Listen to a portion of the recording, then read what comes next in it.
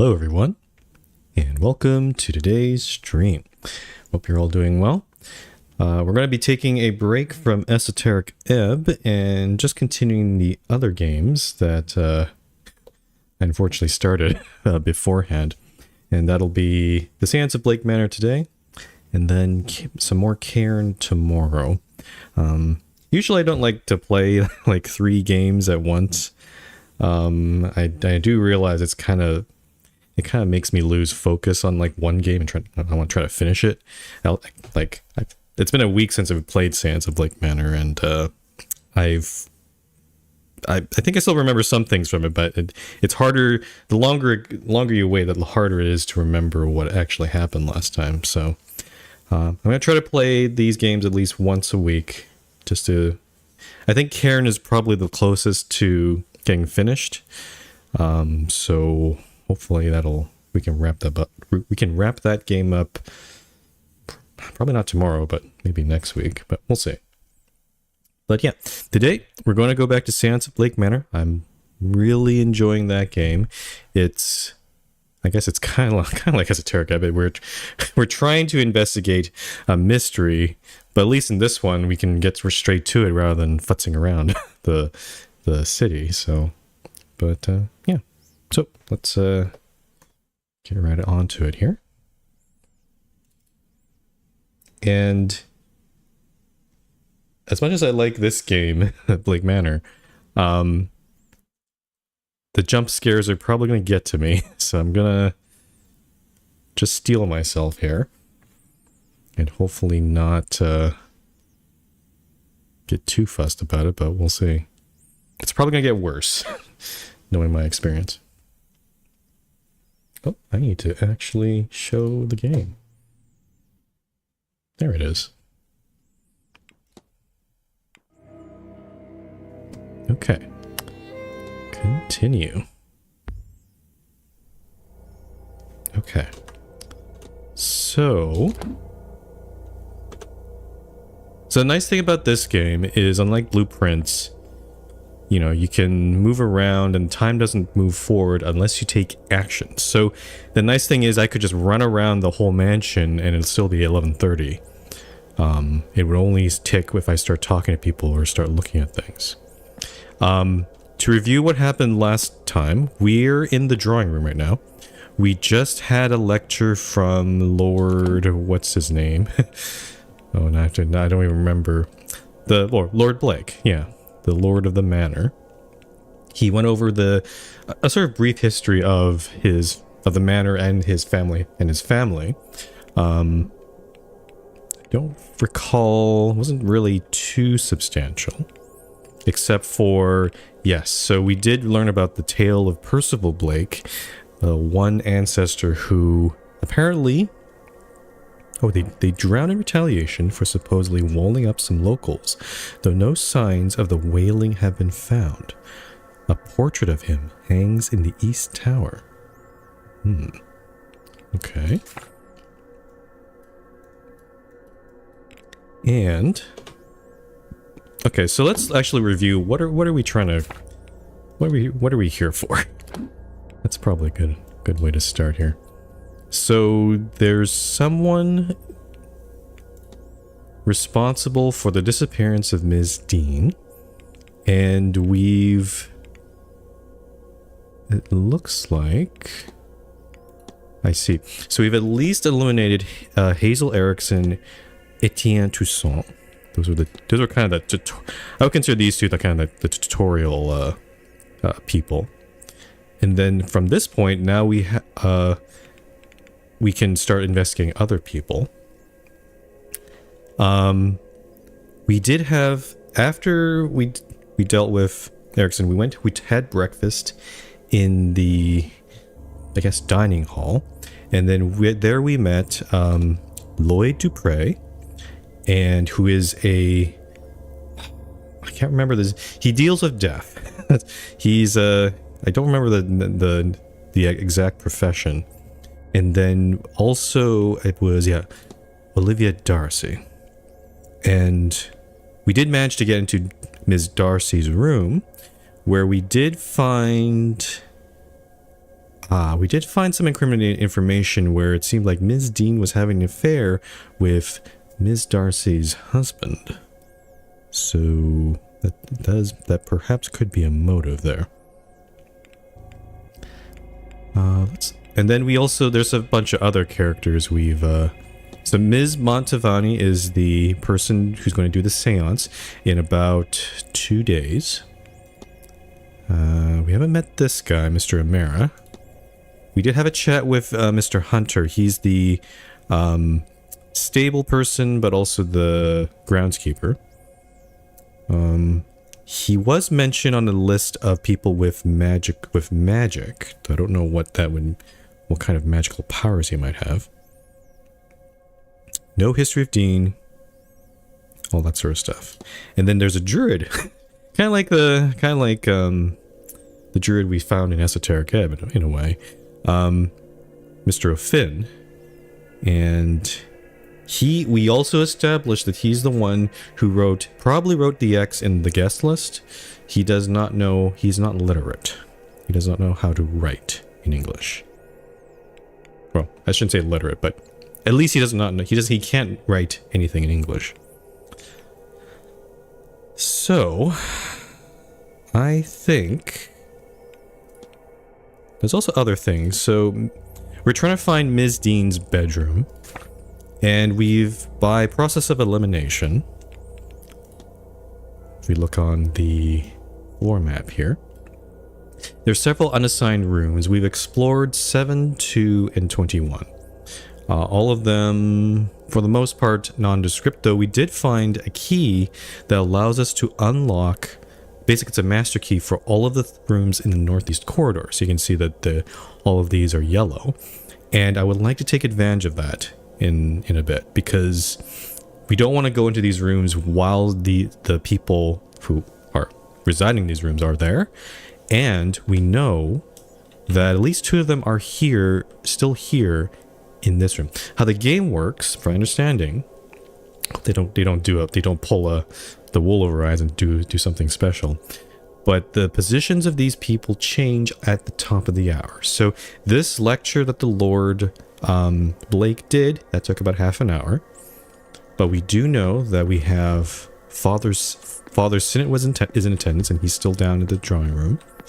And we also have Dr. Callahan. And those 2 people they have rooms up here. Father Sinnott's room is pretty damn large, I do have to say, so does make me a bit suspicious there. It's like, actually, that's the largest room on the first floor, now I think about it. And aside from that, also, we suspect that Ms. Blake's room was in this room number 15. However, the door doesn't exist. It's been magically sealed or written out of existence. So we need to figure out something there. So my plan is to probably go, I think I'm probably going to go sneak into Dr. Callahan's room first. I have a feeling I'm not going to have enough time to get to both of them, because it's only half an hour and it does take some time to investigate everything in a room. But I think I'm going to try Dr. Callahan. I don't know anything about him. I haven't even talked with him, so it'll be a little weird. We're going to be going into their room first and then going from there. So additional mysteries. What else do we got here? There's some more stuff here. Disappeared door. Yep. So as I was saying, so the missing doorway to room 15 might have something to do with Percival Blake, because he's the one who sealed that couple away. And then we have some other things here. And then Ms. Dean's attendance. We did find notes of it. We did uncover the mysterious object in the luggage room. And she did leave a few notes there. Basically her invitation. Somebody invited her to this mansion. Promising her revelations about her magical abilities. Yeah, so that's a bit odd. And then there's a common dream that people have been having. We've been asking a few people if they have the same dream. I think we had one person so far have the same dream. I don't remember who it was though. But we're going to keep asking at some point. So lots of different things we can pursue. I love that sort of thing about the game. But yeah, actually, who else is here? Mr. Scarrett. Mr. Scarrett is in which room? Yo, see, he's down in he's on the atrium, the southernmost room. And then Ms. Darcy's here and Mr. Séance here. Okay. But yeah, we're gonna go sneak into Dr. Callahan's room. Also gotta watch out for jump scares, because they seem to happen always in the hallways here. Okay, so we are in the west corridor. We're gonna head on up to the northeast corridor. Yeah.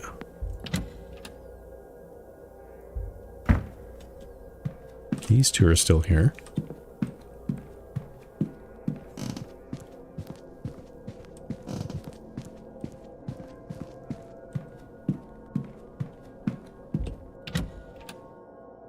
Okay.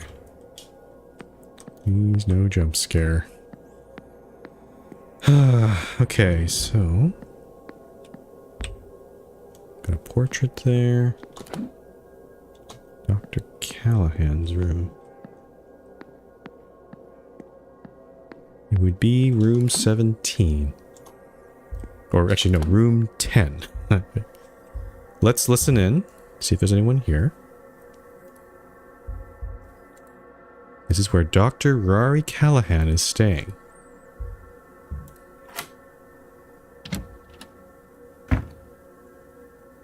Oh, there's a board here. Okay. Okay, in this game, to highlight things, so in Esoteric Ebb, it's like the tab key. But in this game, it's a space bar. Let's take a look here.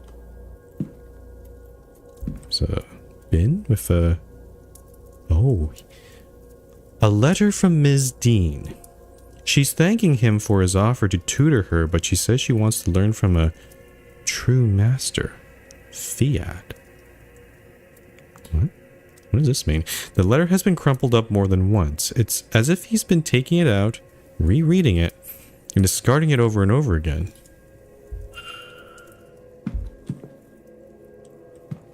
Huh. A true master of... what exactly? Research notes. Notes on the event. It seems a doctor is preparing a research paper on the events of this weekend.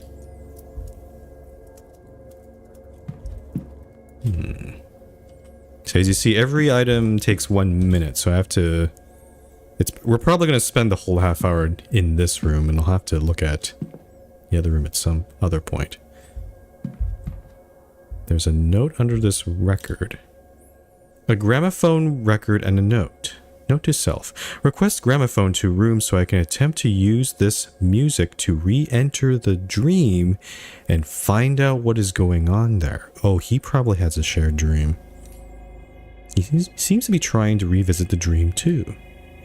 I wonder if the record I already have can be used for that purpose. Oh, we did pick up, in the drawing room, we did pick up a record. We can play it in our gramophone in our room.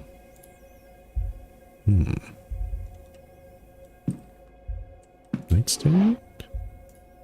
A book that has clearly been handled with care. Oops. Let's look at these books. A book on medical history and another on recent advances in chemistry.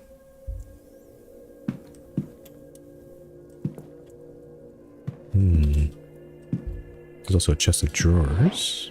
Ooh, letters. Various correspondence on the topic of the occult and its place inside of the scientific studies. Oh, everybody's shoe size seems to be a thing too. Medium-sized brown boots. Okay. I'm kind of leaving the best for last here. Whatever this board is here. Tray. A tray used to develop photographs. Well, for the photographs on there, I guess. Dressing table. Everything needed to pen a letter. Okay, nothing interesting there. And each of these photographs takes 1 minute of time. Interesting. Let's look at the... Oh, I forgot to look at the these other things here. There's a folder here. These look like medical records, maybe? But they're masked by a sigil. What? Oh, they're protected.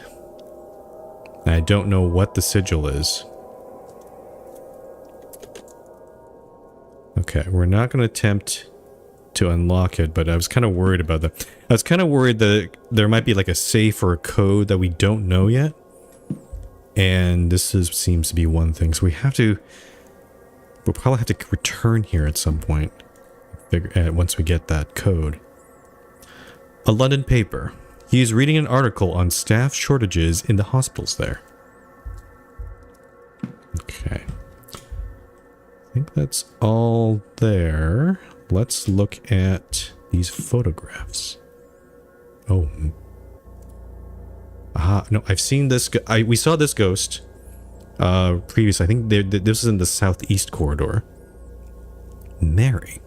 As in Mary Blake, the Marquess's deceased wife. Can we see? So they've seen the same ghost. Ms. McLeod. I can see she is not shadowed by anything here. Ms. McLeod. Who's that? She looks a little lost without Mrs. Lau by her side.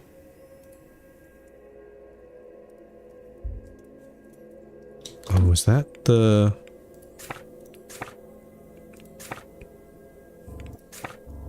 Hold on. There's Ms. Lau and then Ms. McLeod. We haven't even touched gotten any information about them, so that's interesting. Well, the towers, I presume. Oh, the church. This must be the church at the back of the grounds. Why does he have a picture of that?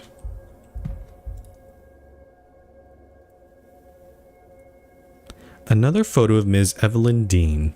She looks more haunted than in the other picture I have. I wonder why. But this confirms for me that the doctor took the photograph I now have. Did he send it to me then, or was it taken from this room? Wait a minute. Hold on. Hold the phone here. Do I have a picture of Ms. Dean in here? It's Mary Blake. Photograph. Yeah. The one very creepy thing is some photographs, you know, she looks normal in this one, but that photograph looks very shadowed.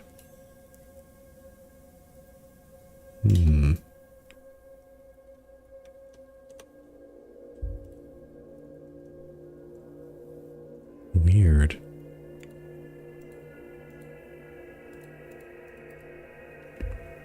And then this photograph. What is happening here? This image of Mr. Amara did not come out so well. I don't think that's because of the photograph. I think something else is going on there. Okay. I think that's about it. I don't think there's anything else to look at. I have still about 15 minutes. I could poke into Father Synod's room, but I worry I might not be able to look at everything. It's so scary.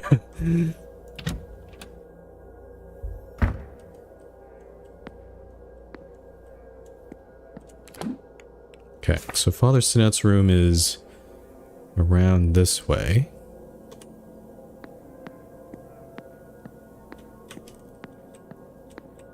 to go into this corridor here, I think. Yep, northern past corridor. Oh, there's a closet there. Okay, should I try going into this room, though? This is where Father Lorcan Sinnott is staying. I can't hear anything. Doesn't seem like anyone's on either side. I'm gonna save here because I'm a little concerned there might be something freaky in here. It's a pretty big room. Okay, I have 16 minutes to do things. I gotta be careful. I gotta get out of here in time. Let's take a look. Gnostic Bible. His Bible is a Gnostic one. He has sermon notes and the likes recorded inside. Is this the branch of Christianity he really follows? He has passages about a black iron prison marked, but I cannot make out what they mean. It's hard to make anything of use out. It's a very dense tome. I need to look elsewhere for more understandable information. Oh, what's this? Symbols. A sequence of strange hand-drawn symbols was sitting below the Bible. A lot of circles here. That probably will come up at some point. Nightstand? A journal. A leather journal. Let's see the most recent entry. I've uncovered a hidden door which leads to the women's changing rooms. Ah, so there's another mystery we've also uncovered. Ms. Dean, in her journal, she uncovered a code that goes into the men's changing room. We haven't actually gone further than that. But it looks like Father Sinnott has found there's another hidden door to the women's changing rooms. It is an ungodly place. At last I was hasty in my exit and have yet to review it properly. Between our assessment of the grounds and the talk at 11, our best opportunity will be at 6. Wait a minute. So okay, the talk is at 11. He's down there. Our best... okay, several questions. There's some opportunity. I don't know what it is. But he's saying it's our. So he's working with someone else on whatever this is. But we will find these catacombs. Come Sunday morning, we will search them stone to stone. Okay, I'm actually very glad we got in here. Oh, there's a note in here. A badly scrawled note, I think, requesting a meeting with Father Sinnott, but it's hard to read. As best I can tell, it is signed Murphy. And I'm apparently taking the note too. Murphy. Ooh. Mr. Scarrett, maybe? Or no, Murphy as in the cook, I think. Okay. I think... oh, I'm starting to get a sense that all these people have their own agendas. So, you know, like Tien Toussaint, he's checking for... he belongs to a society who's checking for fraudulent people, and he was pointing the finger at Ms. Erickson here. But you got, you know, Father Sinnott, who's probably looking around because he has a religious figure. He's trying to, you know, maybe quell the spirits or something like that, I hope. Hopefully not. Hopefully he's not here for something more, like, nefarious. And all these other people, I think some of them are probably here just out of curiosity, like what this Séance is all about. But some probably have, like, deeper agendas. Like Dr. Callahan. Again, also Ms. Dean seems to be all at the center of this. It's like, I like how this game is like giving you little trickles of things here and there. It's very well done. Oh, there's a pistol box, but it's locked, I bet. No, it's not. An empty pistol case. Does this mean the priest is constantly armed? But why? I wouldn't be surprised if he was armed, honestly. Interesting. Okay, it's 11:48. I better be careful here. I need to choose whatever I investigate carefully here. Dressing table. Poorly drawn maps. Let's try this. He has been trying to complete a map of the grounds, but it's poorly made. Not his skill set, I suppose. So there's some partial maps here. Incomplete maps of the grounds. They are well made, unlike their recent continuation beside them. Okay.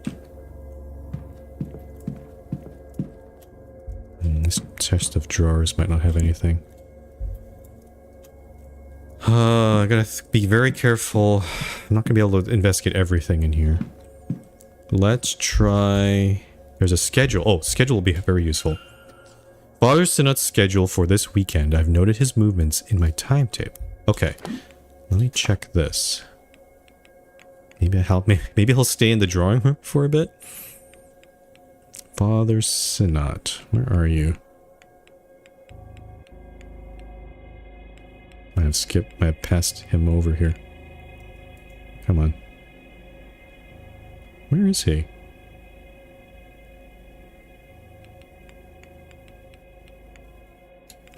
Why doesn't he show up here? That's a bit strange.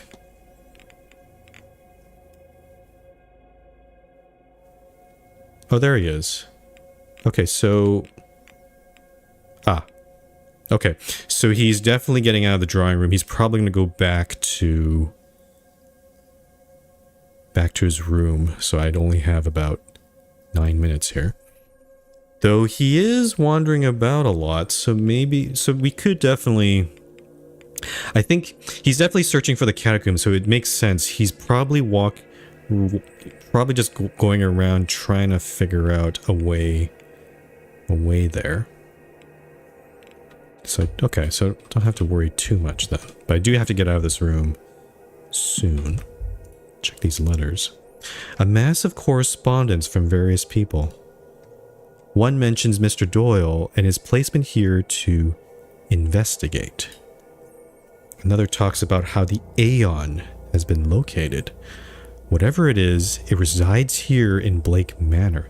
The Aeon. That's the first time I've seen that mentioned. Note here about freeing the Aeon from its prison at all costs. No death here is real. What? Another talks about how all attempts to reach Mr. Doyle have failed. I see the flyer for this event is attached to another letter. This is your chance, Father, is written here. Somebody stayed here in order to reach Doyle, but he did not recognize them or know the faith. Seamus Doyle.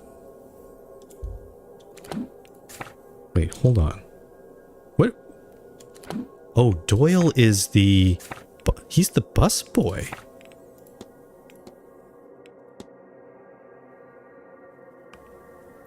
Huh.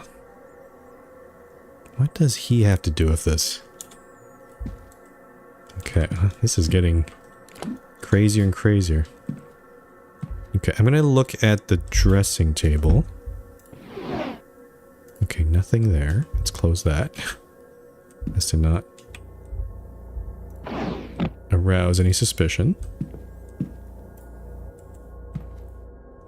There is a table here. Okay. Let's check the wardrobe. Vestments. Father Sinat's priestly robes smell of incense, dust, and sulfur. Okay, yeah, maybe I'll have enough time to actually get everything here. So there's his shoes. Medium in size. Okay, nothing too exciting there. So we've done the dressing table, we've done all this. Honestly, not that much in here, except for some of the letters, I guess. Let's look in this chest of drawers. There's a bunch of clothes here. Some dress clothes, nothing important. Nightstand with nothing in it. We've already checked the other nightstand. That's where the journal is. I'll check this chest. That looks like stationery to me. A set of stationery. Okay. Okay, I think we've... Yeah, we managed to check everything. Nothing particularly suspicious here. So let's get out.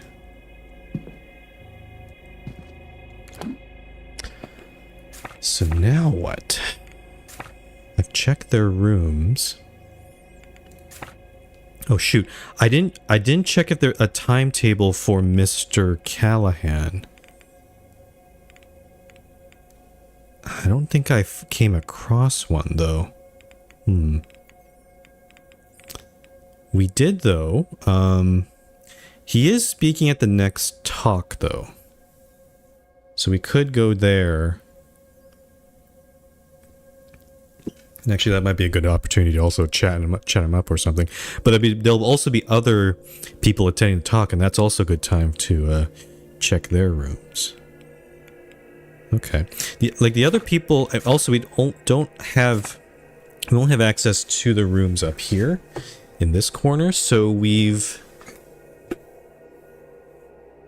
I see. So Dr. Callahan and his wife, I don't know where his wife is.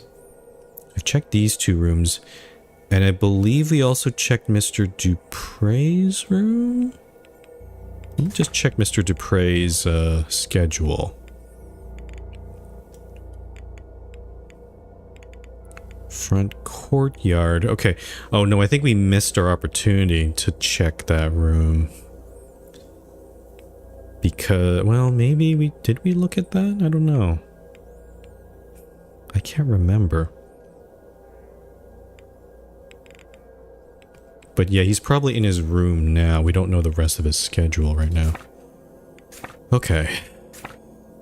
And then there's also Ms. Hisham's room there.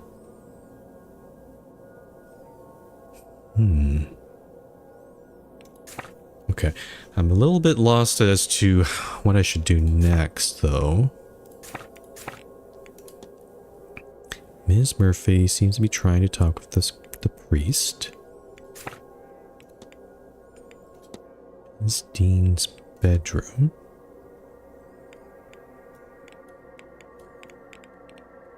Northeast corridor key, signs of child play.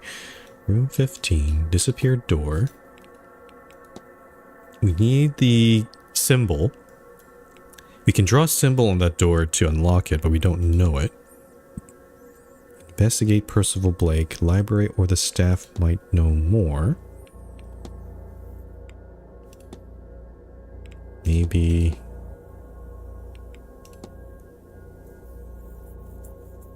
Okay. Guess I'll have to talk with some people, and then there's the dream, and then Ms. Dean's attendance. So what I could do... I just have 4 minutes. I could just like run down to the drawing room and see if anyone sticks around. And if I can, I can try to talk with them.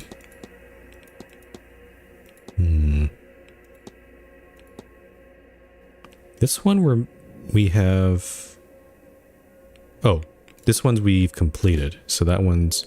Well, 10 out of 11 pieces, though. I feel like we're missing something there.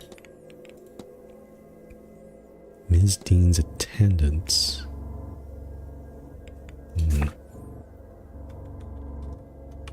I also don't know where this staircase goes. It apparently goes into the atrium as well. Oh, I see. Oh, the gardens. Northern basement. Oh, this is where the bathhouse is closed for the winter months. Huh. Oh, I see. We're on this. Okay.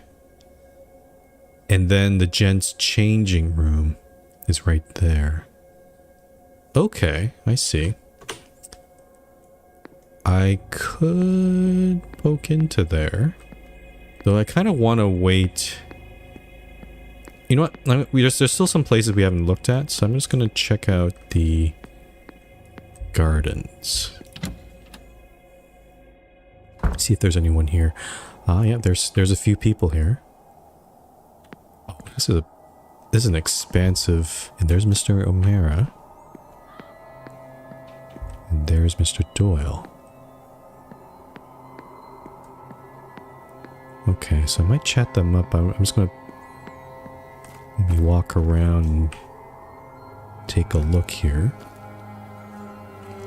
Gosh, this is so ominous. Okay, so there's a... I see, so this is north. There's a little pagoda, I don't know, I guess you would call it. And then what's over here? The hedge maze. I don't like the sound of that. That sounds extra scary. Oh, and... Oh, Mr. Dupre's here.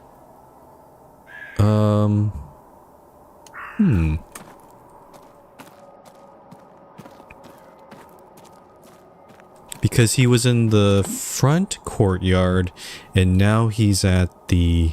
I see. Okay, so Hedge Maze is up that way. Blake Family Residence is that way.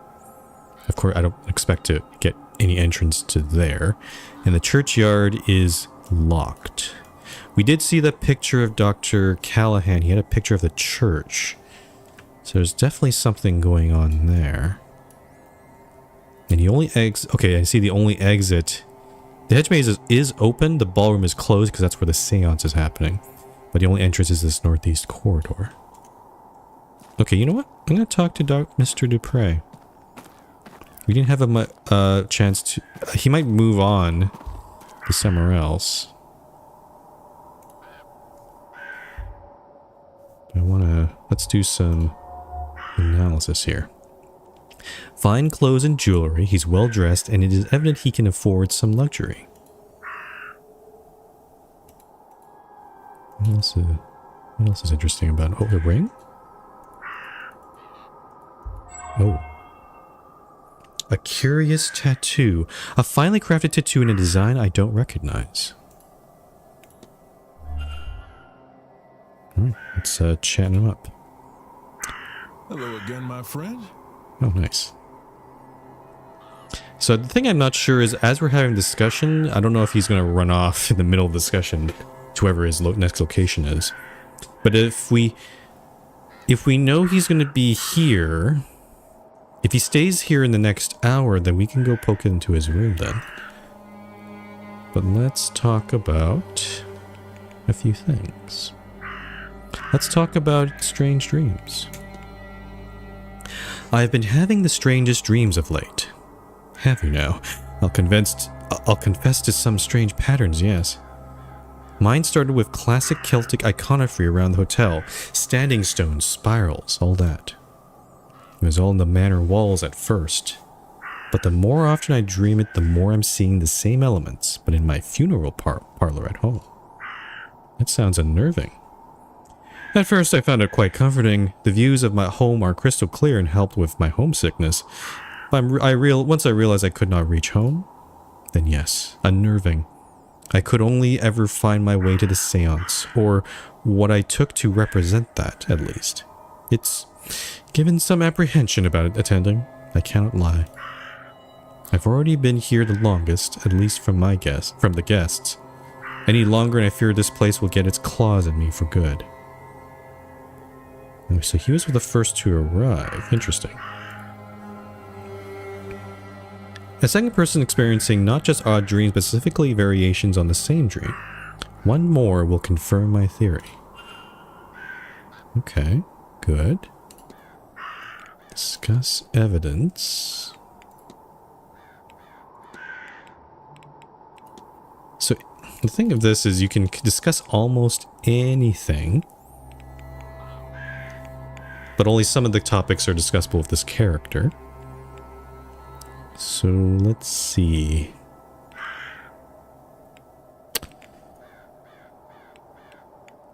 Let's talk about Evelyn Dean. Have you met Ms. Dean? I believe I've met everyone here. I don't know her particularly well. Everyone here is new to me, but I gather she is a powerful practitioner. And a woman with complicated connections to many here. I suppose that is to be expected when one is at the top of one's game. You are too close to the next hour to do this. I see. So you have to leave the conversation to let Mr. Dupre, if he's going to move, to move to a different location. Okay, so we have to leave. Not at all, Mr. Ward. But I won't keep you. And then 12 noon happens. And he's gone. Oh, jeez, what the... Okay, that was almost a jump scare, but no, we talked to you before, Mr. Finn. Jeez, that is... Okay, we've already talked with Mr. Finn already. Actually, what's this? Torn cloth. Some torn material, thick cotton with some signs of decoration. A night dress, perhaps. That's suspicious.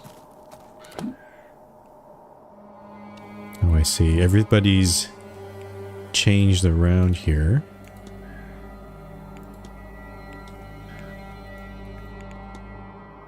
Okay. So, okay, new person in the atrium now. I can't really tell. It only shows some people show in some places, but not in all the other locations. I think we have to look inside and all that.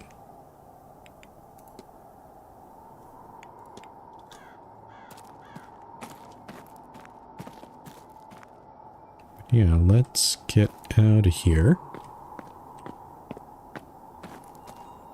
And maybe chat up. Okay, who are these two up here?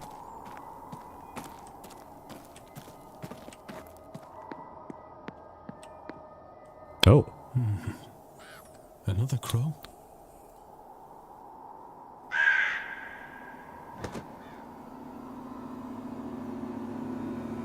Is that Master Walter watching the grounds from the Blake residence? That's quite the vantage point, I wonder what secrets he's seen. Master Walter being the Lord Blake's son.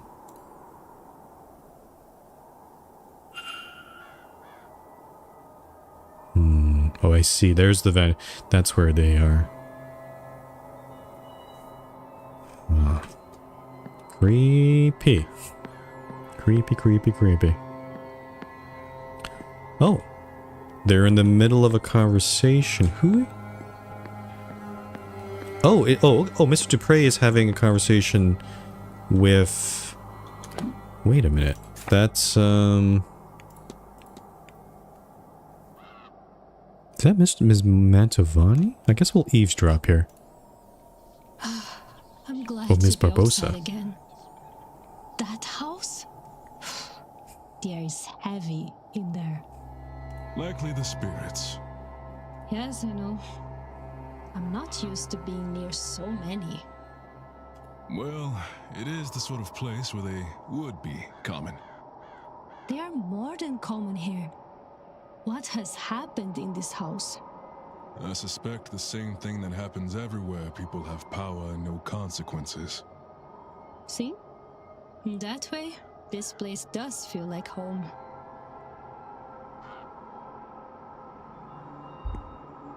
Interesting. Okay. So... Huh. I guess we could go talk with them, but we do know that Mr. Dupre is still going to be here. So I'm actually going to take this opportunity to go back upstairs and poke into his room. I don't know... I just remembered, yeah, he's an undertaker, so he owns a funeral house. Though as to why he's here, who knows? we're gonna head over to his room here and check it out.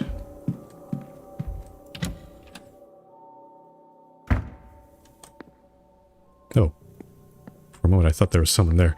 I hate the jump scares in this game. I'm like so paranoid.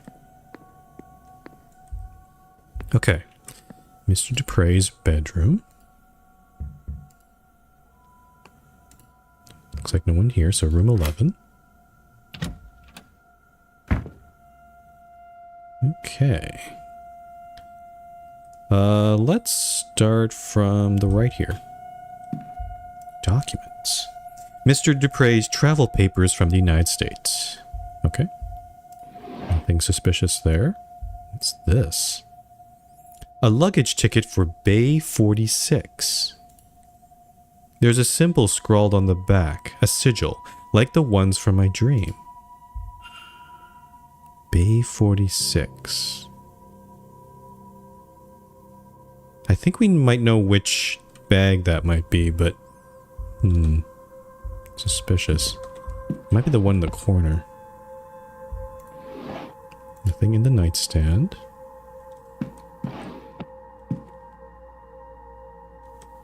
Actually, let's go over here. Newspaper. A local newspaper. One of the articles is a gutting piece on Jonathan Blake, this gathering, and the outsiders it will surely attract to the region. These drawings. They look like Evelyn Dean? Okay. So, we did ask about Ms. Dean. We did ask him about Ms. Dean, and he said, I don't know who that is, but this... I think he's been lying to us. He has been watching her. All these people have some connection with Ms. Dean. It's a little bit... uncanny. Oh, there's a note here. An exchange between Ms. Mantovani and Mr. Dupre arranging a meeting for this weekend to discuss funeral rites. The meeting is scheduled for 6 p.m. in the drawing room after Ms. Mantovani's talk, which is at 5 p.m. Perhaps I could listen in? Okay, so that'll be tomorrow. Is that tomorrow or today? Let me check desk here. It looks like it's the 5 p.m. talk. I see. So we have... Oh, lunch is happening. I see. So lunch is happening at 1 o'clock. And then there's another talk at 3. And then there's dinner. Then another talk at 5. And then the talk with Mr. Mantovani and Mr. Dupre at 6. And then dinner. And there's the masked ball. Okay. Lots of different things happening. Okay, it looks like stationery again. Nothing interesting there.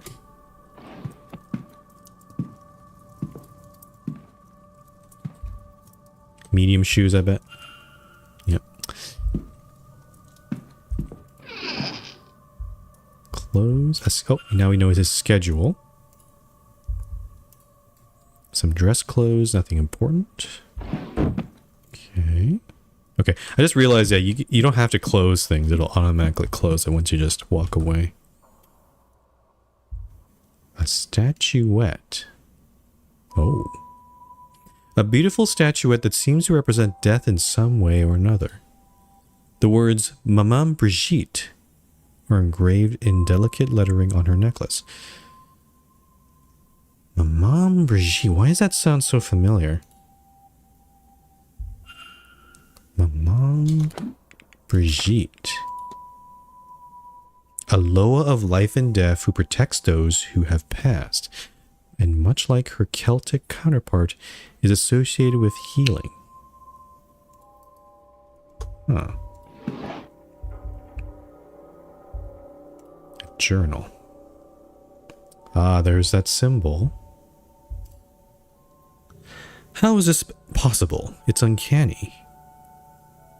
Evelyn Dean is a spitting image of my dearly departed friend. I thought her a ghost at first. Oh. It cannot be a coincidence us meeting here like this. I am being asked, no, compelled to act upon this message. That cannot be allowed to happen. I'll write of it no more. I cannot dwell, cannot feed the urge. The urge? What is happening to you, Mr. Dupre? Splitting image. I mean, the one possibility is maybe Miss Evelyn Dean had a twin. But I feel like that might be a too simplistic answer. I don't have any information on that. That's the same image from my dream. There's another observation. Night after night I see this, but why? Why indeed?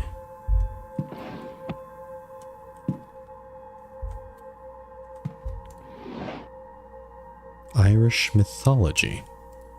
There's a note on the inside cover. To the devil on my shoulder, I hope you enjoy this book. Thank you for wanting to read it and for seeing me truly, always. Your best friend, L. Oh, it's an urn. A new urn filled with ashes. Mr. Dupre must have lost somebody recently. Probably his friend. Oh, so, okay. Assuming the... Yeah, no, I have no reason to doubt him, but these pictures... These drawings are not of Evelyn Dean, but probably his friend. We don't know who that is.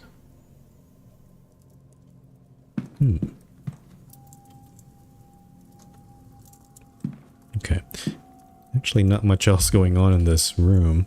Books about Maman Brigitte de Loa, a god in the voodoo religion of life and death. The chapters which discuss her connections to the Irish saint Bridget are dog-eared and annotated.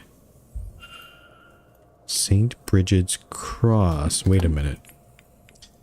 Saint Bridget's Cross, which we've seen before on the bus boy.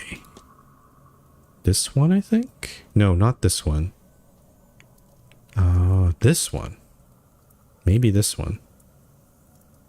I think. I'm not sure. I think I've already checked this nightstand. Yep. Okay, so nothing incriminating or anything surprising in here, except that we have a little bit more background on Mr. Dupre. Good to know.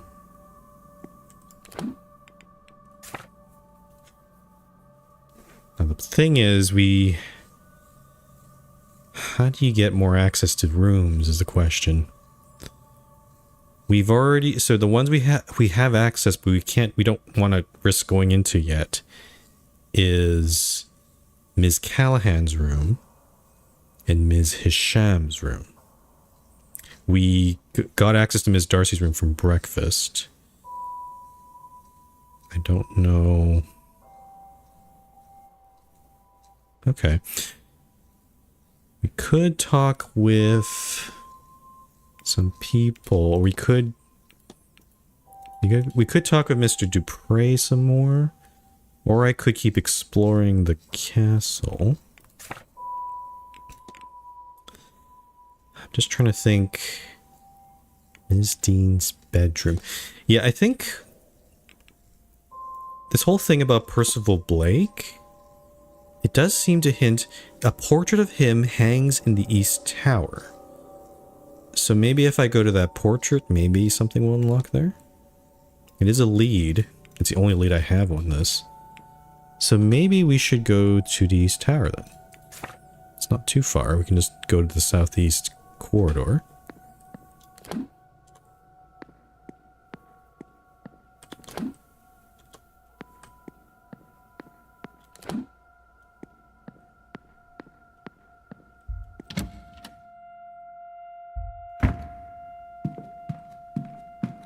there's room 15. And then we saw the ghost around this corner. Doesn't show up here this time.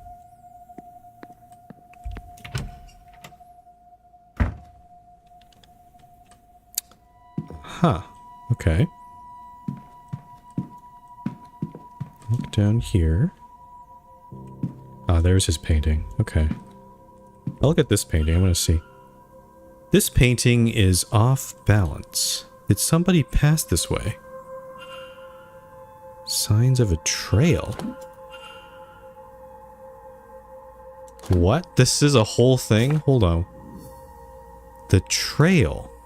A trail has been left throughout the house. Where does it lead?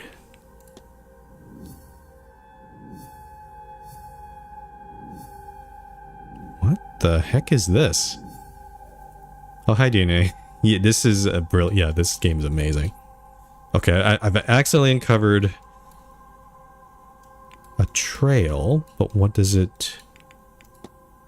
There's signs of a trail in the gardens.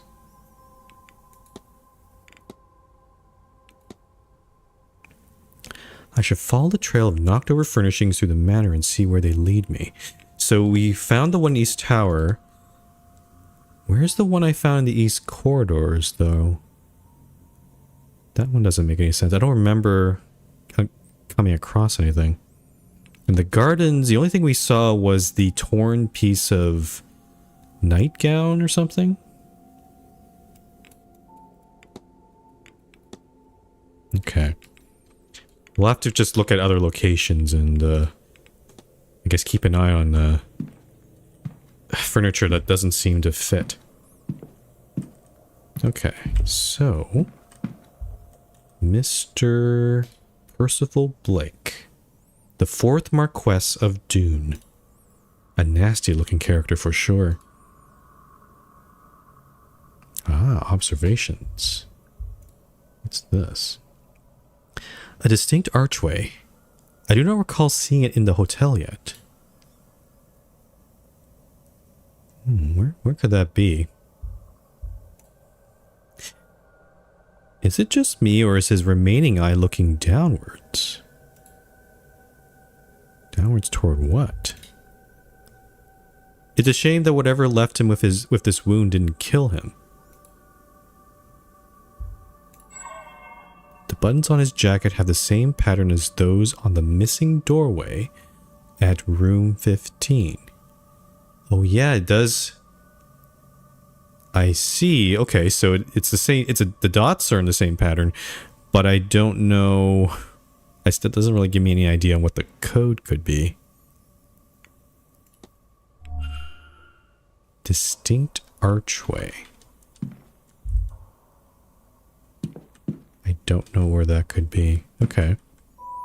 Now, we haven't explored the basement yet. And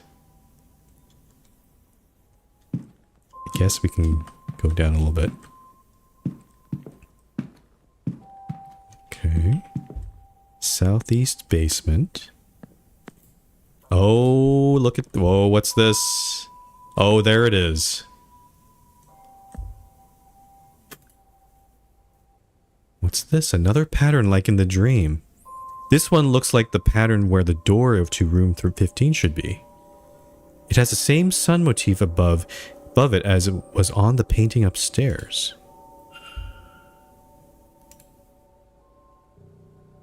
Okay, I've already done that. Okay. So I was... Oh. Oh, no, I'm stuck in a loop here. Yeah, okay. Can I back away? There we go. So... It's another sealed room. I was hoping to find the code for room 15, but instead we just got another door with a very similar pattern. Though, wait a minute. This one has lines across it. Hold on. Maybe we can follow these lines? Let's see here. It probably, most definitely starts up here. But how do you, wait, how do you complete this?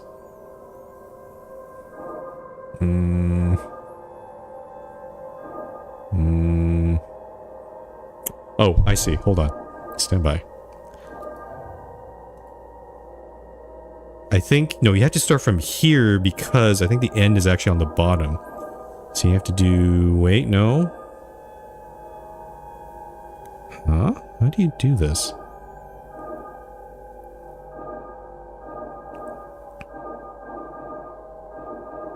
Yeah, no, that doesn't work.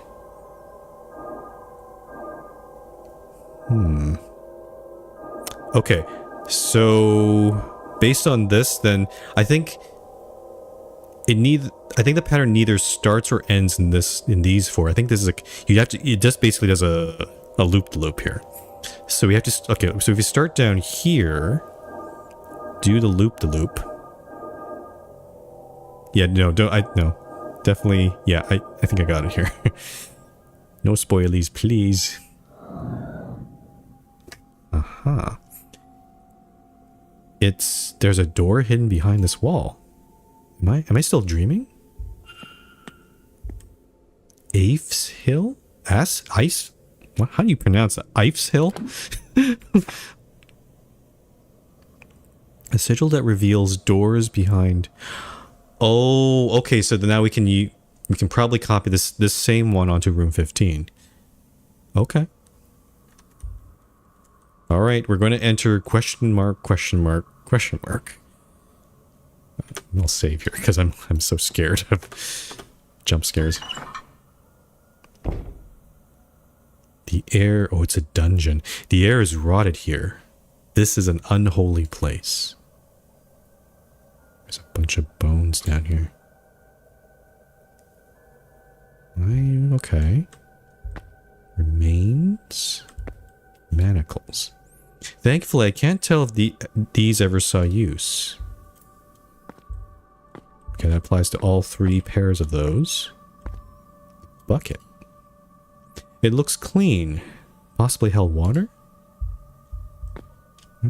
Why such a clean bucket in this place? Alright, let's look at the remains. These look like bones. This skull appears to be human. Uh-oh. No, cutscene. Ah.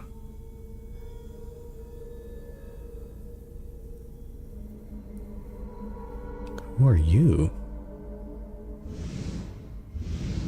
Okay.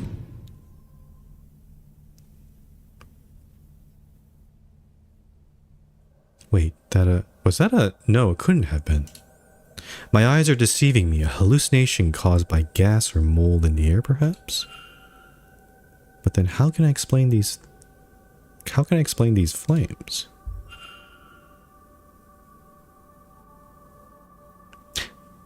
You know... If I was being generous... I feel like the ghost is actually kind of trying to help me.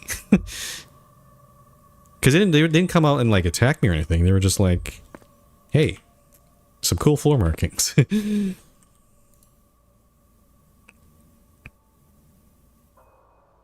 Oh, it's another... Okay. Oh, okay. So this... Oh, I feel like I'm going deeper and deeper into something here. What is... Whoa. What in God's name was that? I should close off the mystery of Miss Dean's bedroom. If I can form a hypothesis, I will learn something useful for my investigation.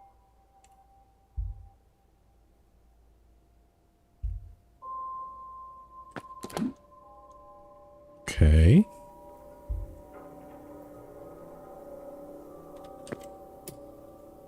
Okay, I don't know exactly what happened here, but we'll check this out. A hole.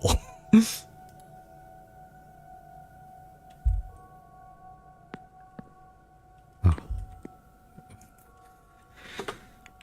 Scary hole. I don't want to go into scary hole, but... He did say that maybe he did seem to suggest maybe you should wrap up room 15 first before doing this. You know, maybe... You know what? There's nothing wrong with just maybe going back up here. And before going into the scary hole. So let's see. Room 15. I have to go all the way back up.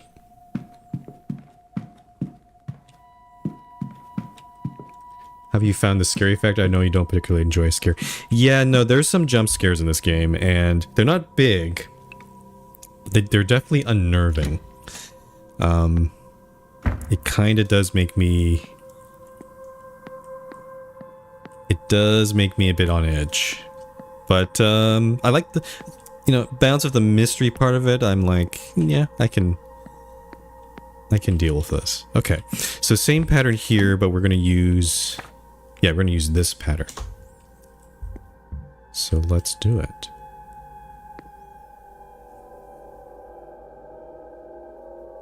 Okay, so starting from here...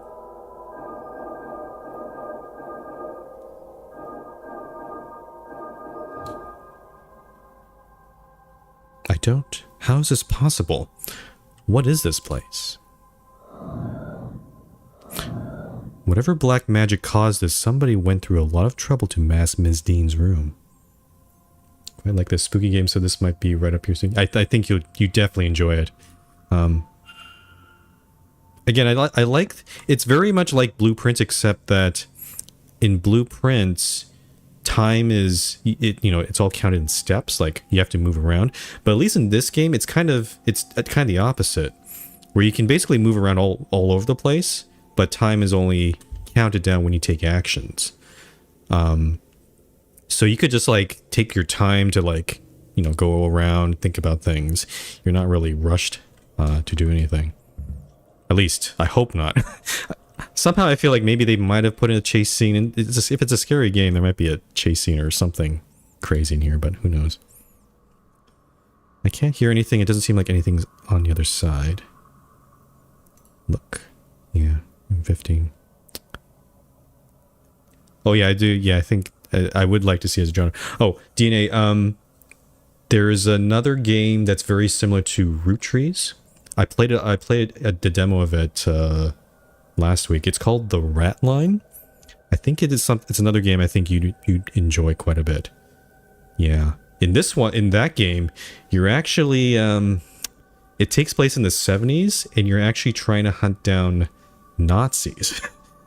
Basically Nazis that escaped Germany, and they're like hiding all over the world. Yeah, it's called The Rat Line. It's coming out in about 2 weeks. So I'm definitely putting that on my streaming schedule.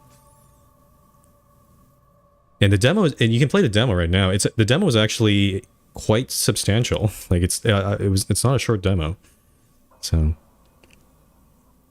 yeah, and the visuals of this game it's definitely very similar. Like I was playing Blueprints, and I always thought that maybe at some point, because of how lonely the mansion is, I always thought that maybe, you know, there might be a jump scare at some point, or maybe you'll just suddenly see a person, because you never see anybody in that mansion. But they never do that. So, room 15, hidden somehow by a sigil, now revealed again. All right. There's a key in the lock. Oh. It seems to be a master key for this corridor. Oh, now we have the southeast corridor key. Nice. Okay. Why is it left here? What other mysteries does this room hold for me? Okay, this is going to be a big moment. So let's take a look. Is that a page stuck in a painting? I was like, well, what's that? Uh-oh. A wanted poster for Ms. Barbosa? $250,000 reward. It looks like as though she is wanted for arson in her homeland. She set fire to some prison cards earlier this year. Yeah, Ms. Barbosa's from Brazil. Why would Ms. Dean have this? Arson. I did not realize just how dangerous Ms. Barbosa was. Dangerous or foolish, but with fire, that's not much difference. How did Ms. Dean get her hands on this anyway?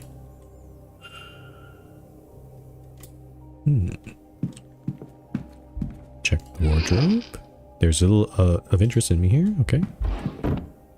Oh, we can check the rug. Nope. Okay. Cool. I like how they put these two things like, nope, nothing here. The fireplace? Wait, I see symbols in there. What is this? What's this? Looks like some sort of figure made of sticks and twine. Is that horsehair? Why would this be here? It's been cleaned since its last use. What that? Chimney charm. Also in a very interesting symbol, kind of similar to this one. Was this placed before or after her disappearance? Sounds like it's here to protect. Usually you put charms to protect an area from something, but again, that's a good question. What is that? After or before? Was it placed by Ms. Dean or placed by staff afterward? Or somebody afterward? Oh, we can look under the bed as well. That's cool. Can't see anything to note here. Look at the bed. The sheets are loose, as if the person making the bed was distracted or unskilled. Look under the bed. Oh, is that poison? What's this? A bottle of turpentine. What's that doing under here? Oh. There's something painted under there, but I can't make it out. It does look like the symbol we've seen in our dreams. Scuff marks by the bed's legs. It looks like it's been recently moved. Oh, and we can move the bed.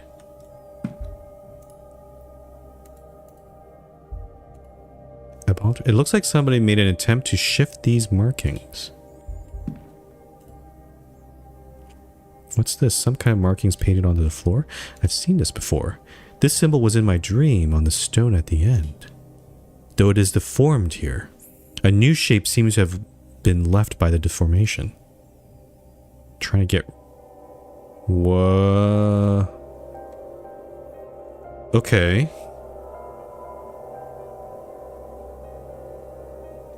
Am I supposed to try to recreate that symbol? But the symbol has like two... You can see like two lines going out the bottom left and bottom right. You know, I'm going to come back to this.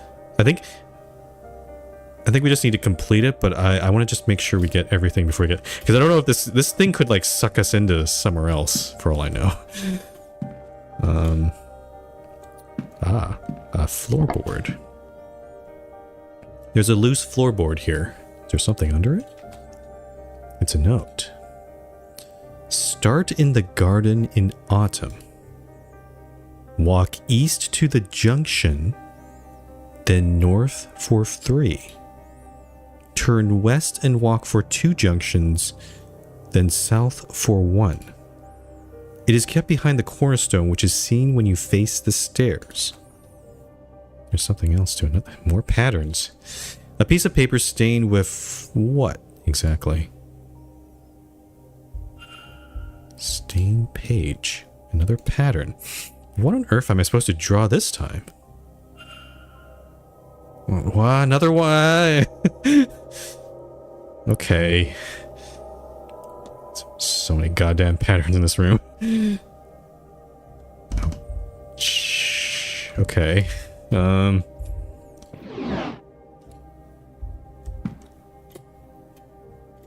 just want to make sure I look at everything before I do anything rash here. Okay, so nothing in the cupboards. It's just patterns. Patterns. This one doesn't seem like... So the thing with this one, it has... Oh, I see. You can draw... You can draw around... Wait. I can go down, but I can't go further down than this. Huh. That's weird. Wait a minute. Huh? That's strange. Hold on. Unfortunately, I'm controlling this with the mouse, and it's not the easiest control scheme, I will say. I don't know what I'm drawing here. It does seem like there probably is a specific pattern you have to do here. Oh, wait a minute. Hold on. Is this...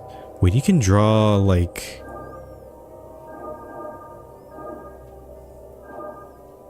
Weird.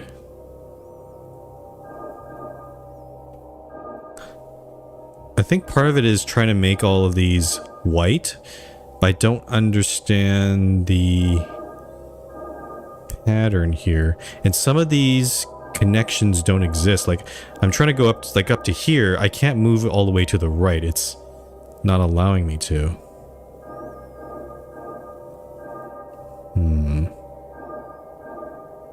It is kind of hard to navigate. Okay, I'm gonna leave that one alone. Let's try the... I think this one might be easier. Let's try this one.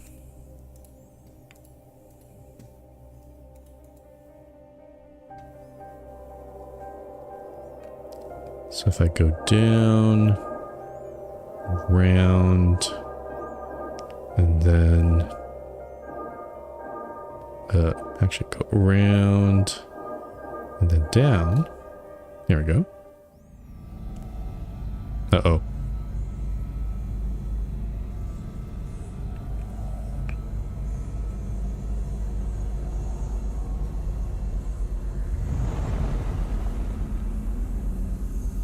Is this a vision I'm seeing? Oh, it's the person who hid the door. I see. So they tried removing the symbol of turpentine. They sealed the door. We don't know who that is. That sigil. It unlocks some kind of memory. Memory? Somebody painted this sigil under the bed on the night Miss Dean went missing. The same one from my dream. When they came back to remove it, they couldn't, and they magically sealed the room to cover their tracks. I have a hazy understanding of the sigil's intent somehow. It draws attention to the person above it, though attention of what I do not know. So, okay, an attention symbol. It brings them back to the dream, maybe. I'm unclear. It's as if I have memory that is not quite my own.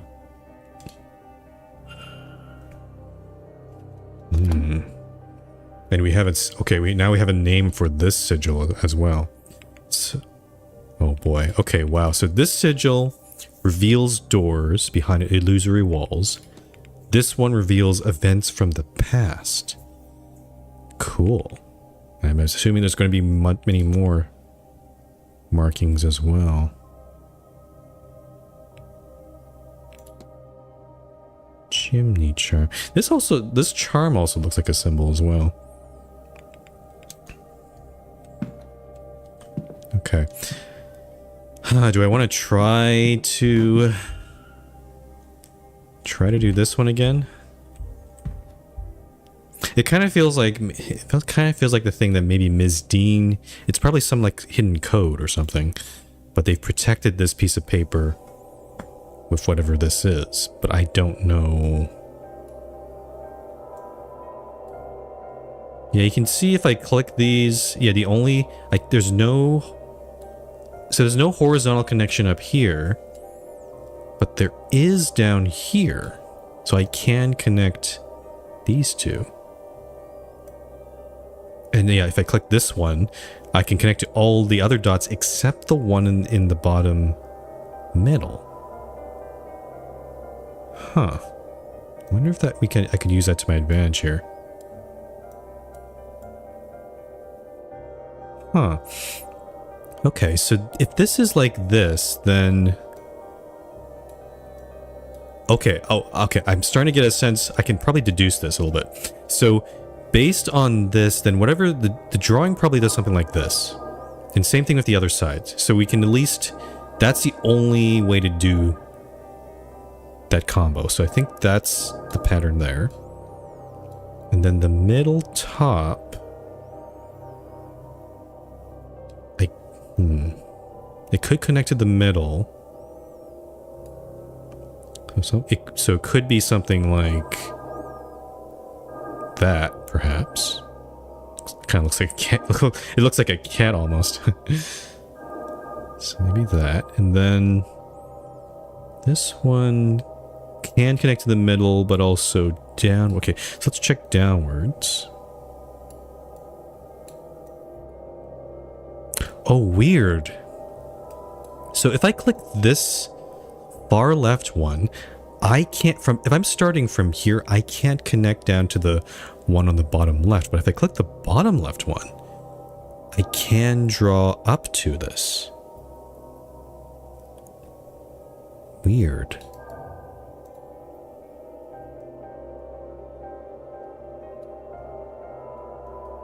So maybe actually the connection might be like this.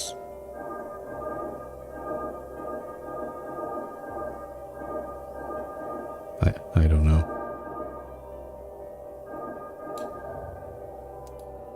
Yeah, okay, so it is a specific pattern we have to draw here. Okay, so based on this, I think I need more information. I've sort of figured out some of the rules of this drawing, but I don't think it's enough to, because there could be still so many combinations here. So I'm not gonna futz around with it any further. I think I need to learn that symbol from some other place. Okay. Honestly, that's about it. There's nothing else here. We could go back to the hole now, I think. Let me just review our mystery here.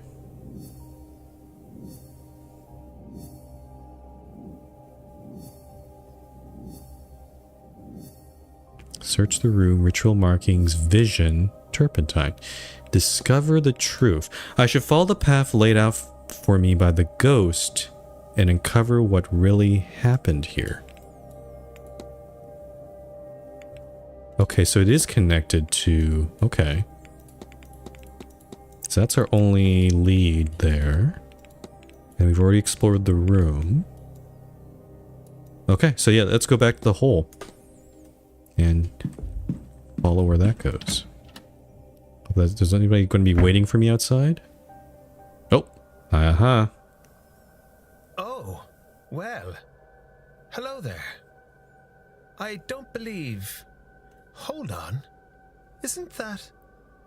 Yes, that's Evelyn. Miss Dean's room. It is, isn't it? I'd forgotten, but I'm sure of it now. What were you doing in there?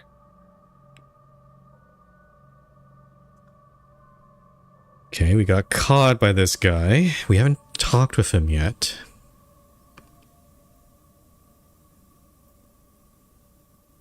Oh, this is... Huh, this is an interesting choice. I could tell him the truth. There was some... There's something going... There might be something going on with this guy, though. So this is Mr. Amara. We saw a picture of him in Miss Dr. Callahan's room, where the photograph didn't actually develop properly. And I feel like that's not probably because of an error. That's probably some spiritual stuff happening. So... of that. That's the only... and I think there's also some rumors about him, but I don't remember from last stream. I remember we were talking to some other people, and they had their suspicions about him. Tell him the truth seems... as much as I want to be honest, being honest in this house might be a bad idea. Claim a room change. Claim to be her friend.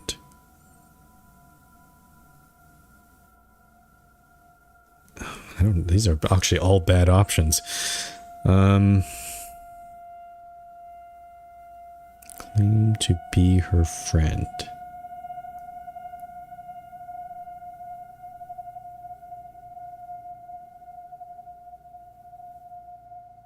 You know what? I'm gonna tell him the truth. I don't know.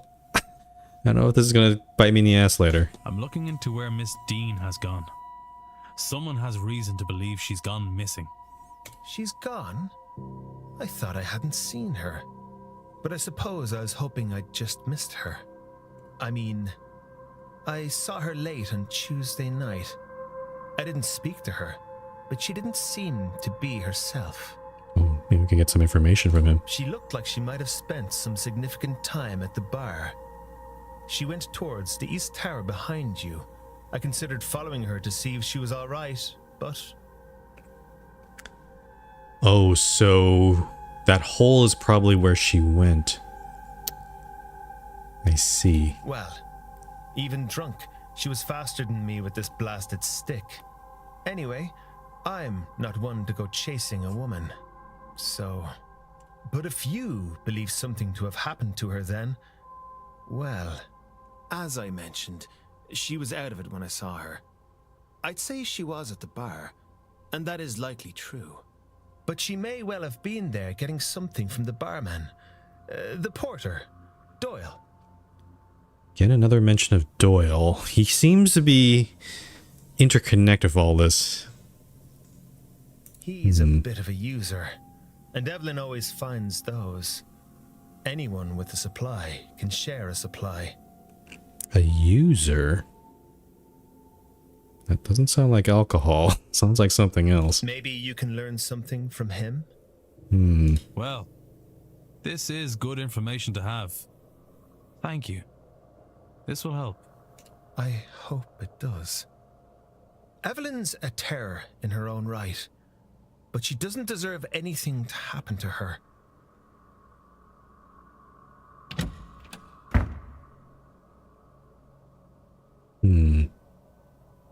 So Ms. Dean was wandering the grounds in a daze just prior to her disappearance. But what does this all mean?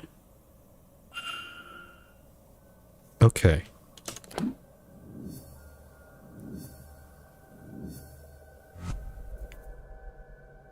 Oh, and I can now form a hypothesis here.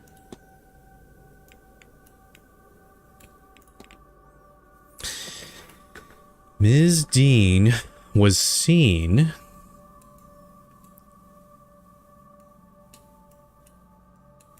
can I not? Oh, I see. Was seen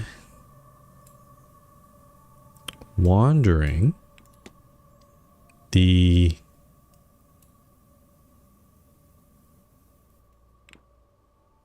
it's possible we don't have enough. We actually don't. Southeast corridor?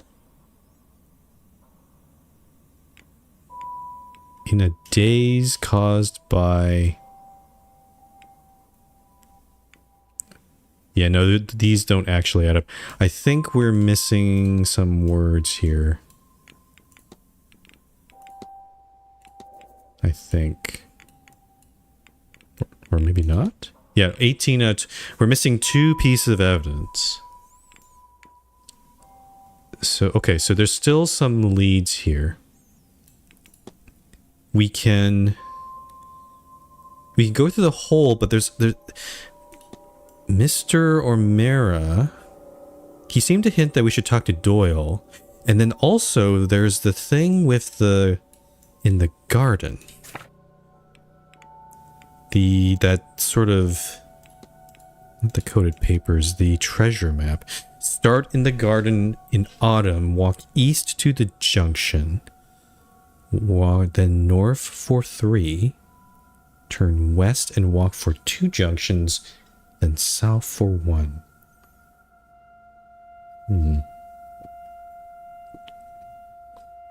Also, I just want to check. Mr. Ramirez... Oh, I see. His room is... He's right next to her room. Or... Okay. We also got the key to all these other rooms, so we can look at... Okay, there's not actually not that many rooms in this corridor. There's only Ms. Quinn's room. We already have access to Mrs. Darcy's room. But maybe we can wait till Mr. O'Mara leaves his room and try poking in there. Huh, okay.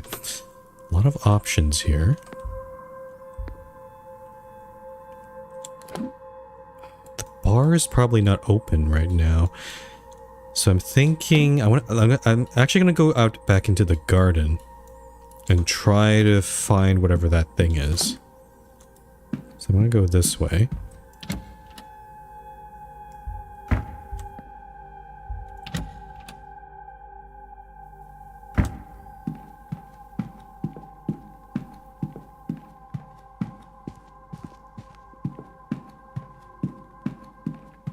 Also, lunch is about to be served in the dining room in about half an hour. So I want to make sure I don't spend my time wisely here. Okay, so this is the walled garden. There's another piece of torn cloth there.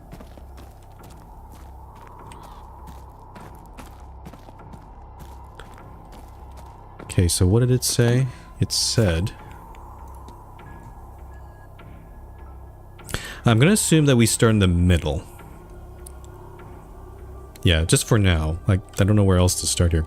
Walk east to the junction, then north for 3. Walk east. Okay, so there's a junction, and then north for 3. There's a druid. So 1... Wait. That's only 2. What does what does it mean by 4-3?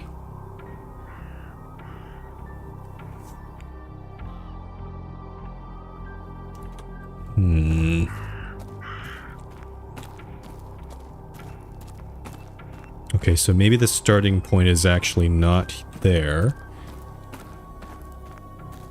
Would it maybe be by the stairs? Because that would then fit the 3 then, right?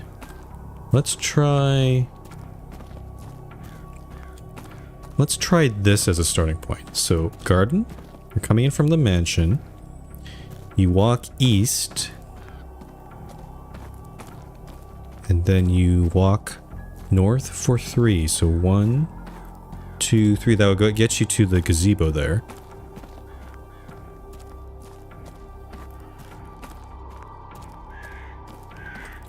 Then, what does it say?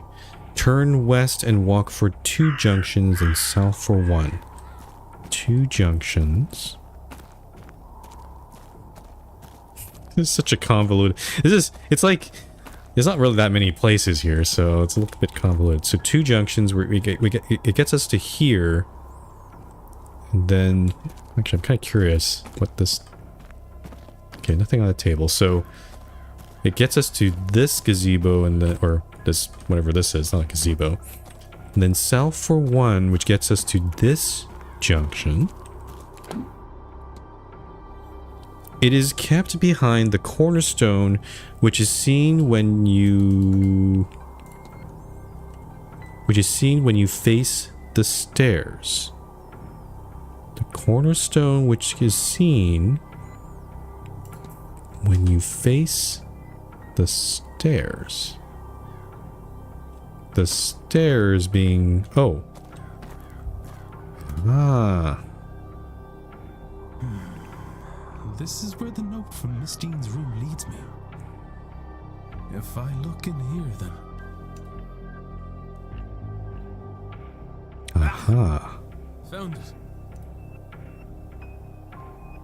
Oh. A strange book. It feels as though it's staring right through me.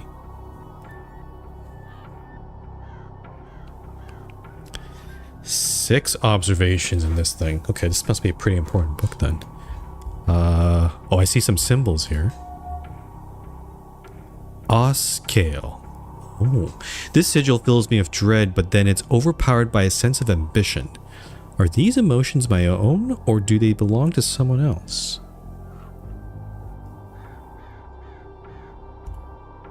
Despite the modern-looking cover, the pages are old and rough.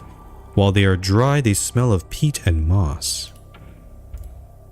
I'm not sure what this was written with, but I have a fear it was not ink. Ugh. Dun. This sigil fills me with a deep sense of sadness and the fear of being trapped.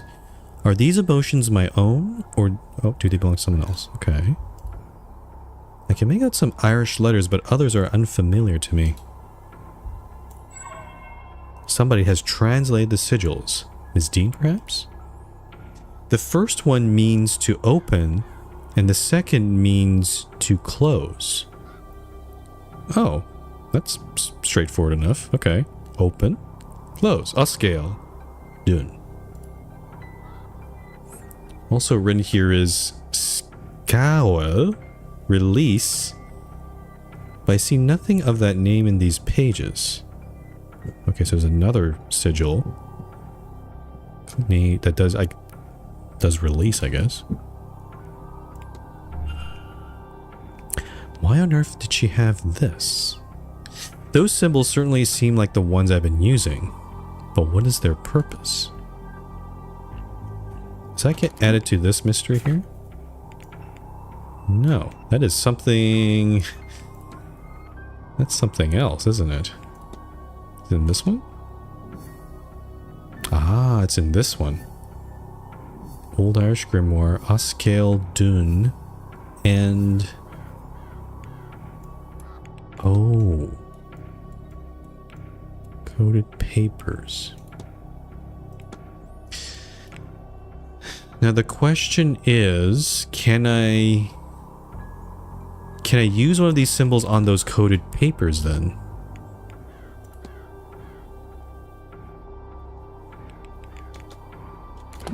Does the pattern fit with that?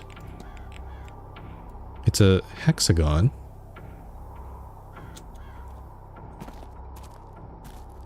Part of me kind of wants to go back to her room and try to see if one of those symbols works on there. Probably open. Oscale. Probably do it. Another torn cloth.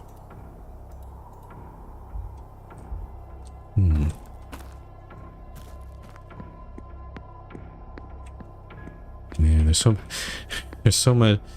Wait, the crow is over the what? Hold on. Stand by. What are you doing there?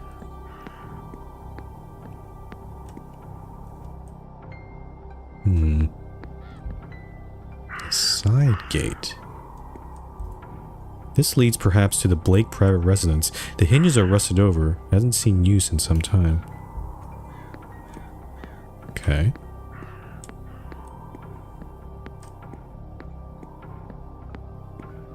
I like how the music has changed a little bit. It's like, we're onto something here. It's not so quite so scary. Oh wait, hold on. This chair has been knocked off balance. Could Miss Dean have bumped into it on her route? Does that add to that there? Okay, no.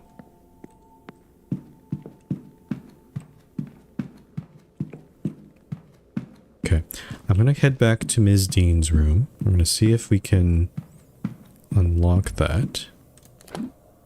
Let's see. Yep, I need to go through this here. And then this here. And then 15. Oh. Enter, not look. Okay. try this again. So, Oscale. So Dune is actually a square-ish symbol with a diamond inside. You can't really do a square in this paper. But maybe Oscale might be possible? No? Wait a minute. No, hold on. No, it's a different sigil altogether, isn't it? Yeah, that doesn't fit here.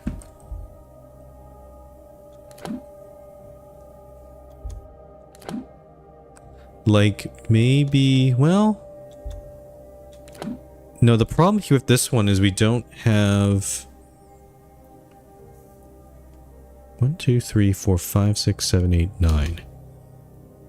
I mean, we kind of have 9 in the middle, but there's also... There's a point at the top and the bottom, but this one doesn't have such a thing. It's a... Yeah, that doesn't work, does it?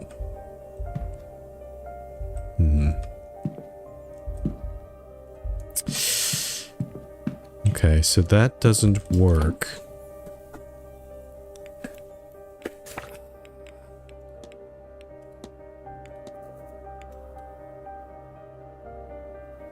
So I'm trying to think. I feel like we can make a hypothesis, but I feel like we still have the hole. I'm just trying to wonder. I guess I'll save before I go in the hole. But I'm just worried that we might be missing some information before we go in there. So I hope I'm not screwing myself here. So I'm gonna save here, actually. And then we're gonna head back to the East Tower.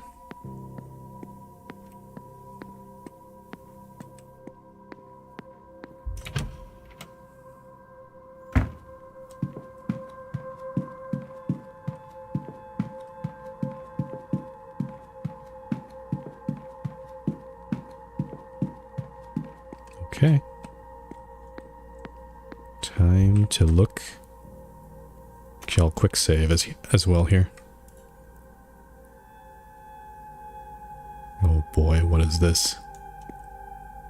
Scary. Oh, okay, it ends. Oh, another sigil here, huh? Moon door.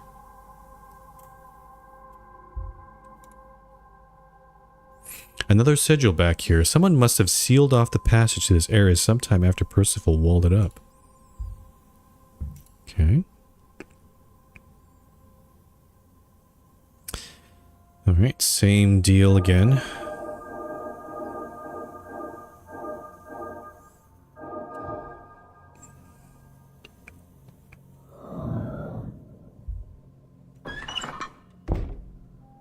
Another dungeon.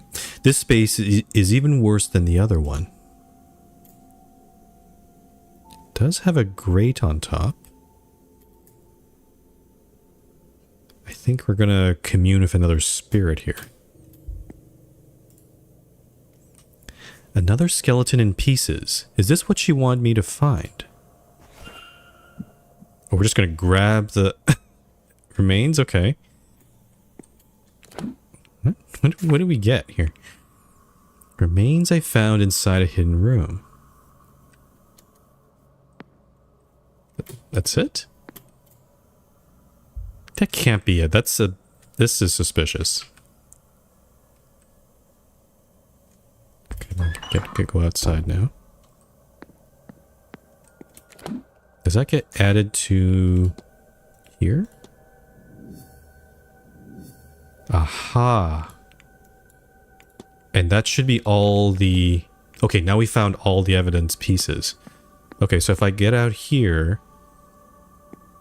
Okay, let's form the hypothesis. Because it looks like we have all the pieces to make this.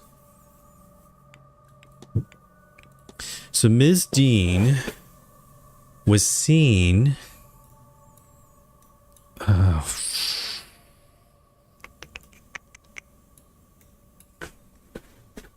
in a daze in a trap. In a daze. I think this one's daze. Caused by ghosts? Ghosts? Was seen wandering the southeast corridor in a daze. Is it this? No. What am I missing here? Wandering the southeast corridor. The only locations are southeast corridor, southwest corridor.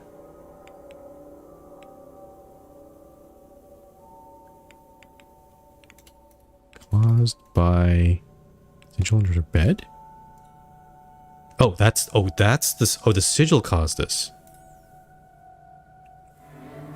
It seems Miss Dean was wandering the halls in a magical stupor.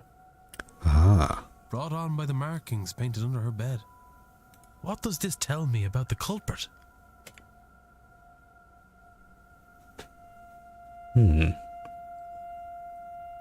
They used magic. It seems as if the culprit knows how to use magic to achieve their ends, whatever those may be.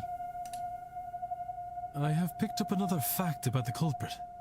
I wonder if there's anyone I could eliminate as a result. Oh, people who don't know how to use magic. And if not, what investigating can I do to allow me to learn some useful facts about the suspects?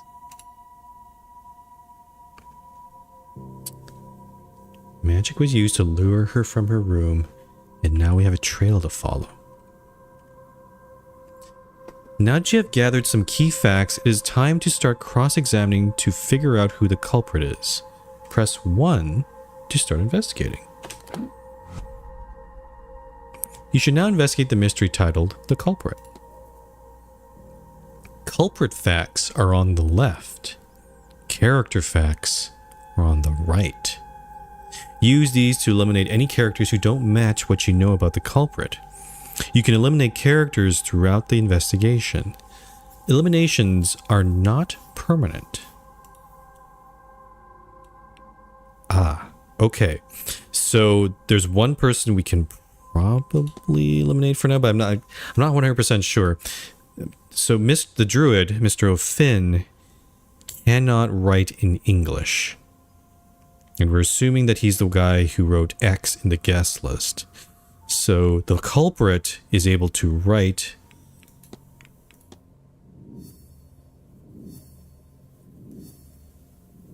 Okay, there's some things here. Investigate room 20. Okay. So we could put... You have a hunch that this person isn't the culprit. Okay, and we can also uneliminate them. Okay, so I could use this to... I'm not going to eliminate them completely, because I could always... Because, you know, there might be a twist or surprise or something that maybe they're lying about writing. But right now, Druid is not on the suspect list. And then Magic. We know Ms. Erickson is a fraud. She cannot use magic. I think it's pretty safe to eliminate her. So she is not a suspect. Outside of that, I'm not sure how else to proceed yet, because there's nothing else that really eliminates them, right? We got Dr. Callahan, Ms. Darcy, who did have some interest in magic, Ms. Barbosa, who did some arson. Actually, the Lord of the Manor could be a suspect too. Mr. Dupre, Mr. Doyle, then Mr. Toussaint.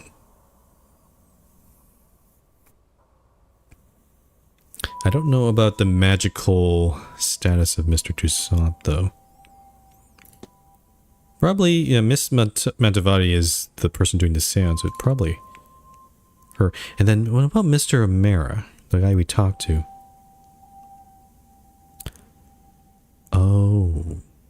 Ms. Dean publicly rejected his marriage proposal.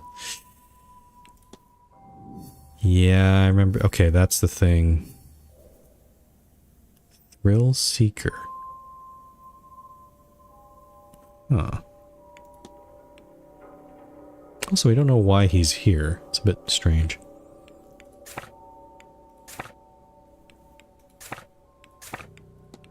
Okay. So we've got Ms. Dean's bedroom and her departure. We have all these other things. Decipher. Okay, so for this mystery, we got these symbols, but we need to figure out the note that's in her room. And there's also more notes that she's probably stuffed around the mansion. I don't have any idea where to find those. So we finished that one.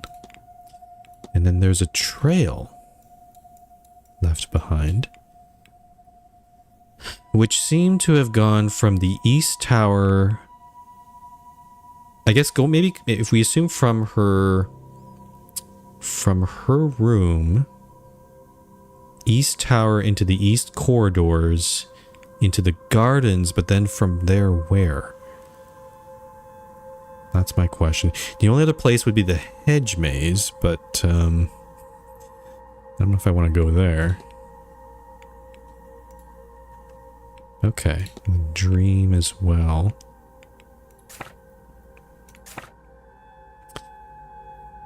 Man, there's so many. Okay, I think it might be time to just talk with some people. So we know. Okay, these three I've kind of already talked to a bit already. And there, Ms. Joyce is in the atrium on the ground floor. Maybe we'll talk to... And there's also the basement we haven't looked at. I'm just going to poke in here. The staff area is locked off. Oh, okay. I guess I can't go that way.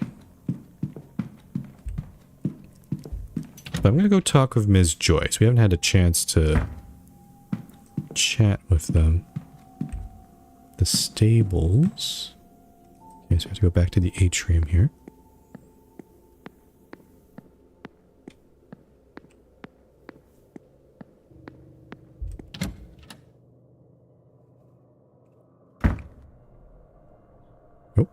Mrs. Joyce, do you have the master key for the southeast corridor? Ah. Oh no, Mr. Varley. I only had the atrium master key with me today. The atrium master key. I can fetch it for you. It's only on the room cart in the supply closet. Why is Mr. Varley trying to get that key? We have that key because we grabbed it from room 15. Thank you. Now, one of the guests has lost her key, and I was hoping I could use this to get her back in. Oh, okay, no, okay, that's a legitimate answer because that was Ms. I don't remember her name now. Mr. Hunter have it? No, I was just out in the stables. He has the northwest corridor locked away in a safe there. Ah, okay, the game is just basically telegraphing, hey, this is where you can find all the keys. I see. Okay, so I see. Very funny game. Okay. So we already had the southeast corridor, so that's fine. Nice it gave us a hint there. But the northwest corridor key, the stable, Mr. Hunter has it in his safe, which we did see, but we don't know how to unlock that. And then Ms. Joyce has the key for the atrium rooms. I don't suppose Mr. Doyle had it. Why would I have it? Mr. Doyle's key privileges have been revoked. Oh no, not Mr. Doyle, the busboy. I forgot he locked the southwest key in the basement storage. Has he not gotten that out yet? Oh. No, he claims he can't find a way through. But I'm telling you what I told Mr. Hunter. Do not do it for him. And that is not all. The fool also lost the northeast corridor master, and One of the unassigned rooms. Which we already found. Okay. This conversation is a bit, I don't know. I mean, it's useful, but it is a little bit too on the nose. It's like, yeah, we're going to talk about all the keys in a public place where we can just eavesdrop. The game is like, yeah, here's a bunch of hints. Have fun. What? What in the heavens was he doing in there? I do not know, but I doubt it was cleaning. When you have time, perhaps you would see if you can find it and clean up anything he's done. Oh, Mr. Farley, I've had it up to here with that boy. I'll get to it as soon as I'm done with my morning chores. I appreciate that. I would also appreciate some decorum with Miss Mantovani. She's the Marquess' guest and the host of this séance, which you know is important to the future of this manor. Once this whole business is done, she and the rest of the guests will be moving on. It is only a few days' decency, Mrs. Joyce.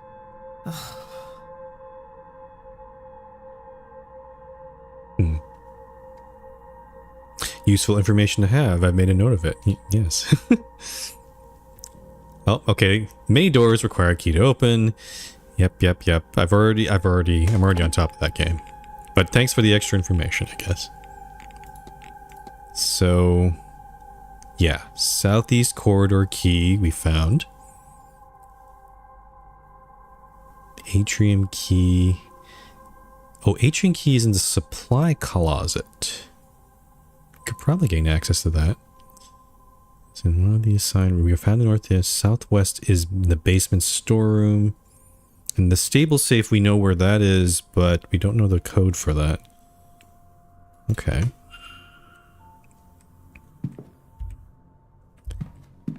And now...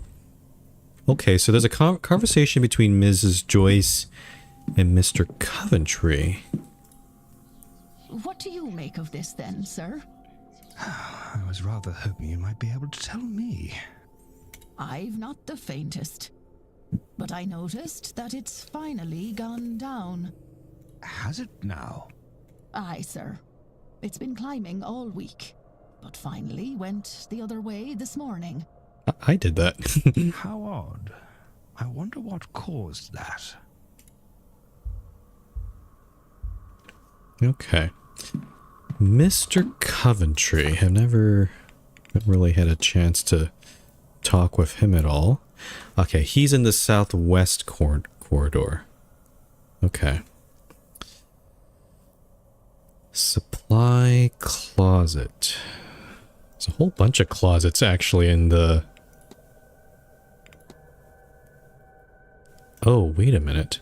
There is a closet. We came across this closet here. I wonder if... But we didn't... I don't think I found a key in there. Did I? No, I don't have... I definitely don't have the atrium key. That would open these 4 rooms here. Okay. So I could talk to Ms. Joyce. Let's analyze Ms. Joyce first.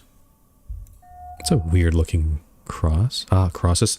Oh, that's the cross of St. Bridget. One of the Irish patron saints. Knowing smile. I know that I have the impression she knows more about those around her than they would like. Let's also analyze Mr. Coventry.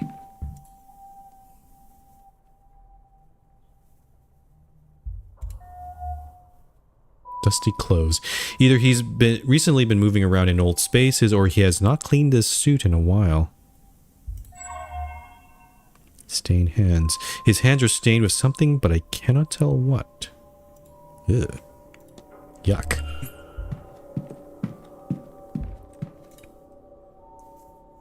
Hello. Declan Ward, miss. Pleased to meet you. Oh, God bless you, sir. It isn't often someone introduces themselves to the help. Caitlin Joyce, I'm the housekeeper here. She's probably, since as a housekeeper, she's probably going to be pretty knowledgeable about a lot of stuff, so. If there's anything anything you need, just come right to me. Oh, well, thank you, Mrs. Joyce. I'll try not to be a bother. Nonsense, Lord knows. We could use someone normal at this damnable seance. Someone normal, hey? Huh, interesting. I guess it is a bit of a collection of interesting people. Why the Marquess saw fit to risk our immortal souls bringing that Satanism here is beyond me. Why, I've half a mind to... Oh, don't mind me, sir. Just getting crotchety in my old age. Alright. Let's have a chat. I'm gonna keep doing the strange dreams thing and maybe get some progress on this one. Have you experienced any strange dreams while sleeping here? Please, sir, I'd rather not. Well, sometimes I think I'm walking through the gardens, truly believing it. Then I have this urge to look back at the manor. And oh, sir, I know not to look, but I can't fight it, and how I wish that I could. The windows, they're all black, save for those red eyes looking down on me. Every window, hiding a horrific figure. This sounds very similar to our dream. Then, thank the Lord, I snap awake in tangled sheets. Okay, maybe that isn't similar. Okay. What can we discuss here?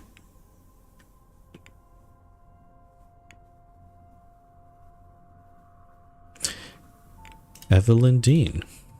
Have you spoken to Ms. Dean? Me? Oh, well, I don't know her, of course. It's her first time coming to the hotel. But she seems like such a sweet girl. It's a sin we've allowed her to be at this ungodly thing. She's just a good girl who fell in with the wrong crowd, sir. Mark my words. I got a smell for these things. Interesting. A little quiet time with God is all she needs. Oh, okay, maybe not. Maybe that would make her think twice about going into Mr. Coventry's room every other day. Why would she do that?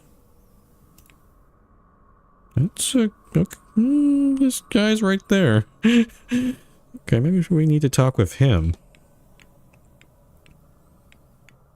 Okay. Man, you could spend lots of time discussing, but I think at this point you have to be very selective of what you want to discuss with these people. So maybe your timetable. What does this weekend look like for you, Mrs. Joyce? Oh, well, I'll be cleaning around the atrium bedroom corridors for most of the day. If I'm not there, I'll almost certainly be in the dining room. Lunch at 1 and dinner at 7, don't you forget. And then, of course, at 8, I'll be preparing for that wretched masked ball in the ballroom. As for tomorrow, I've mass in the drawing room at noon, and of course, and lunch at 1.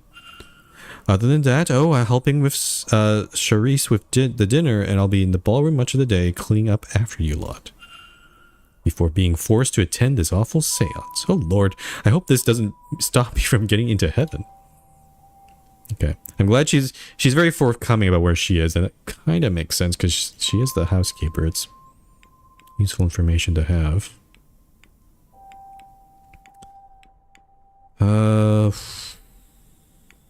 Cross of St. Bridget. I'm going to ask her about this, actually. Your necklace. At a distance, I assumed it was a Resurrectix, but now I see it's a St. Bridget's cross. Yes, sir. All my love to God, Jesus, and Mary, but I have a special place in my heart for St. Bridget. I keep her close to me as she protects us, sir, from evil, and from fire, too.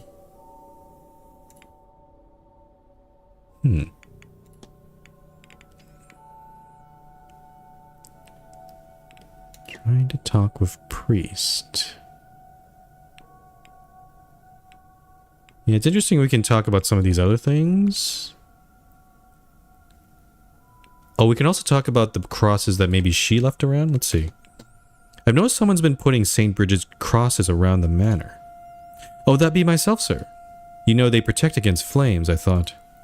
Well, I thought we could all use some protection, I suppose. Okay, she does admit to it.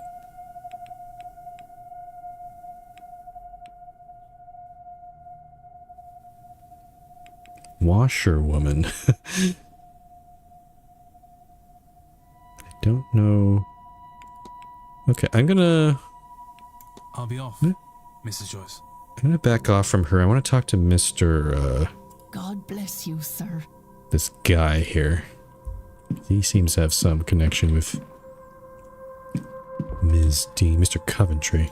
Hello, sir. Ah, good day. I don't believe we've met. My name is Simon Coventry. I'm a jeweler from London. Who might you be? A jeweler. Ward, sir. Pleased to meet you. I wonder if Ms. Dean maybe went to him for some jewelry? I guess for some spiritual purpose? I'm not sure. No, very pleased to meet you, I'm sure. This is my first séance, and I must say that everyone is so very interesting. That's the understatement of the century. Well, I hope not to disappoint. I'm sure you won't, dear boy. Now, can I help you? Jeweler, huh? Oh, I guess... Yeah, those stained hands there. Let's talk about strange dreams with him. I found I'm having the strangest dreams ever since I got here. Have you had anything of the sort? Dreams? No, nothing interesting anyway. Really? No dreams, huh? That in itself is very suspicious, because all the people we've had have had the same dreams that we had, or very, other kinds of dreams, but are just as disturbing. But I think you're lying, good sir. That in itself is very sus. Let's talk about Evelyn Dean. Have you met Ms. Dean? Are you gonna lie right here? Not really, no. Every time I see her, she's exhausted from her day. That's a lie. I suppose this is an important event for her. Even though I don't know the woman, I can tell she's a big fish in this pond. I'm sure she'll find time for me by the time this is over.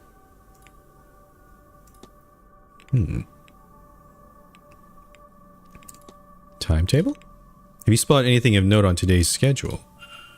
The talks look interesting. I'm especially interested in hearing the Marquess's talk about the building and its history. Oh, you were... I think he was there.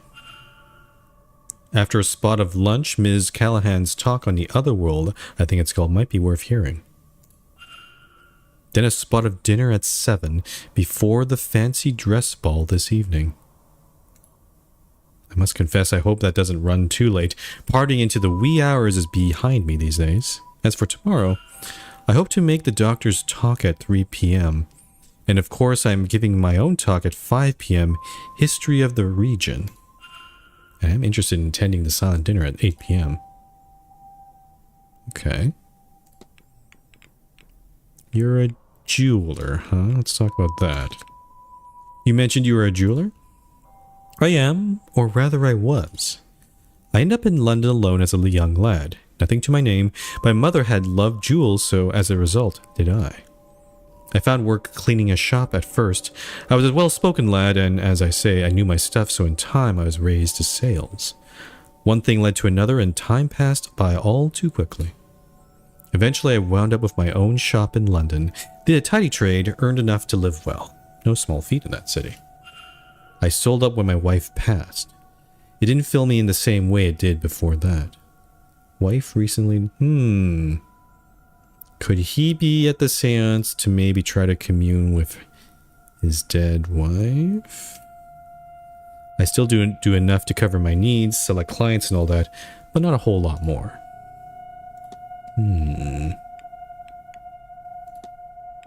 Suspicious. I could poke at that a bit. Actually, let's do that. You mentioned losing your wife. My condolences, sir. I did, yes. Lillian, earlier this year. She turned quickly. We had access to doctors, but they could do little to ease her suffering. I'll confess I am lost without her, which, foolish as it sounds, is how I ended up here. Her illness took everything from me. The little I had left I spent to come here on the hope that the claims about this seance are true. If I could see her, hear her, then I'd gladly give it all, down to the very shirt on my back. Interesting. Okay. The seance. Oh, I'm going to comment about the stained hands here. Your hands, sir, are they stained? Oh, so they are. My apologies, I must admit I took some work with me. I was working on some pieces in my room before I stepped out. I should have done a better job cleaning up after myself. Okay, we're definitely going to look into your room at some point.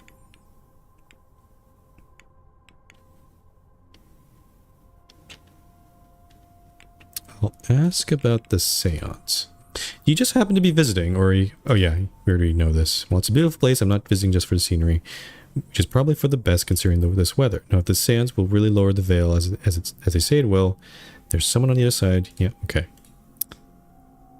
Yep. Okay, so we already know that. Good day. And to you. Okay, so I got 5 minutes till lunch. I'm trying to think what I can do in those 5 minutes. The key. Southeast corridor. Atrium key is in the supply closet. Northeast corridor key. South. The basement storeroom.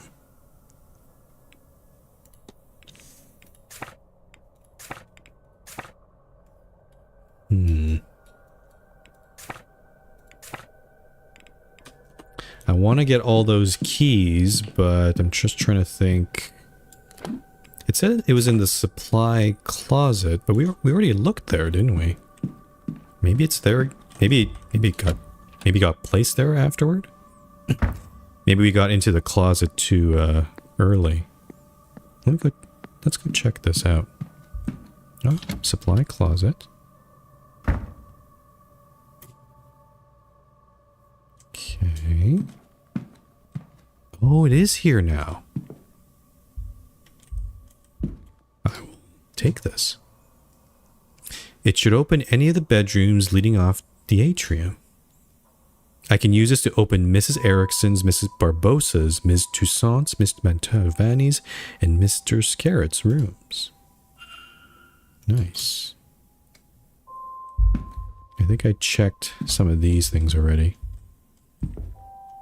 Ah, the hidden door. Okay. So again, there's still the question. We unlocked this at the end of last stream, but we didn't have enough time. We had to run off to the talk before we could do this. But there's a code in her journal. We entered the code into here, and then this leads into the gents' changing room. Why, we don't know. So we could start poking around in there. But it is about 4. You know what? I'm just going to poke in here. Start looking around. At least the bathhouse. Oh, changing. Oh, I see. There's a changing room corridor in the bathhouse there. Okay. Let's poke around here. A hamper. There's nothing inside. Anything in this sink cabinet? Bunch of towels. Something tells me maybe this is... Oh, shit. Okay, so there are numbered lockers here. But I probably don't know which one it's going to be. Whatever something important, we don't know which one it's going to be in. Nothing in there. There's a bunch of soaps. This soap has been used recently. It has no scent. Towel? This towel has been used. Strange given this room is closed. Strange indeed. Oh, It's a weird graphical glitch there. Whoa. Spirits. I think it's something, yeah, it's something to do with the angle I'm looking at that closet there. Okay. So lunchtime is about to happen. That means the dining room is going to open. Let me just check and just double check here. So lunch, dining room. Oh, Mr. Hunter is away during lunch. That's interesting.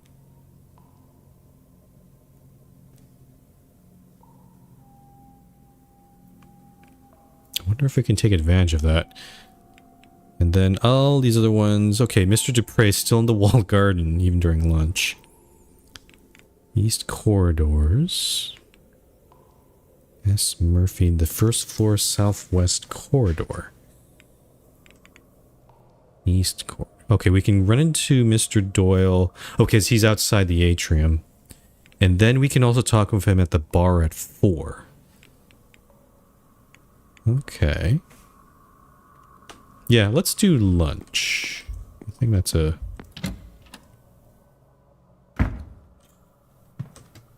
Actually, I might trigger...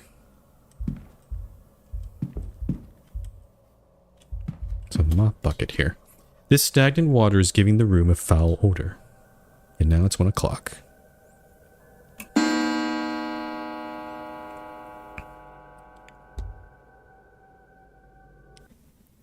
Okay.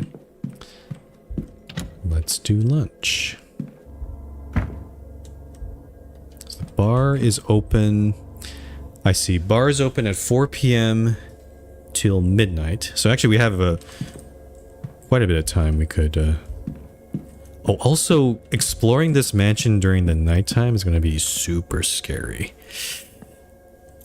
I don't know if I want to do that. I want to try to do... So maybe I want to try to do as much exploring as I can now. Oh, there's Father Sinnott. Can we eavesdrop on this? I can. Focus, child. No, I am. You've just lost me. A master key. Surely the staff has one for the bedrooms. No, we have 5 different ones. Hunter's is in the stable. Mine... Sorry, that was strange. It was as if... What were we talking about? What's going on here? Where is your clarity, child? Was it the drink, or this blasted place that has devoured your mind? Or that Dean woman? Don't think I wasn't aware. I should have acted sooner there.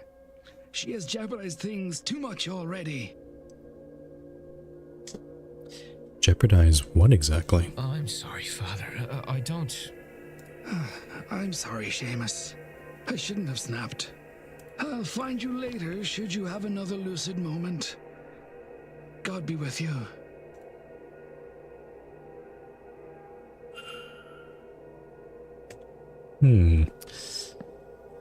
Yeah, this Sinnott person... Yeah, something going on there. Oh, I see. Okay, so the...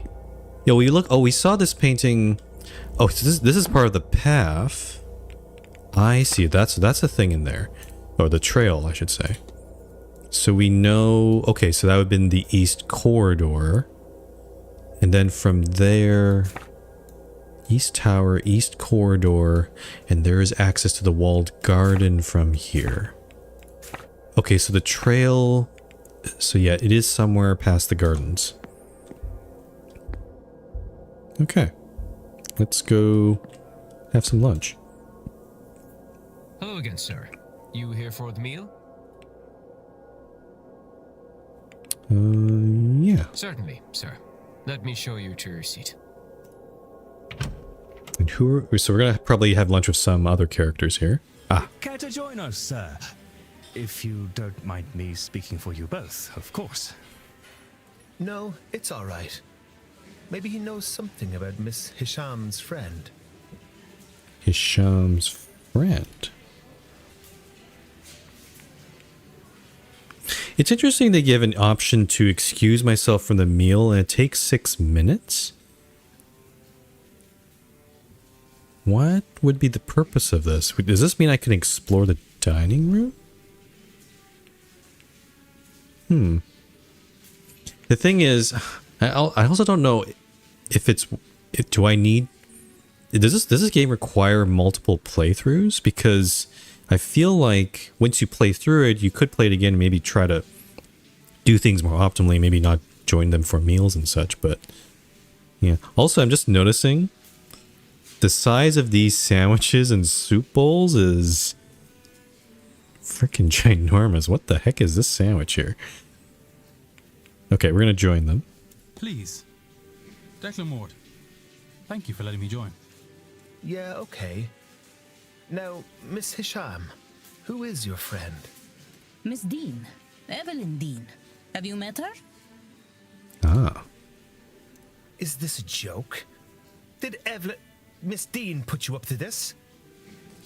We know that Mr. Amira, he tried to propose to Ms. Dean and was rejected. I don't. Mr. O'Mara, please. Sorry. Yes, I know, Miss Dean.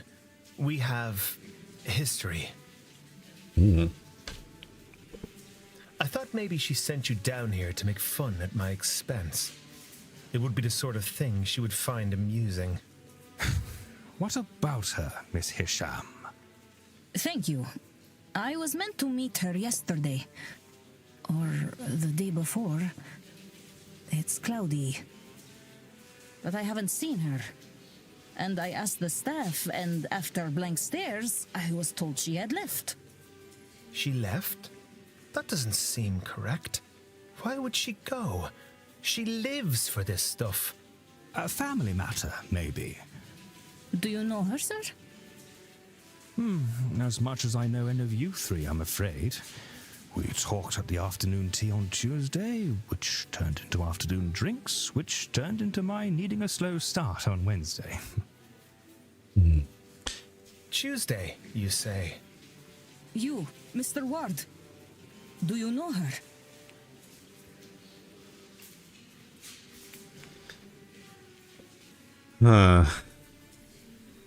I think we've already told the truth to Mr. Amira. So I feel like, and I don't have any, it's very possible that maybe Miss Hisham is lying. But I'm going to, maybe just for now, I'm going to just trust that she is indeed the friend of Ms. Dean. And then there's also this thing where Ms. Dean was meeting Mr. Coventry. It's also possible that maybe they did do all these things, but they just don't remember. Because there's definitely a lot of haziness around. People seem to have completely forgotten about Ms. Dean's whereabouts, so I'll do this first one. I have had dealings with her father. With Rupert? You must be a shady devil then, Mr. Ward. Ha! I'm only making fun.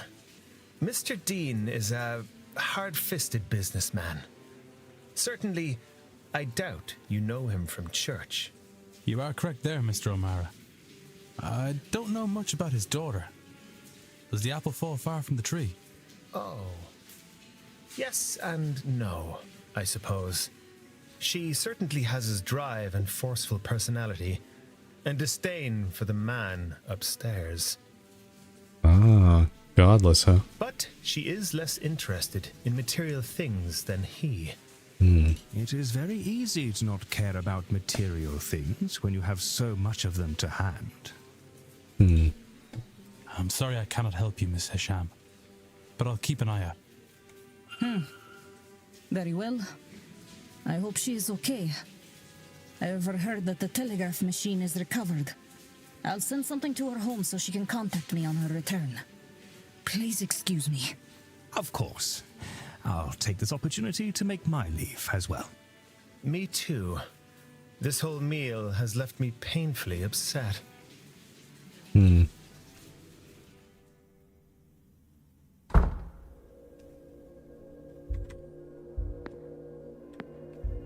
Okay. That didn't perhaps go so well. It does... I don't know if that gives me any information on Ms. Hisham, though. Oh, I see. You can see other people that are in there. We could take this opportunity to go pop into Mr. Amara's room. Ah, and Ms. Hisham is in the telegraph room. Okay, so we have an opportunity to poke into both of their rooms. And then we did just get the atrium key. Man, okay, there's a lot of options. Let's start with Ms. Hisham's room, I think. Yeah. Actually, I could take the East Tower. Can I take the East Tower? I can. Or maybe we'll do Mr. Quinn's room. Oh, this goes down to the East Basement. Yeah, let's take the East Tower.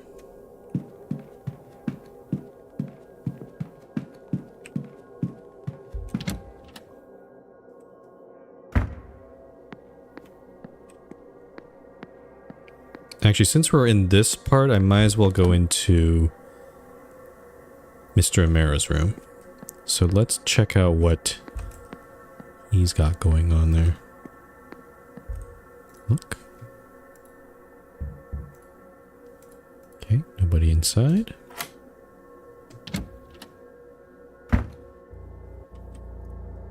Okay. Oh. Sketches of something. Sketches of something that makes my stomach turn, which has been labeled my angel. Weird.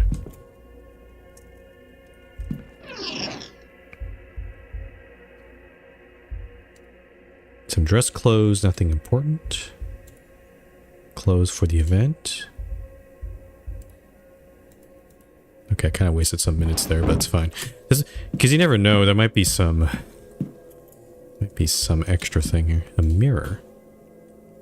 A mirror, but it doesn't look like it's part of the decor. Did he bring this with him? When does he have that? Clothes. Okay, nothing. Oh, a letter. A letter from Cathal Amira's mother checking in on him. Cathal, Dwaran, when this seance of yours is done, do come home. Your sister wants to see you before her wedding. And it would do me good to see you too. It's been too long since last you visited, though it may not seem long to you. I worry for you, dear boy. Your peers are starting to talk. Angels might have chosen you, but have regard for your earthly self. That's who I know as my son, remember. Does he think angels talk to him? Catholic Bible. A copy of the Bible. Sections are called out and notations made around anything that references angels. Actually, while I have a Bible in hand, someone thought Ms. Mantovani really ought to see Leviticus 20:27. But what does it say? Oh yeah, we looked this up online. A man or a woman who is a medium or a wizard must be put to death. You will stone them with stones, for their blood is upon their heads. Good God, who would want to threaten her like this? Yeah, there is someone who is threatening Ms. Mantovani. And it does sound like someone who is knowledgeable with the Bible. But who that could be him. But I know there's some other religious folk here. Shoes, medium? Oh, no, this is different. One shoe shows heavier wear, exactly as I would expect from someone using a cane as heavily as he. His gait and stance must be quite distinct. Interesting.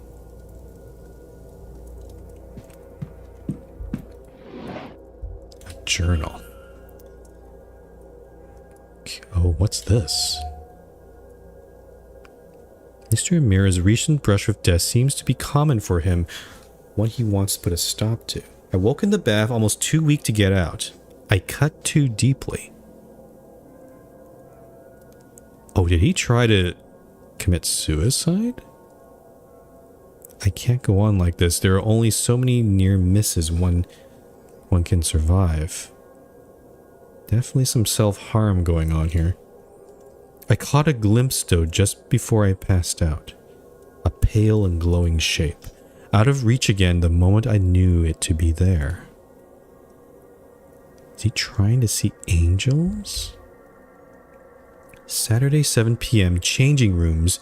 McLeod. Why does she want to meet? McLeod. At least it's in private. Hopefully she'll be looking for some fun. Oh. Good God, I hope Evelyn comes to her senses soon. I'm so bored without her. What? What is this? 7 p.m.? The heck? Okay. The year John Dee was given the Enochian language, entrusted with the ability to truly speak with angels. 1583. Or 1583. If he and I are special and is of the same sort, then it's only a matter of translating the language. Thanks to Ms. Hisham's jars, I have everything I need to trap it. Apart from its bloody name. But soon I'll have it. It won't escape me again. Is he trying to trap an angel? Have an awful notion to open one of these jars. Sheer curiosity. Best not. Okay, Ms. Hisham's definitely a magician of some sort. Because if she has magic jars like that, that's interesting. A horrific sketch. The adjacent note says, had it just for a moment and then gone again. But I'll try again, have it back. Ivy McLeod, which I don't think I haven't even talked with her. I don't even know where she is. Okay. Man. Thing in the table.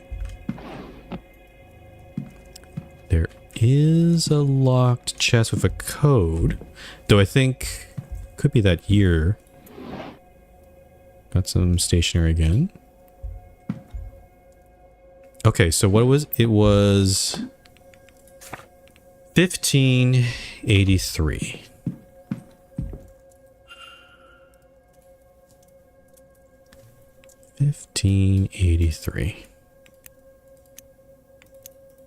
Oops.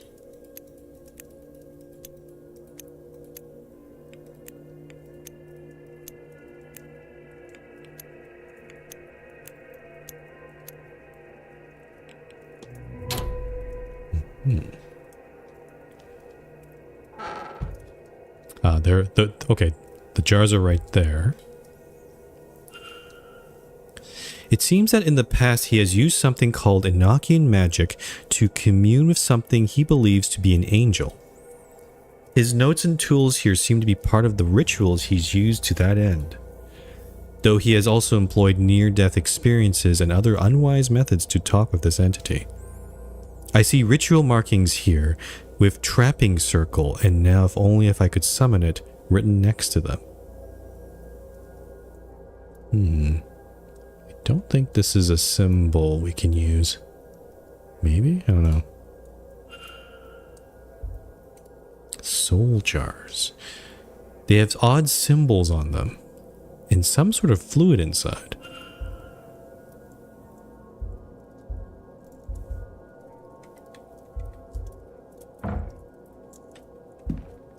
Weird. Oh, there's laudanum is here. He has a lot of painkillers here. Laudanum.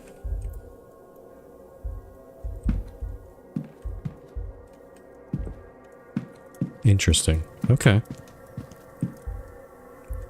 Think that's about it. I'm now more curious about Ms. Hisham's room, so let's go poke into over there. She's still in the telegraph room, right? I'll double check, yeah. There's also other people, but we could try looking into. But I don't recognize some of these people. But let's take a look here.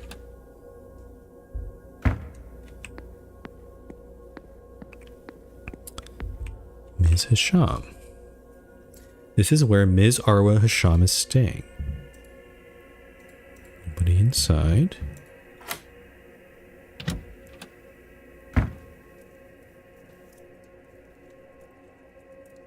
Okay, let's start from over here. Shoes. Medium shoes. Her schedule.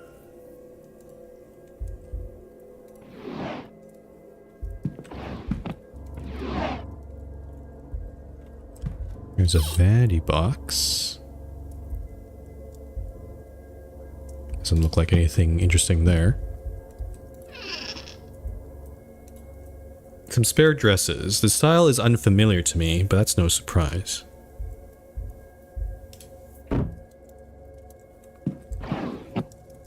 Yesterday's newspaper.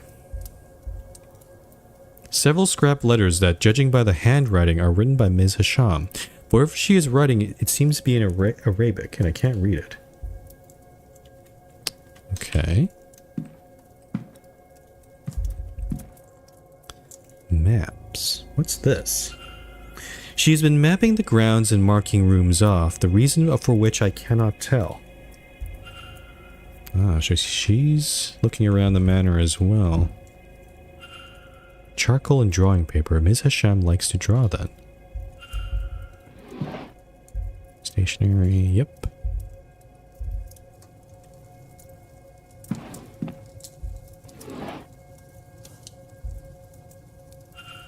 Aha. That dream. It keeps pulling my attention away from the vase. Sometimes hours of searching have gone before I realize I've been looking for something else. That symbol. Ms. Hisham has seen it too. Did she also dream it? We should probably talk to her about the dreams then. I'm sure now that there is a shared dream. Oh, okay, I guess that's a way to finding out. There's a shared dream being experienced here, but what is it trying to convey? And how can I find out? If only there was a way I could revisit and explore the dream itself. I think we have an idea of how to do that. We have the music. We can play that in the gramophone. So we could try that when we go to bed, perhaps. The Quran. Okay, nothing else of interest in there. A prayer mat. Yep. A stool? Oh, nothing in there. And a book. Huh. Surprisingly, not that much going on here. We got a journal and her timetable, but nothing particularly of interest here, to be honest. Those letters probably have something, but I can't read those because they're in Arabic. Yeah, nothing of note, really. Okay.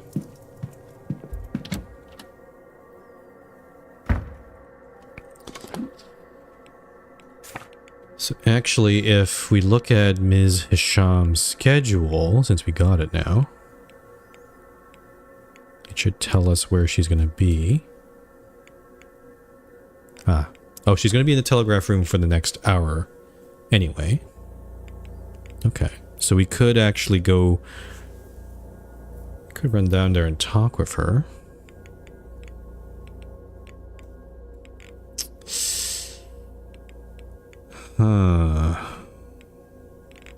Okay, I need some me go save again. I need some guidance of what to do next here. So, okay, so Ms. Dean's attendance. Decipher the note.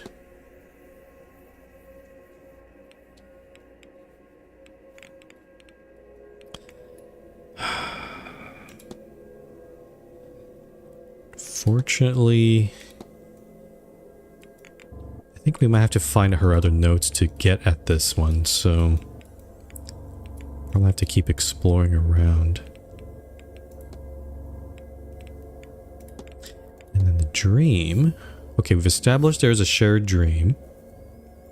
Find a way to revisit the dream.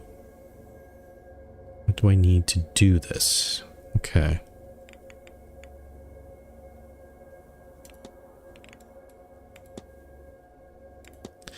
Okay, so the only two things is we could try doing the dream,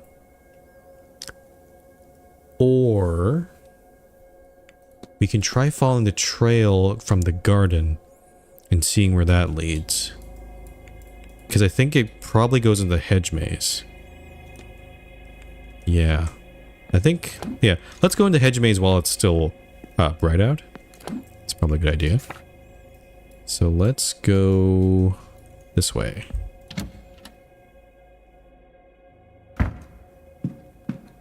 I guess I could also, well, I mean, I could also go to some other people's rooms. But it is only have 12 minutes. No, let's do the garden. I'll certainly find other opportunities to look at rooms later today or tomorrow. Let's go to the gardens. Oh, it's raining.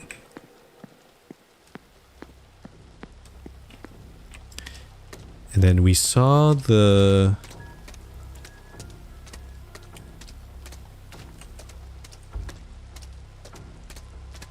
nightgown, and it seemed to point toward the hedge maze. So let's head over here and see if we can find any other clues. I'm also a bit concerned we might run into someone here. Ah, there is someone here. There is... Who is that? Is that Etienne? It is Etienne. Why is he over there? Okay, well, it does show that... Oh, he's on the bridge. I see. Okay, I hope that he's the only person here, because I don't want to get jump scared here. Ah, oh, wait, hold on. A slipper. Print, small. One shoe came off in the mud. Where was she going? Oh, okay, we're definitely on a trail. Heading over here. There's some boot prints. Boot prints. They have sunken into the ground. Whoever was standing here was here for a while. From their placement, they seem to be following the other person around the maze. Someone was following her. Oh, I can see a footprint there. A footprint. The mud here is soft, probably from the recent rainfall. Also bare, so yeah, that's the slipper coming off. Yeah, I see. Okay. So it was in this direction. Oh. A key. It doesn't look strong enough for a door, perhaps for some sort of locker? Oh, from the changing room. Yeah, okay, we're definitely looking at that. Footprints where I found the small key. Let me just check the other pathways here. Okay, this is so much fun. I love following a path here. So this way. Oh, same again, boot prints. More boot prints. It looks like they were slowly moving around the hedge maze. From their placement, they seem to be following the other person around. What's this thing? Okay.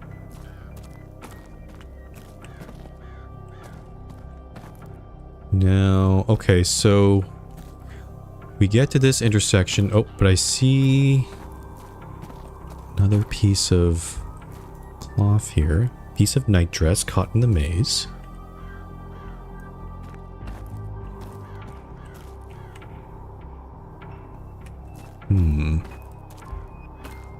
Okay, we're starting to see not so many footprints here. Where are we in the maze? Hold on. Okay. Oh, Mr. Toussaint's just watching me right up there. That's really freaky. Hello, sir. That's a bit unnerving. Nope, there's more footprints. From the spacing and weight of these impressions are not from somebody moving fast. They seem labored.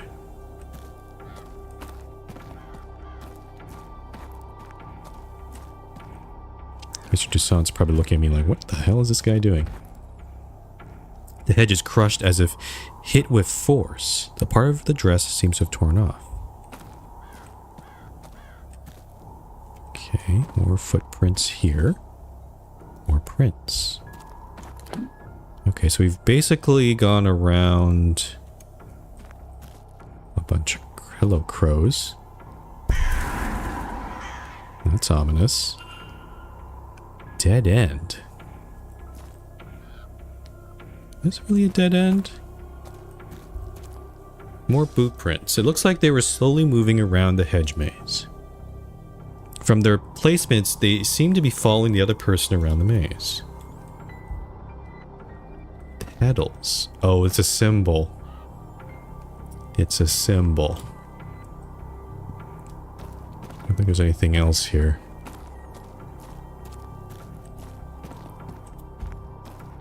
Okay, let's look at these. What's this? I've seen this symbol before, haven't I? Indeed.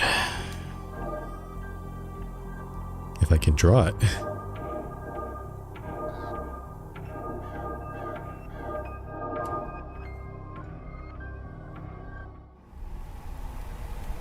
Ah, we get to see the memory. Okay, there's Evelyn. Someone is following her.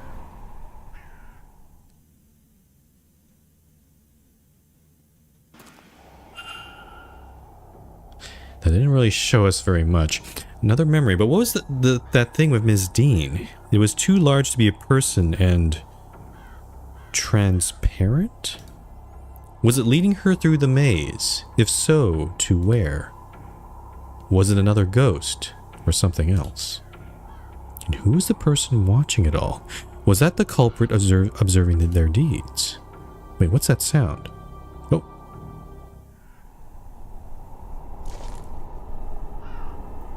Oh. The bus boy. What are you doing here?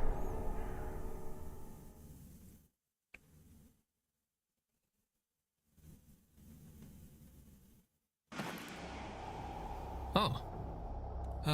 Well, what were you going to say to the manager? Hardly likes me anyway.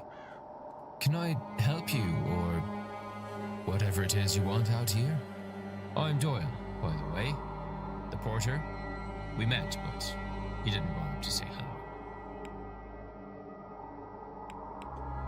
As you out here of all places. I'm less likely to be bothered when I'm on my break. Not completely safe, though, apparently. Well, from the likes of you. Other people seem to forget that anyone could be in here at all. When they take their arguments outside, forget they might be heard. Have you heard anything interesting? Tell me what you heard, and I promise this encounter stays between us. Smooth Mr. Ward doing some blackmail here. Fine. Dean. Evelyn Dean. Her. Last Tuesday, work was quiet, so I slipped out here. I overheard her having a fight about something.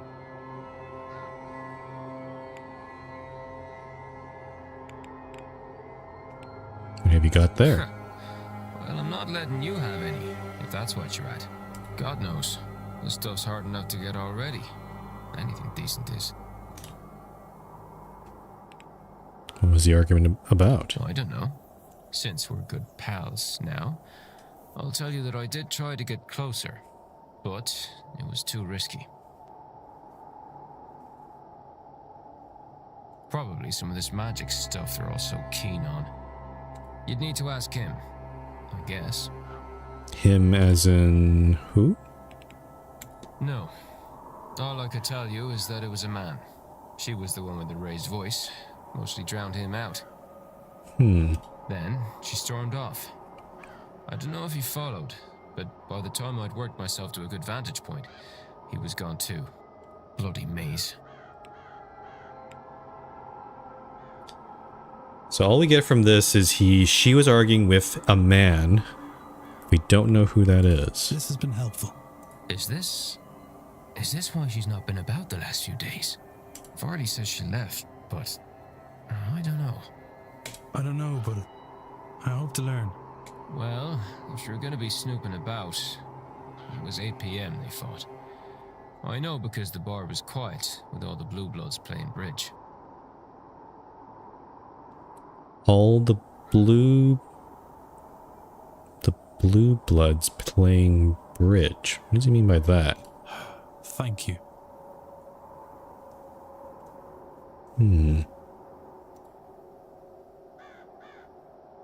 Who was Ms. Dean arguing with before she went missing, and why? I can start by ruling out Father Synod and Mr. O'Finn, as they hadn't arrived by then, and Mr. Doyle, since the information came from him. Walter, too, as it was an adult man she fought with. And it's 2 o'clock. Nice. Oh, 2:04 actually. Okay. Someone with heavy boots. Also, that's an interesting clue as well. Oh, and now there's a whole bunch of more people running about here.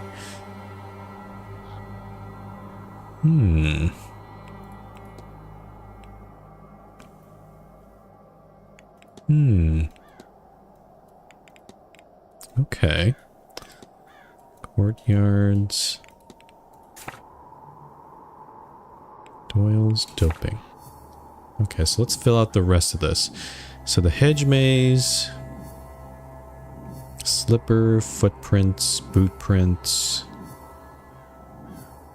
Yep. Shadowy figure. Oh, we can hypothesize here. Do we have enough? We only have 12 out of 14 pieces of evidence, but do we have enough to... what is the... oh, the locker key. We should probably check what that is.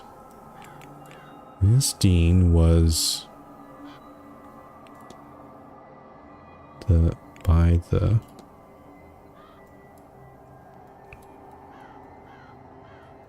brought to, lost in, was brought to the hedge maze by... okay, this I don't know. A shadowy figure while a third party watched. Okay, so we do have everything here. Oh, well, at least almost everything. A thing guided Miss Dean through the grounds, though I'm not yet sure to where. The whole time they were being watched by the culprit. Oh, we're concluding that it's the culprit. Yeah, okay. Can I learn anything useful about the culprit from this? Their shoe size. The boot prints belong to them. The extra prints in the hedge maze must belong to the culprit. So now I know they wear a medium-sized boot. I have picked up another fact about the culprit. I wonder if there's anyone I could eliminate as a result. And if not, What investigating can I do to allow me to learn some useful facts about the suspects? Let me see. Shoe. So the shoe size does. This is where it comes in handy. Was it another ghost or something else? Maybe the staff have heard of it or seen it before, or maybe some of the guests might know. Yeah. Okay. Conclusion. So we still have some stuff to unlock with the locker key. We're gonna look at that in a sec. Okay, yeah, there's a lot of other things here. This path here, this seems like the main quest, but I feel like getting these other things would certainly be useful, I'll say. They wear medium shoes. So it could be boots or shoes. Okay. So, Ms. Hasham wears medium shoes. Mr. O'Mara probably doesn't. I think we can eliminate him because he does not wear that. I don't think we have... We've never encountered anyone else with like different size shoes though. Everybody has medium shoes. So unfortunately this doesn't... Yeah, medium shoes. Medium shoes. Medium shoes. Yeah, okay.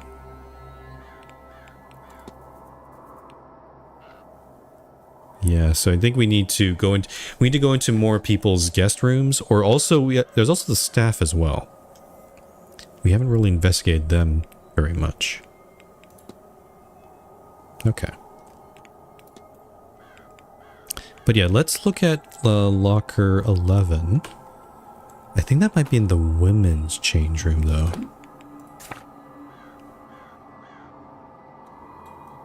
And I think these two are having another conversation, perhaps. Let's see. Let's go back this way. Maybe we can eavesdrop on this one as well.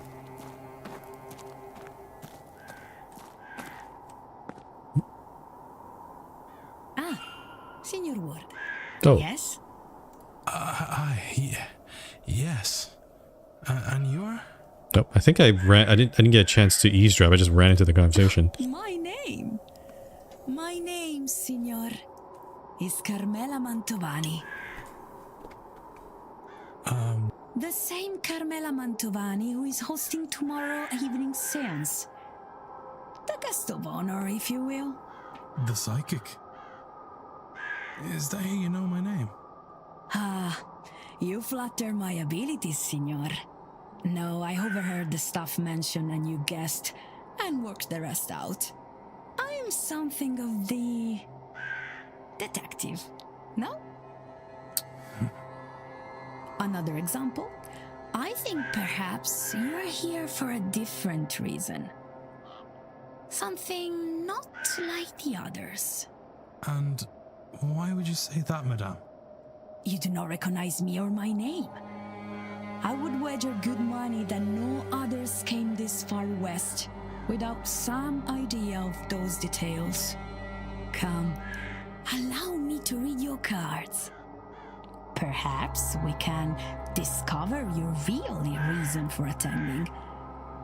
Maybe you will find a little direction along the way. We're gonna get tarot reading. Okay. Sure. After that display, how can I refuse? Come closer then, Signor.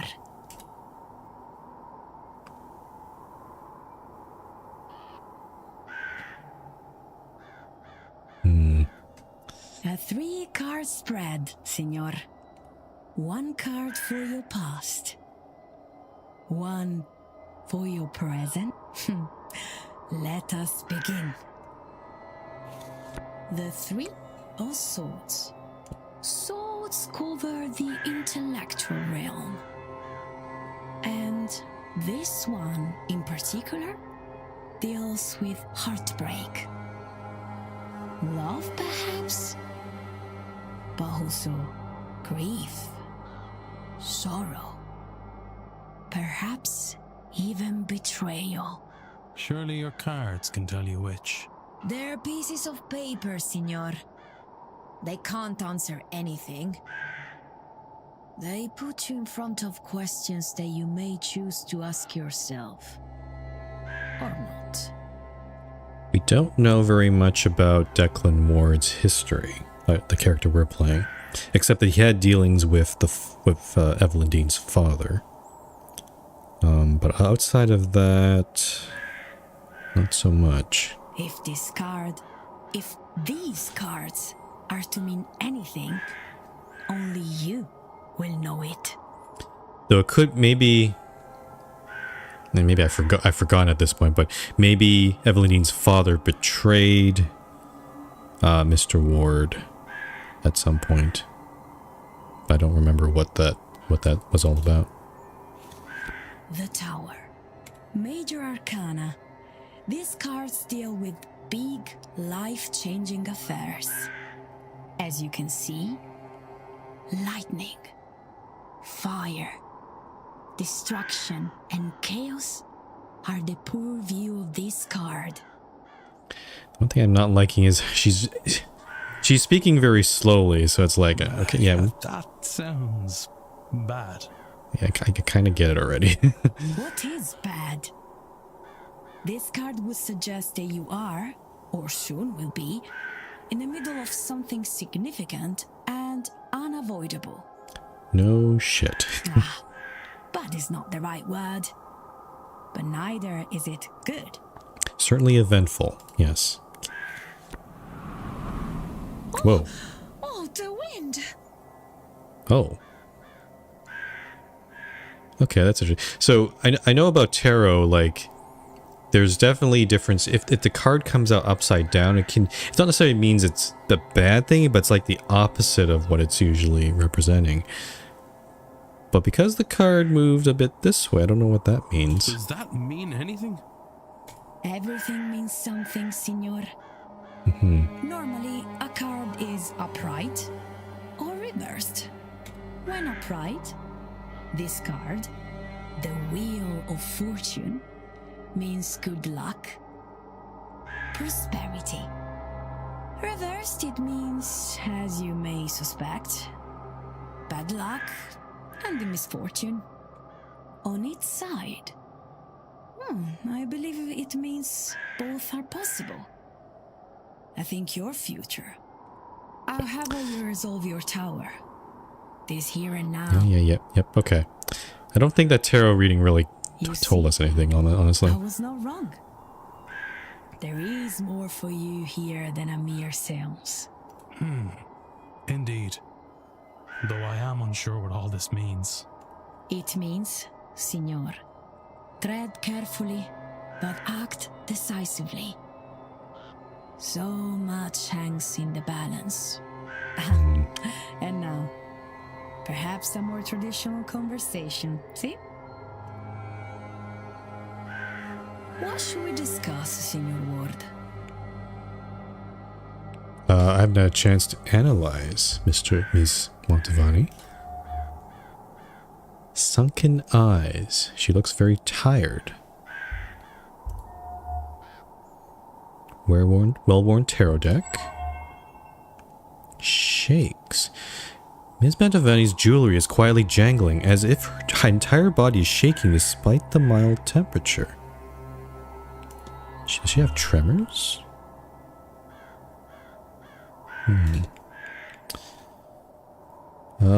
What can we discuss with her? Let's talk about Evelyn Dean. I don't suppose you've met Ms. Dean, have you? We have met, not here, before in London, but before in London many times. She flutters from person to person to suit her own agenda. I have seen the damage she has caused, so I stay away. She cannot poison the flower she cannot land on.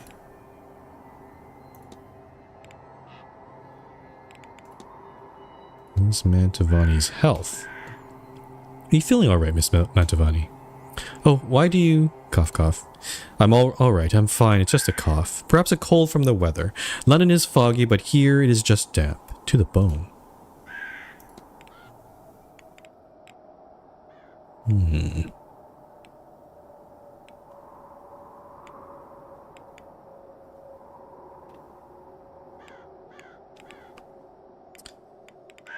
Ask about your timetable. What are your plans for the weekend? Well, I plan to spend much of my weekend giving readings in the hedge maze, when I am free, of course. And of course, cough, cough. Excuse me, I have my talk today at 5. After this, I am to meet Signorina Callahan for dinner at 7. I think she intends to, how you say, chew my ear off about this whole weekend. And there's the ball this evening. It'll be quite the event, I'm sure. And tomorrow? Again, tomorrow I will spend some time giving readings in the maze, but mostly my energies will be focused on preparing for the silent dinner and grand séance in the evening.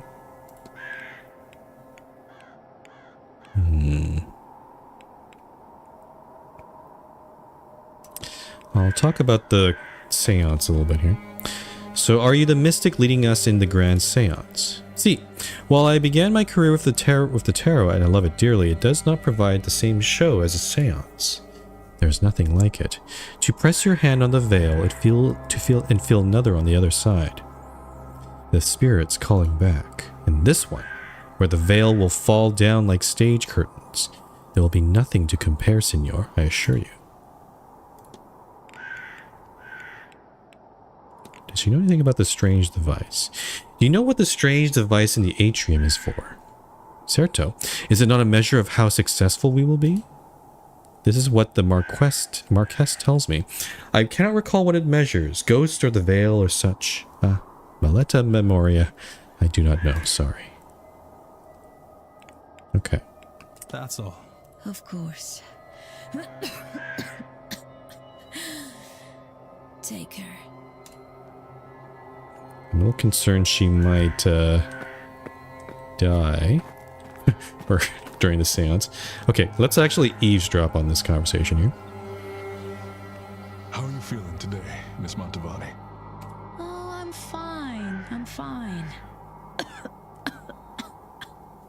Actually, hold on. I'm gonna just do a little something here. Can I move myself? Here we go. Because I just realized I'm actually covering lots of text, and I was doing that for Esoteric Ebb. So if I change over here, that makes more sense. Okay. Okay, I should have really done that since the beginning of playing this game, but apologies for not doing it up to this point. But yeah, I'll move myself over here for now. I suppose I could be better. This morning's cards suggest our preparations will not go unused. This is an upside? I think that would be best for you to judge. I will make the best of it, I think. Can I do anything for you? You stay here with me for a moment? I do not want to be alone just now. Okay, so it looks like Dupre and Mantovani are working together on something. Probably for the seance, I bet. Okay.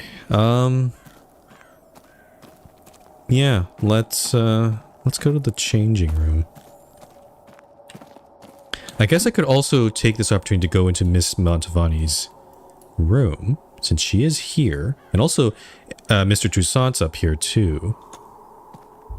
Actually, quite a few opportunities to go into people's rooms. Yeah, you know, actually, I think I will do that, because those two rooms are right next to mine. Yeah. Let's go into there, since we know that they're not going to be here for a bit. Oh, and there's a whole bunch of people outside here.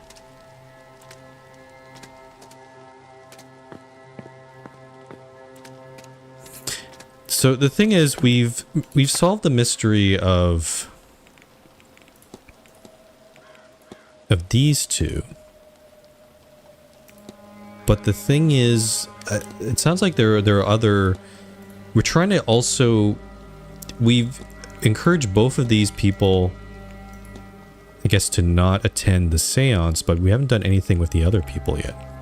I'm not sure how to progress with that at this point. And I'm not sure if I need to do that before I get too far off the main quest, perhaps. Oh, there's a conversation here. You really mean to tell me you've never been to so much as a tarot reading before? Awfully common, of course, tarot. A seance or other ritual is preferable. But I really would have thought you'd have some experience. No, I confess, I'm a novice to the whole thing. But this seance sounded so fascinating. When I heard of it, I couldn't bring myself not to come along. We do know about Mr. Coventry's here because he wants to talk with his late wife. So maybe if we can try to convince him to not talk with his wife, or otherwise, that should prevent that. For your lack of ambition. Ambition? If you like. Mere curiosity, really. Who isn't a little interested in whatever comes next? Especially at our age. Well, quite. Okay. Okay, so Father Synod is here. Mr. Varley is here. The manager's outside. Interesting. Okay. Mr. Scarrett is here. I don't have any information about him. We could pop into his room as well. But I think I will... let's see. Definitely need to go upstairs first.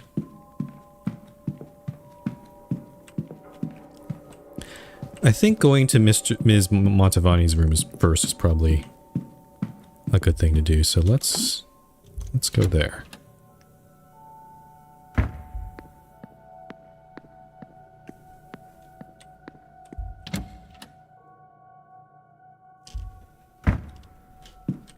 Nope. Well, there are people watching, though. Ms. Joyce is up here. I don't know if I should go into here, though. Look. Listen. Is this okay to do?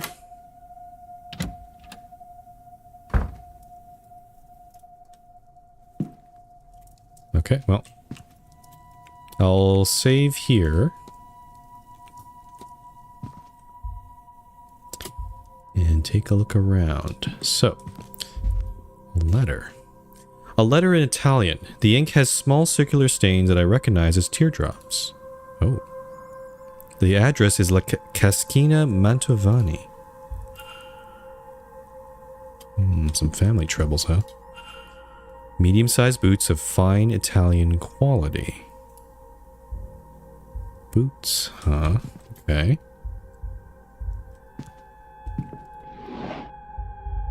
Clothes. Clothes for the event.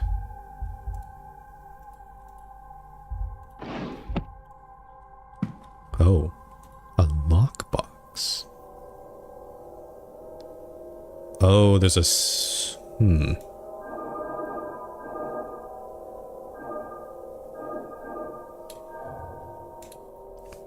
Okay, so there is a specific symbol to open this. I don't know what that is.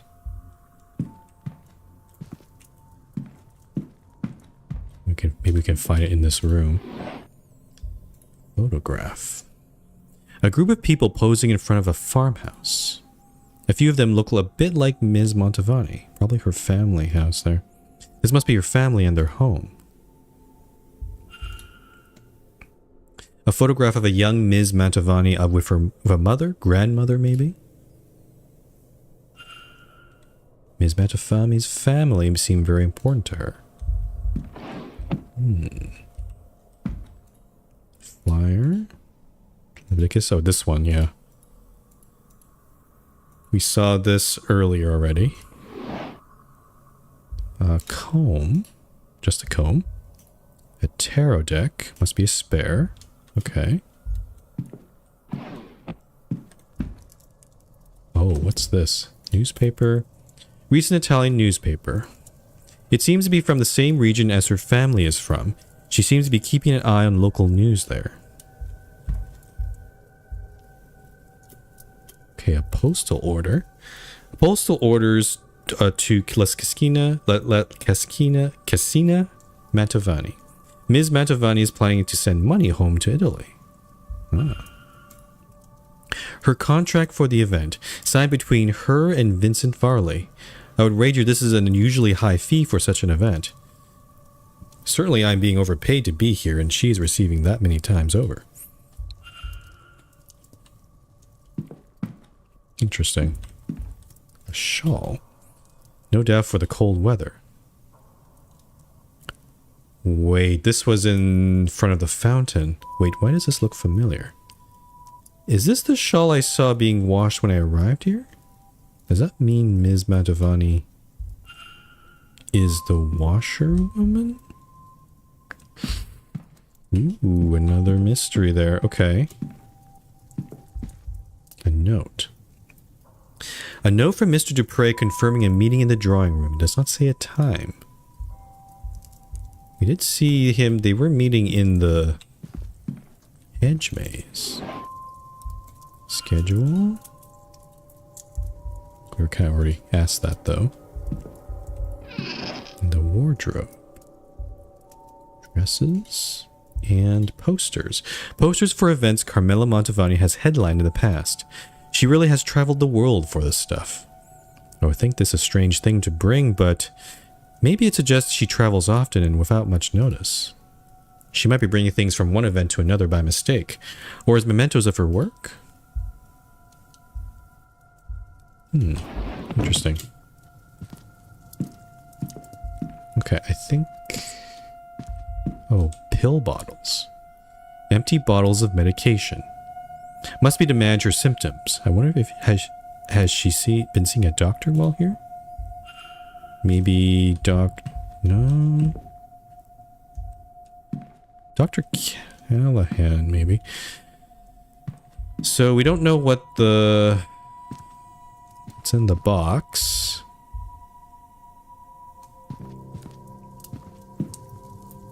I don't know what the code could be.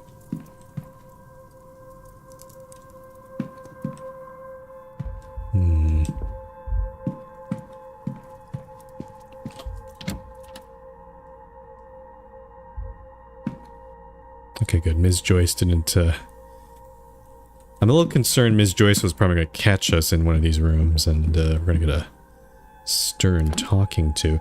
I don't know if I want to go to Mr. Toussaint's room quite yet.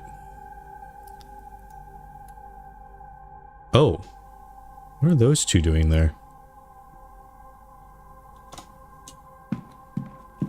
Maybe I'll go eavesdrop on that conversation.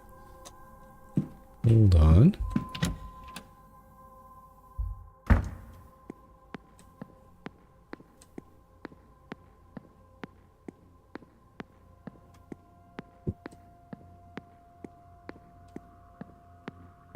Yeah, they're discussing something over here.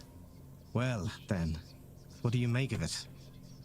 And don't just say you don't like it. But I don't. Really, what's more to be said about it? They're kicking up dust they don't even notice and leaving us to clean up. Still, it's not malicious, Antine. This is... You and I both know there's no better place for a seance like this than here. Better they not hold a blasted seance at all. What's it all for in the end? For the spectacle? Oh, you're much too forgiving, Rory. Rory, oh.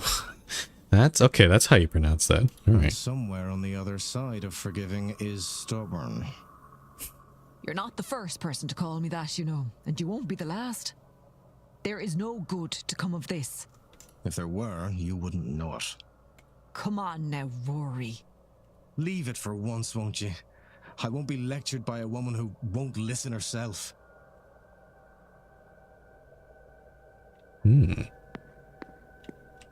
Okay, interesting. It would be pretty awkward if I tried entering either of their rooms right now, so I won't do that. Huh. I was hoping we could go to Mr. Scarrett's room. That's even closer to where she is, so... Yeah, so I'm still missing the northwest key and the southwest key. So maybe we should try to focus on trying to get those out of the way. So I can get access to everywhere. I could also do the locker key to the... Okay, hold on. Let me see if I can do this right. Where is the key stuff? I think it's probably under documents? Note of master keys. Here we go. North, east, south. Okay, so the west corridors in the basement storeroom and in the stables safe, but we don't know what the code is for the stables. And Mr. Hunter, we did have an opportunity to maybe look there, but he's probably back, right? So many people here. No, yeah, he's probably back, but he does go to the walled garden at 4. So we might have an opportunity there.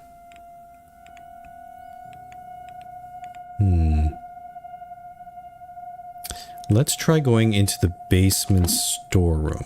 I'm not sure how to get there. Southeast corridor. North basement.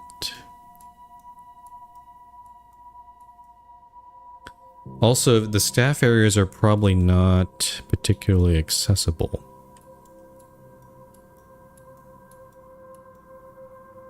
East basement. Yeah, we tried going into the basement, but it was like, nope. Can't go in there.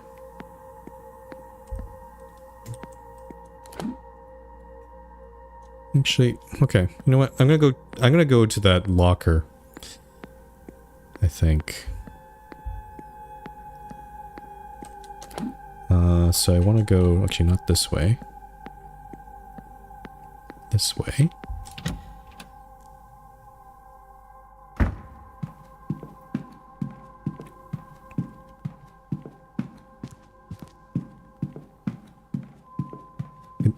Actually, why can't we go into the basement from here? It's locked and hasn't been opened for in a while. I expect there's nothing I need from here. Okay. We can enter the bathhouse from here. If this key is for a locker in the changing rooms, Ms. Dean must have found some other way inside. Okay, so we know where that is. Let's go around to the closet.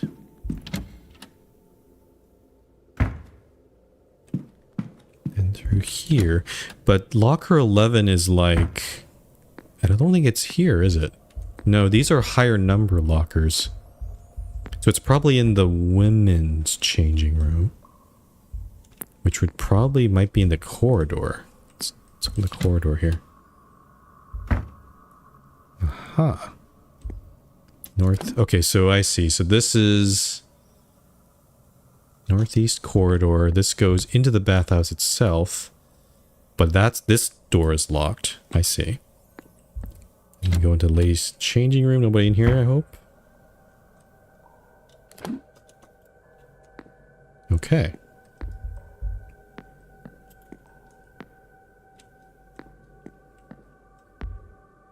Okay. Let's go. Okay, locker 11 then. Use locker key. Jewelry box. What is this? Ms. Dean received a threatening letter from Mr. Scarrett.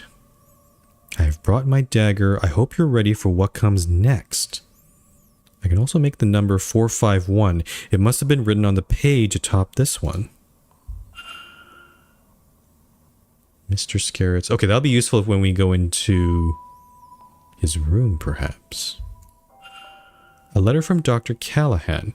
It seems to be part of a longer conversation. He seems to be offering to meet her and teach her some Irish magic, despite some warning or refusal from Fiat on the matter. Probably his wife. Make no mistake, my respect for my aunt is unwavering, but she Oh, it's not his wife, it's... Okay. I see. But she's rigid in her ways. I guess that's why they're not in the same room, right? Yeah, that makes more sense. Okay. She's rigid in her ways, and she won't be persuaded on this. She prioritizes safety over progress, protection above any sort of advancement. You want recognition, of course you do, and I swear you shall have it.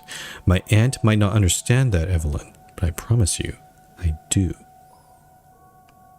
Could Dr. Callahan be the one who invited her here? Invite Evelyn here? I might not be who you asked for, but I know the tradition in and out, and think we could help each other. Consider it, won't you?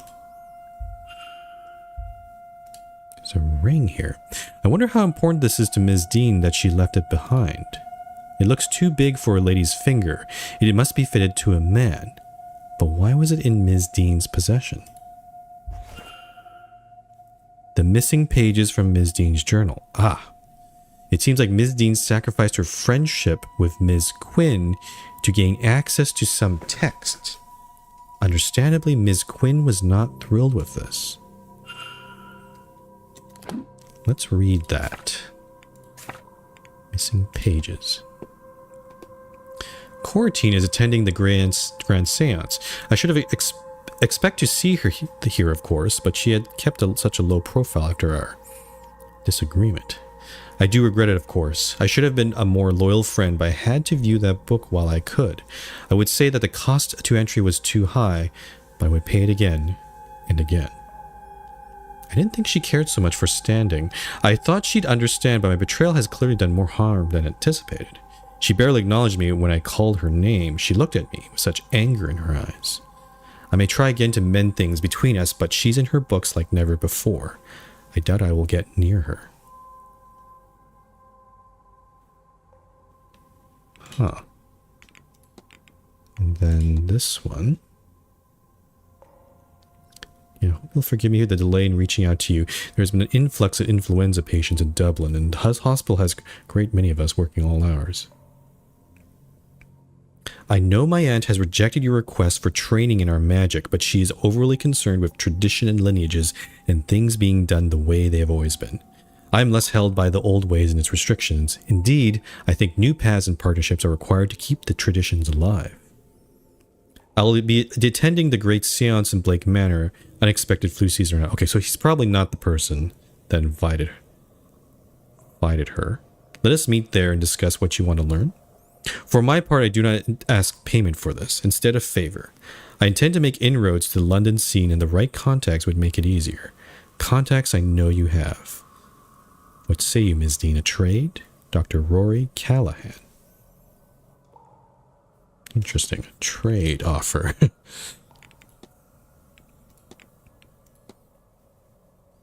I brought my dagger. I hope you're ready for what comes next. This... Okay. The dialogue said that this might seem like a threatening letter, but actually... maybe not. Maybe this is actually... They could be using the dagger for some other purpose. Yeah, no, that's not how I'd interpret that.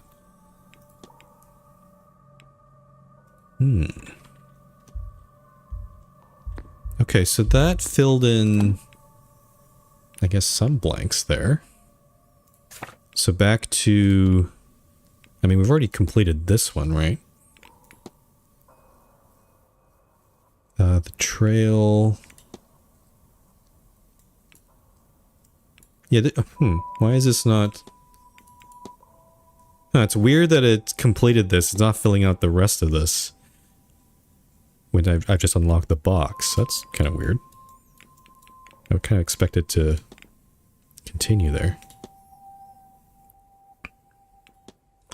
So the fight. So not any of these people.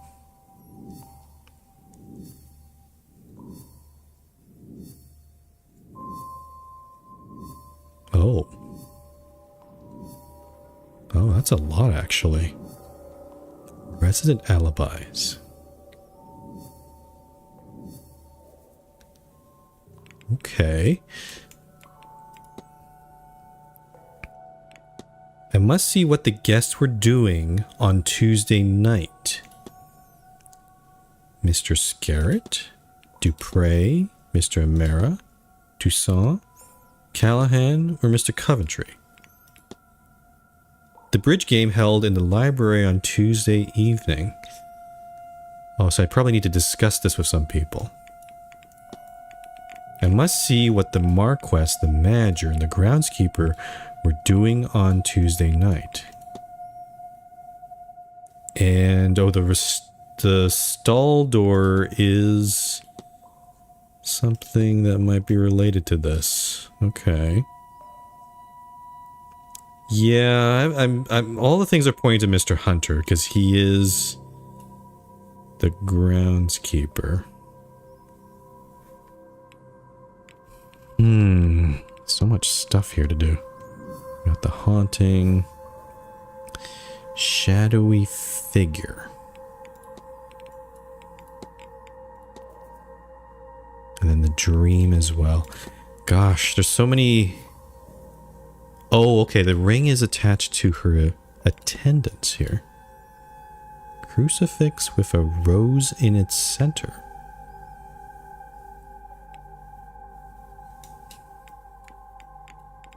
Huh.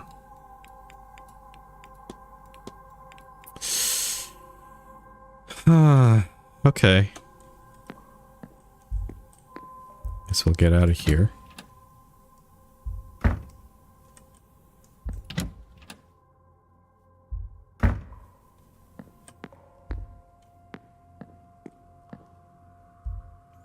Oh,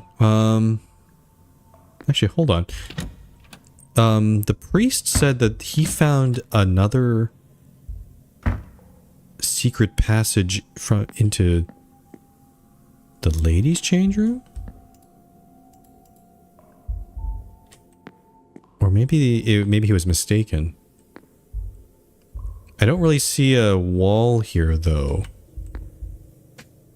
where that passage could be.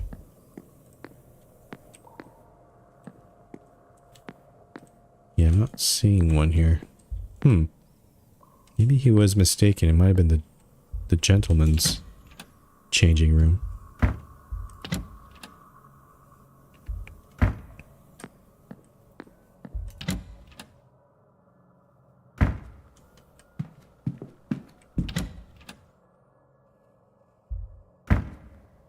Okay.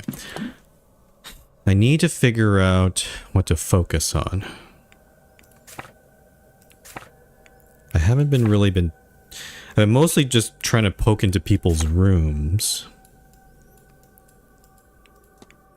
But because Ms. Joyce is just standing there, and I think she's going to stand there for quite a while, I think, right? Where is Ms. Joyce? It's not in any alphabetical order. Oh, it's alphabetical order by their first name, which is kind of annoying. Yeah, she's going to be standing in the atrium for quite a few hours. So we're kind of screwed there a little bit. I kind of don't want to... Let's see, in the dusk time... I see, then she... Okay, she'll be in the southeast corridor and then the northwest corridor. Afterwards. Okay.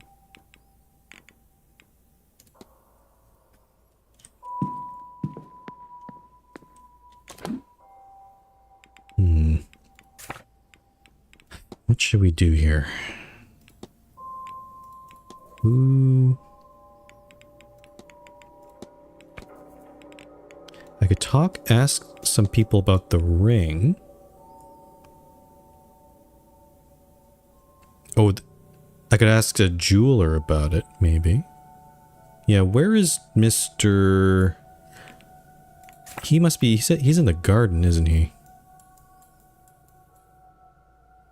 Yeah, let's go to the garden. Mr... what's his face? I don't remember his name.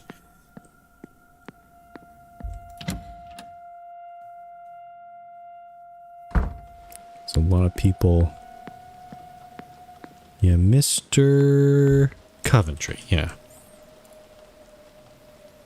Mr. Ward, how are you? This ring.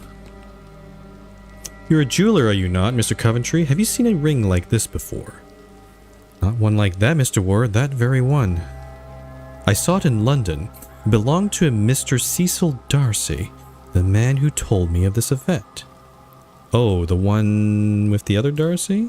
He wanted this ring, this ring, resized for a lady's finger. Oh, because, oh no, that's the man that Ms. Dean is having an affair with. He was unsure of the size of the ring finger, though, so he didn't get it done at the time. Imagine a man not knowing his wife's ring size. In this, the year of our Lord, 1897. I see. Okay. Let's talk about the bridge game. I heard there was a game of bridge the other night.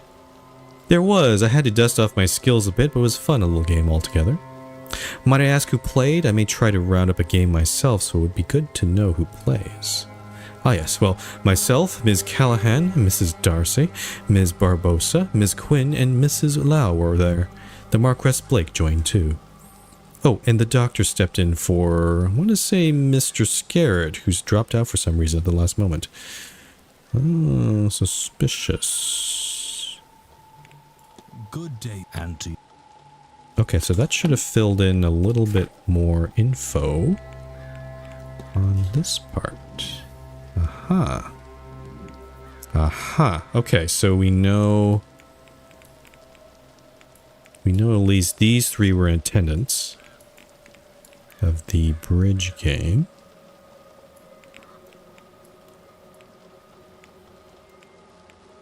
So the ones that weren't there,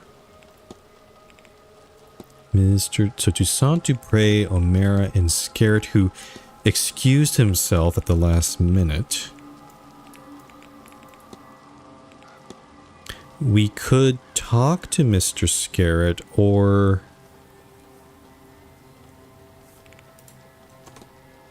I mean, he's right here. Actually, let's analyze him. We haven't actually done that. Cigar stains. His mustache is stained with them. Mysterious crest on necktie. He's wearing a crest pinned to his necktie, but I don't recognize it. An ornamental cane. He's not leaning on it. It's just for show. If he has a cane, then maybe he might have a different walking gait, so that might eliminate him as a suspect.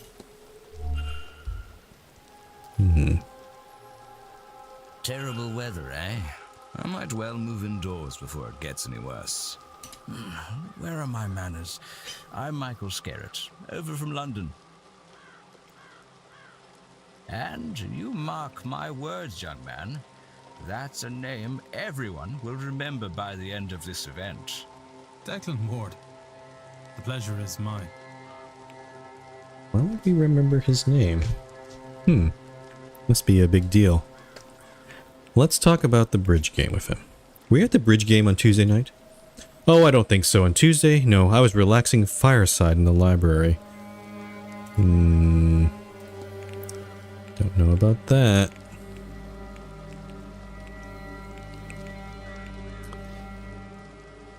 What do you know about Ms. Dean?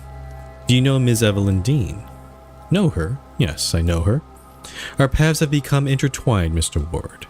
I shan't say another word on the matter. I've already said too much. Okay, so this guy is probably not going to be forthcoming. Damn it, I really want to go into his room. Look at this crest. May I ask what the crest on your necktie represents? I would love to, Mr. Ward, but that would defeat its purpose. I'm afraid I must leave in the dark. Okay, so this is... Okay. Mrs. Scarrett. Talking to this guy... Good day. Not productive. I have to get into his room. I also haven't analyzed Mr. Sinnott.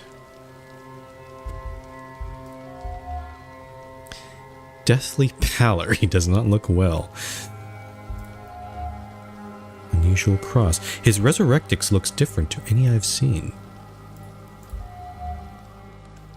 A Bible, but one that not one that I recognize. Scarring. His scarring looks as if he's seen some sort of combat.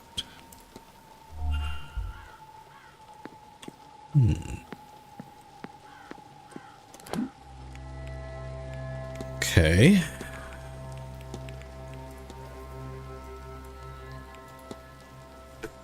Ask about the shadowy figure.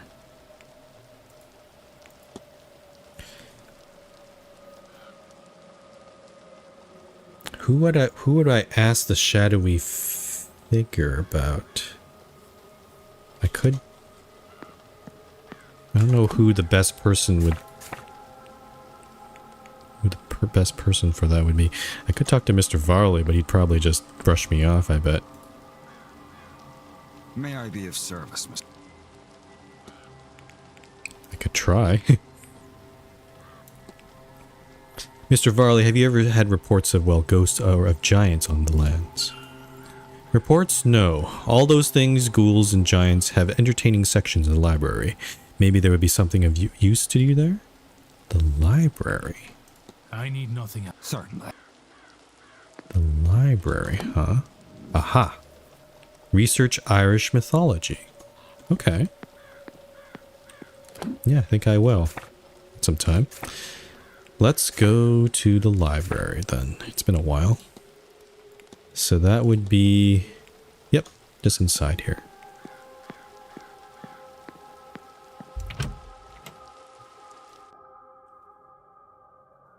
I'm basically spending time until 3 until we can get to the next talk in the drawing room. The library. Oh, is there anyone in here? There is someone in here. Who are you? Idiots and ghouls. Ah, Miss Quinn. The person that, apparently Ms. Dean betrayed. What did you think would happen?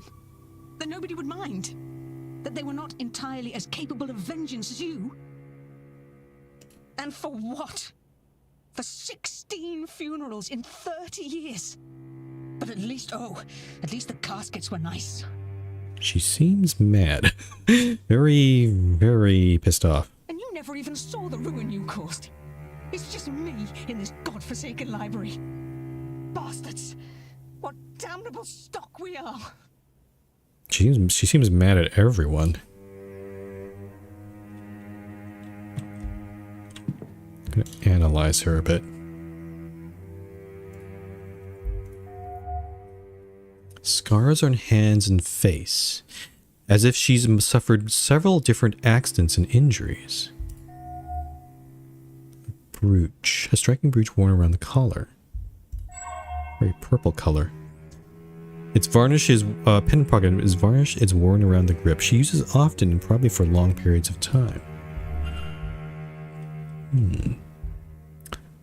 I'll talk with you in a bit. Just gonna check the research desk for a sec here. Aha. So we got a lot of books here. Information on Percival Blake. I don't recall if I've read this already.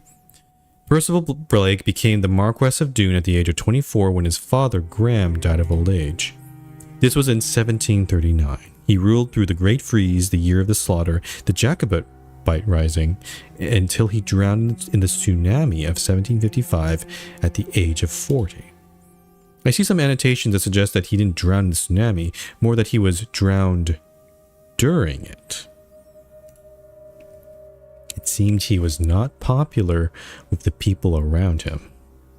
In 1744, a scullery maid went missing. Rumors suggested she had rejected advances he made. Her fiancé came from a nearby village to find her, and he too wasn't heard from again. Oh boy. Various notes are added from different periods that say staff believed he walled them up alive. One note says they can still be heard sobbing for one another through the darker months. I'm betting that we're going to probably discover that room at some point. Despite this gruesome reputation, the portrait of him still resides in the East Tower. Okay, good information to know. Okay, we've looked at Mary Blake already. So, yeah, this place is full of spirits. So, definitely Percival, definitely the people Percival killed.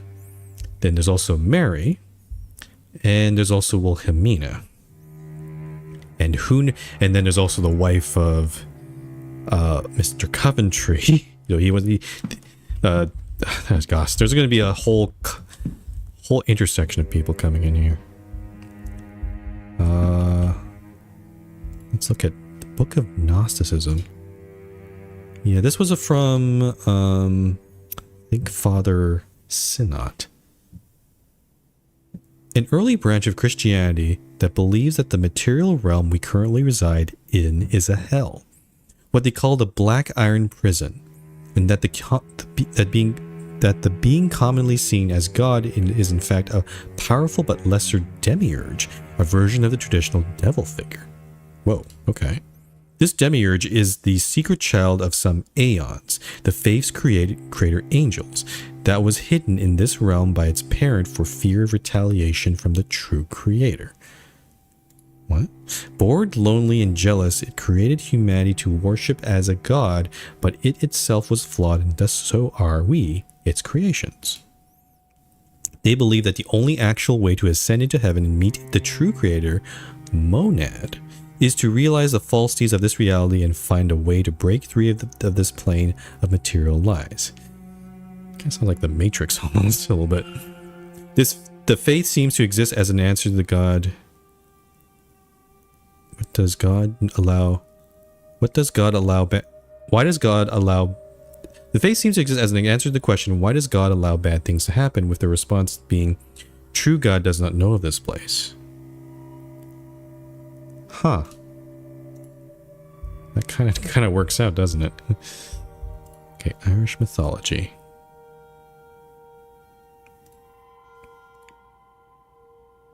We got some. I guess we might have already looked up the Vale, but we're gonna look up giants now. Irish mythology has its share of giants, but none so noteworthy as Fionn mac Cumhail. Cumhail? Oh boy, I don't know how to pronounce that. Cumhail? The bearer of the Thumb of Knowledge and leader of the legendary band of warriors, the Fianna, Fionn has many tales attributed to them. The formation of the Giant's Causeway, the creation of the Isle of Man, and Lough Neagh, I don't know, and the battling of many mythological foes.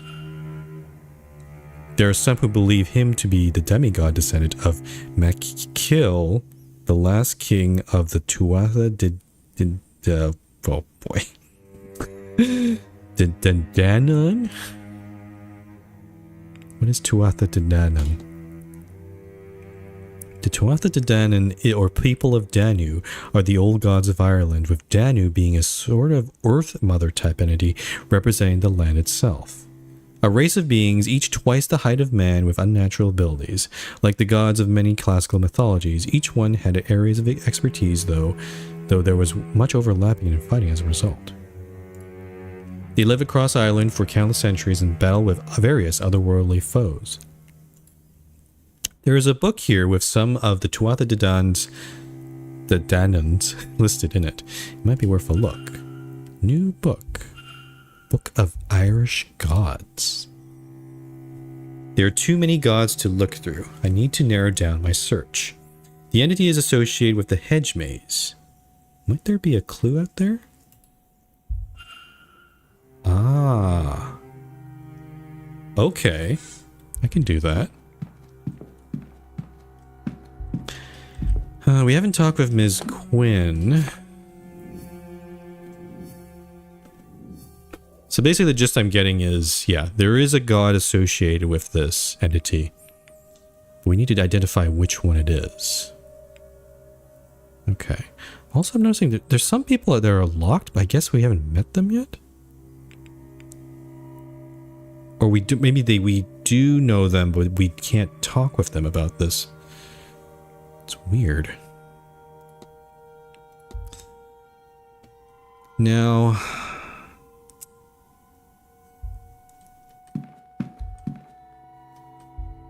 it's a very suspicious artwork there. Key and lock?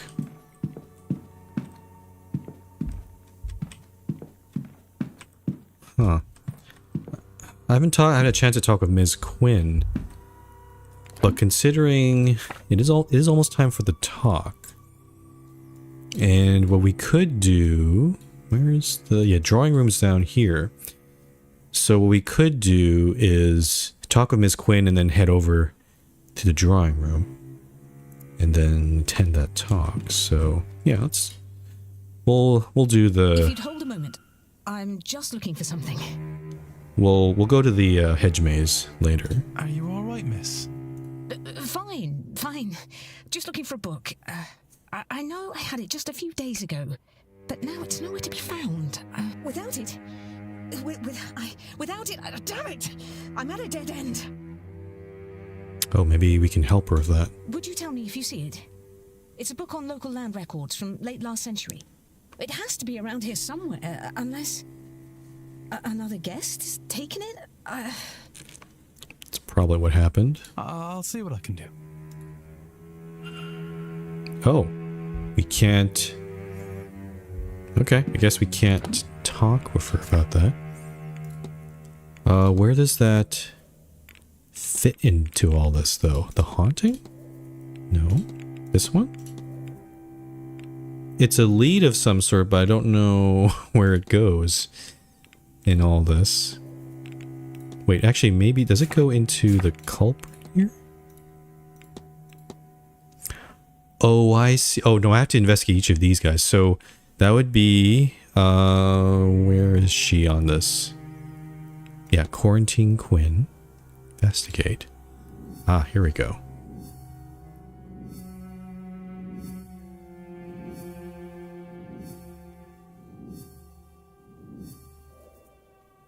I see.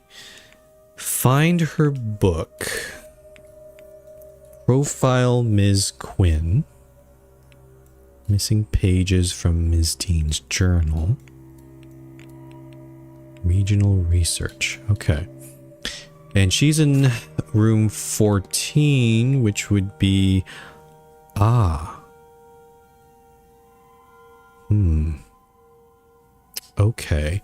So we do have the key. We could enter it, but it's not a great time to go there. Damn it.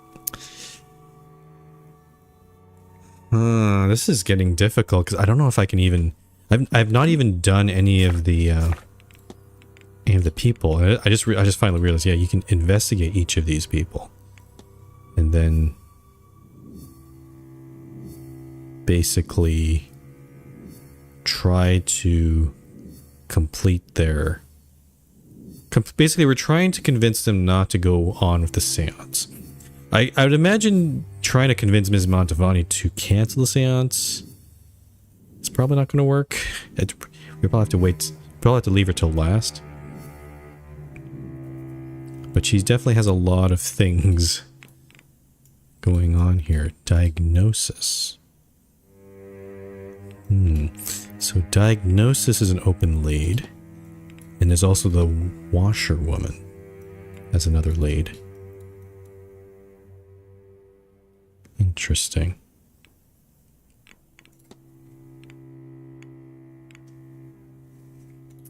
So yeah, I've not done any of this yet.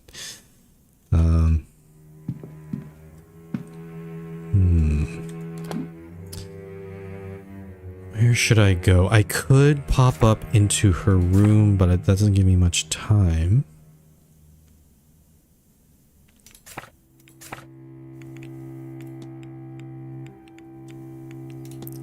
It might help. What should I do here?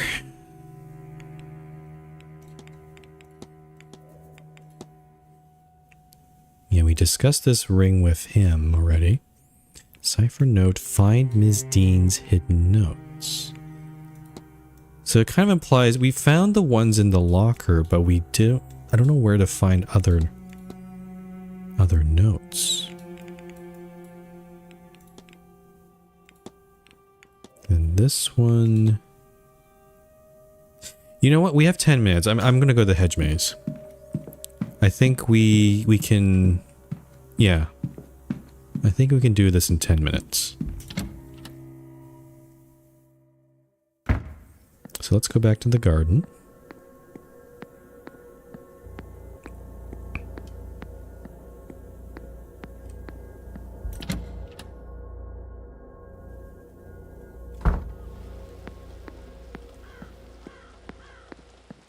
And let's look around. We're looking for a symbol of that god. We didn't explore the entirety of the hedge maze. There was the place where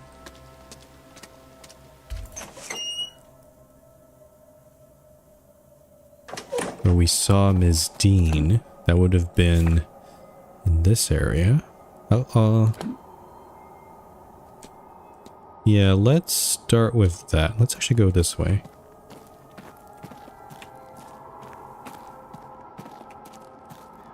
Oh, actually, you can get a good view from up here. You can see the church from here, too. Actually, no, that's an interesting... It seems like the creature was leading her toward the church. If that... Yeah. Oh? The heck is that noise?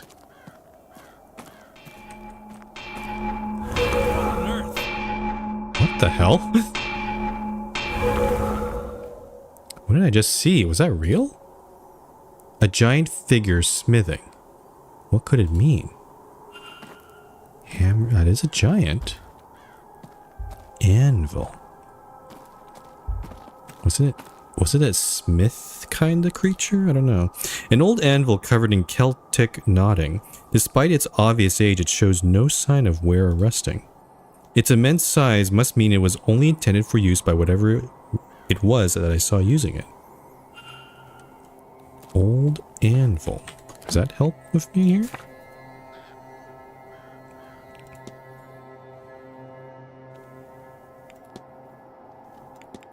Can I learn more about it somewhere there?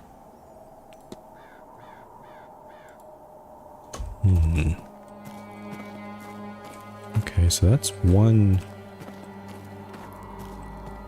possibility. I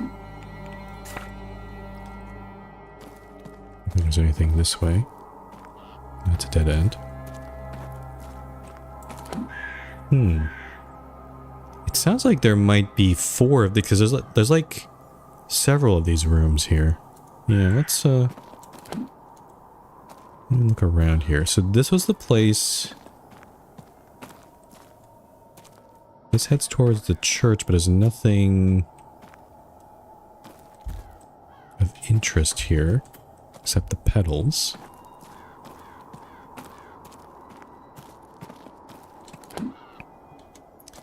And if we go this way, there's the druid. He's talking with the... What's this now? What Egypt carved this rubbish? You'll have to work hard to make a more wrong-looking rock. Wrong-looking rock? Some posh folly, this. Is this a fake? Standing stone. An old standing stone with a geometric pattern on it. I wonder if it's real or a replica. Well, looks like it's probably a replica based on his comment there.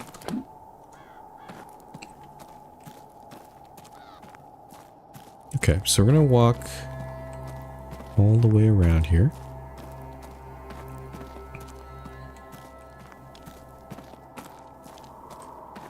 Here's Mr. Toussaint.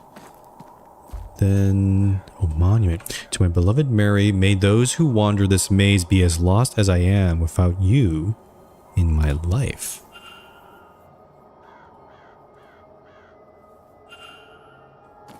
Interesting. Okay. Mr. Toussaint is just looking. Bit odd, but okay. And, oh, that's a weird looking well.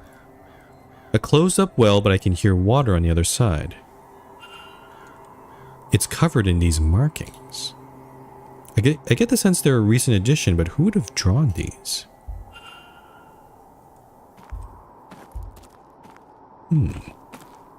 Okay. So, standing stone, well, monument, the anvil. We'll check the right side here.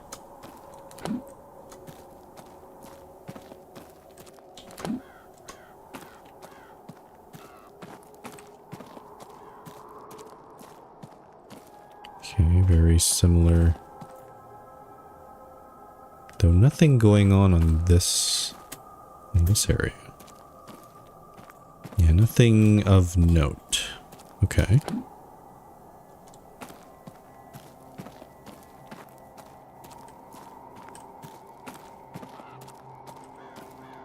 Oh. Hello there. Is that Mary?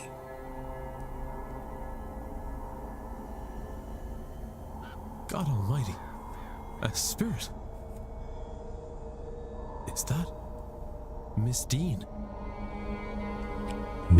Oh, is she dead? She doesn't seem to be moving. I don't think she means to hurt me. I need a closer look.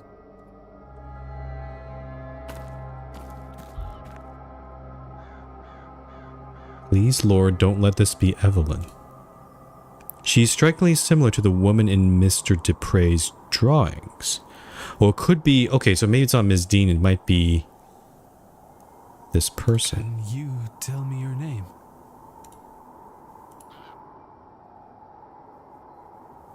Nothing, of course. There must be some means I can use to communicate with her. Oh.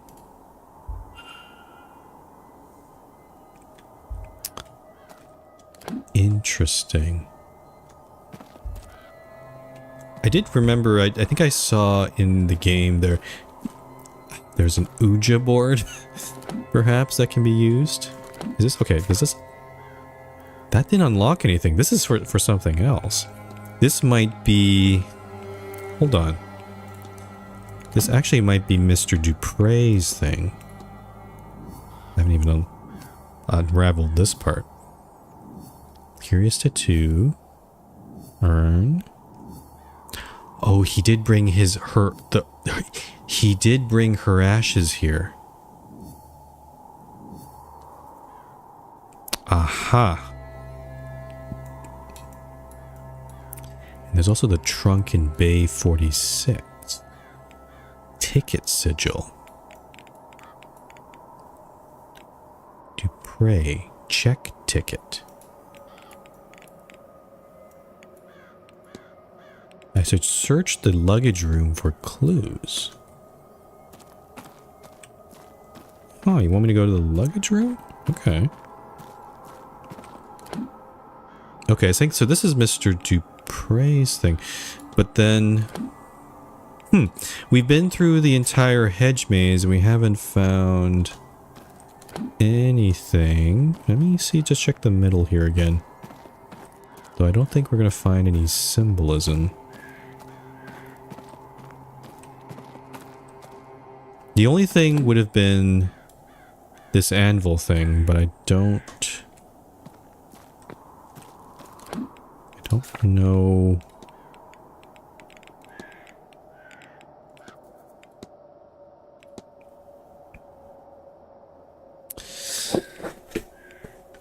Huh. It doesn't seem to... It doesn't seem to have triggered anything here, so I'm not sure how to proceed with that. Maybe I'll check the anvil again, or... Actually, let me check, let's check the anvil again. Let me see what's up with that. Maybe I missed something.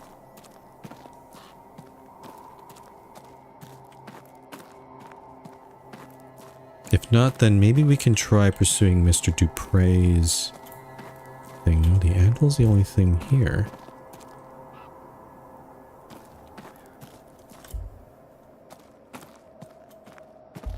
But this is probably the closest thing we have. Maybe we're missing something still. Okay, let's go to the luggage room then, because that seems to be the next step to that. Oh, where are we? Ah, I have to go this way.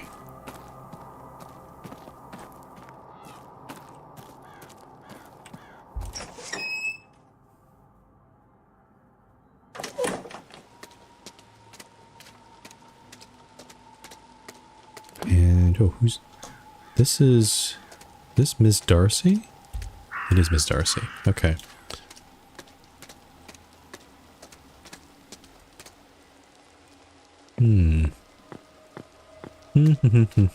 Okay. I guess I have to just maybe start doing these characters' side quests. Because it feels pretty important. Yeah, let's make our way back to the lobby.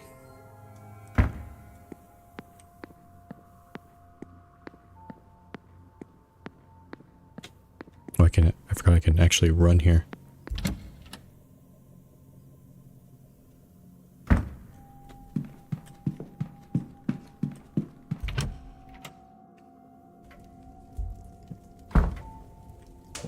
Nope.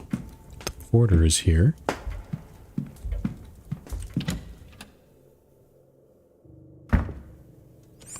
So what was it? It was number 47, right? Mr. Dupre. 46. This one. Luggage bay 46. That would make this Mr. Dupre's trunk. And there was a sigil scrawled on the back of his ticket. Ah. I see. Okay. I understand now. So, what does it look like?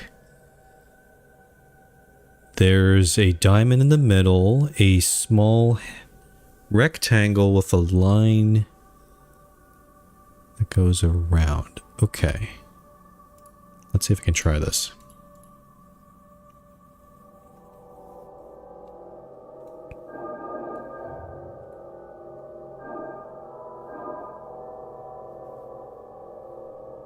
I want to go there we go.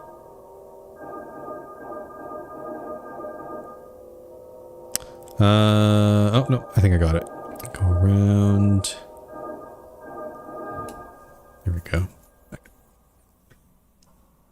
Guess there wasn't necessarily an order there. Aha, yep, I knew it. Ouija board. Where is she?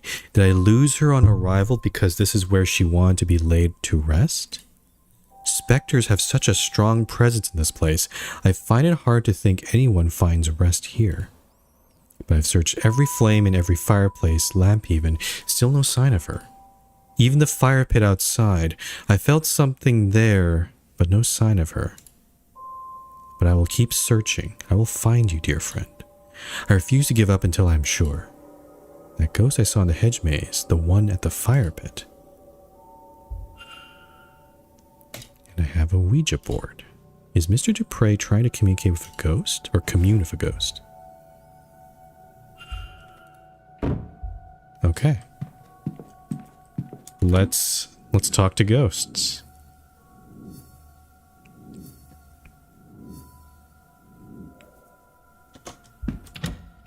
Only have 4 minutes left. But there should be enough time, I think, right?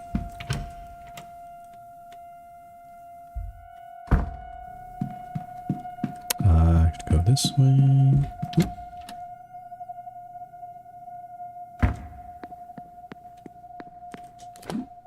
This way here. I hope this doesn't go badly. This is my first time talking with a spirit.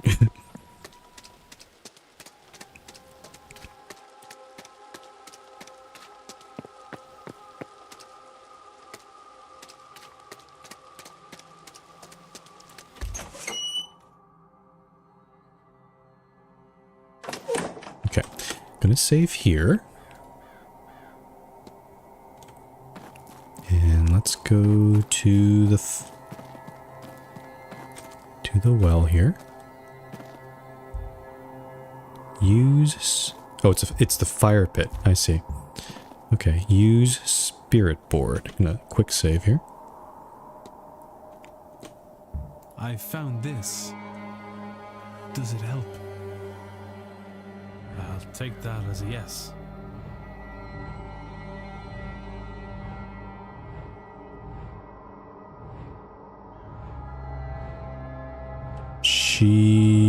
What is he? Hold on. Wait, she's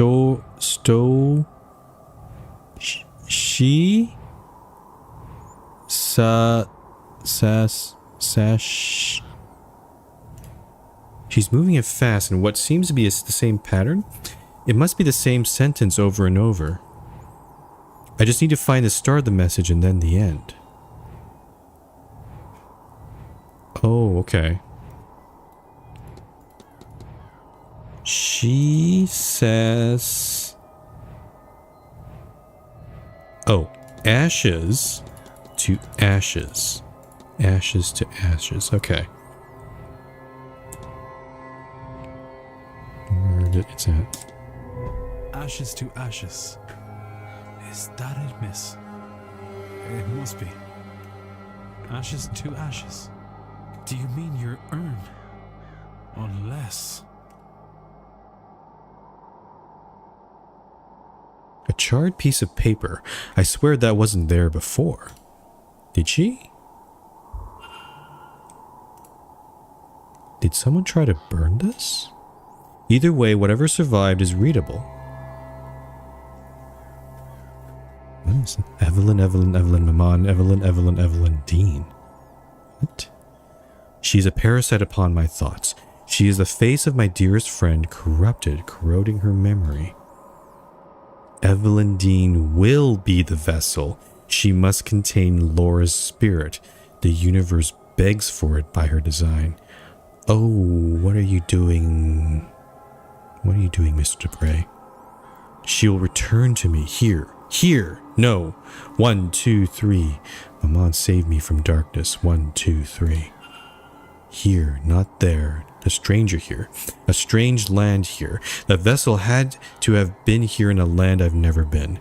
My mom has never seen. 1, 2, 3. It's getting its hooks in me again. It grows fat on my grief. Burn it. Burn these thoughts before it takes hold. Burn it. Burn it. Sweet Lord. Evelyn Dean as its vessel for another spirit. For this spirit. Does Mr. Dupre really mean to go through with this?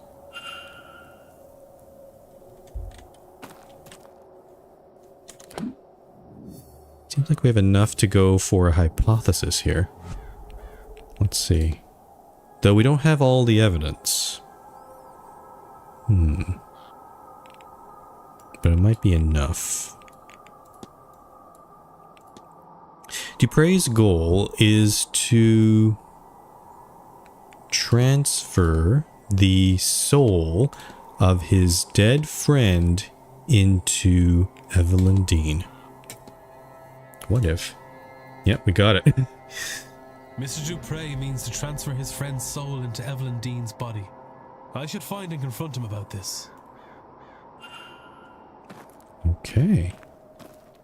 We're gonna do some... Okay, it's been a while since we've done any confrontation, but I'm glad we figured it out. And we know where Mr. Dupre is. He's right here. So let's do it.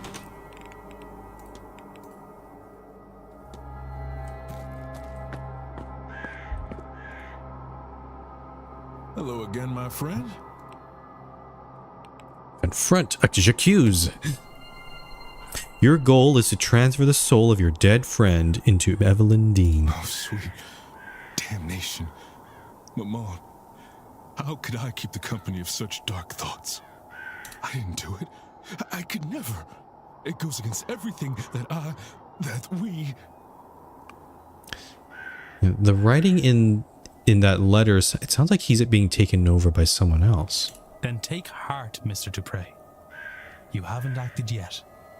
But I must ask you as a matter of urgency. Are these thoughts your own? I don't know. I've felt a heaviness here these past few days. Something in this place that feeds on grief, drives obsession. The moment you spoke, it felt as if you'd broken a spell. But I'm worried, terrified that it could return just as suddenly. Then we must act quickly. Have you any idea how we might break this hold on you? Oh, Mr. Ward, I must lay my friend to rest. I should never have delayed it to begin with. Okay. Laura, yes? I believe I met her spirit at the fire pit. You saw her. I thought I felt something there, and yet she's been taken from my sight. I was foolish, selfish, enough to want one last adventure together. I should have laid her to rest before coming to this place. There is still time, Mr. Dupre. Yes, you are right. Of course there is. There is a ritual. I do not know if it will work, far as we are from Maman's reach. But we must try. I'm sorry, Laura. I hope you'll forgive an old friend his folly. A ritual. Oh, okay. We're gonna do it right now. Hello, old friend. I can't see you, but I know you are here. I'm a fool for trusting only my treacherous eyes. Perhaps my time here has somehow cut me off from you. Am I so corrupted that you're lost from my sight forever? I can feel you laughing at me. This is serious, Laura. I could have... Yes, all right. I just thought we'd do one last mad thing together. It was blockheaded. I know. I'm glad she still has her sense of humor, even as a spirit. Though, in fairness, I entirely lack blockheadedness. Yours must just be infectious. Oh, I'm glad we could... Oh, Laura, you think it would be easier the second time, wouldn't you? Goodbye, sweet friend.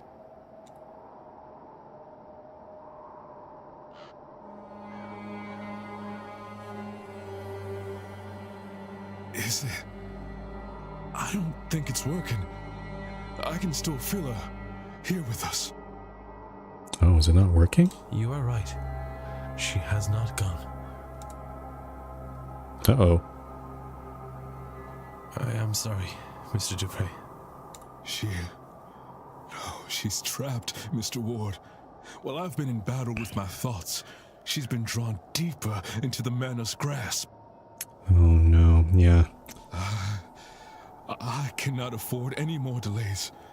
I'll grieve my cowardice when my friend is freed. The reality of it is, Mr. Ward, that Maman Brigitte is too far out to fully reach these lands. Until we can extend her influence, Laura will be trapped. Okay. There is another way. A different ritual that calls upon not only Maman Brigitte, but her Irish aspects as well. Breed and St. Bridget. Bridge, okay. So, I'm trying to remember. Maman Brigitte is like the god of death or something, but she's not able to reach here. That's why she's... Laura's not able to pass on. But since we're in Ireland, there's other I guess, gods we can call on? I guess that's what we're guessing. We'll need a representative for each aspect. Someone to be a vessel or a stand-in. Ah, okay. So, Brid and Saint Bridget. We know the housekeeper is a devout follower of Saint Bridget, so we got that. Brid, I'm not sure. Maybe the druid might help there with that? For Maman Brigitte, I can do the honors. I will provide the stones for her fire. Okay. The goddess Breed. What do you think, Laura? Will Mr. Ward do? Oh, okay. Me? Sure.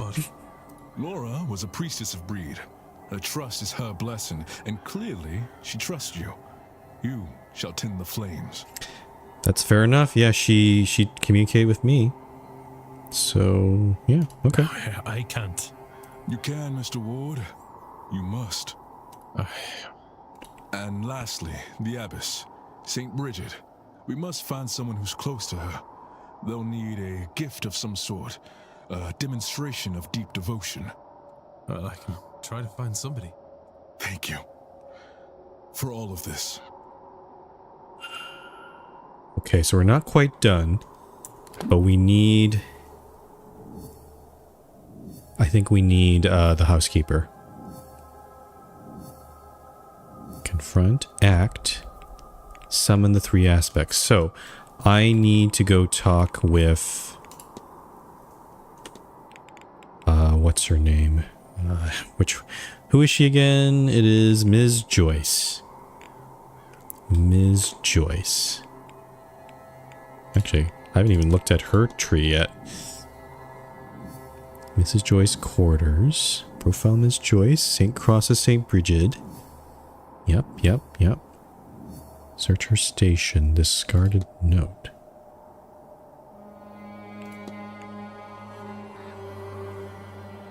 Okay. So for her, we haven't really investigated too far. We haven't checked even her quarters yet. But yeah, let's go talk. I have 2 minutes left until 3. But I think we can do this. Let's go talk with Ms. Joyce.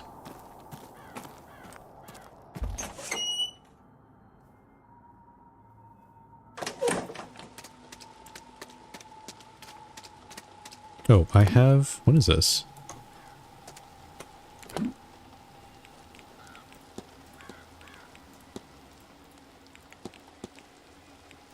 Oh, I see. Summon... Need someone to represent Saint Brigitte. Okay. Act on Lord Dupre. I see. So I see why that's up there.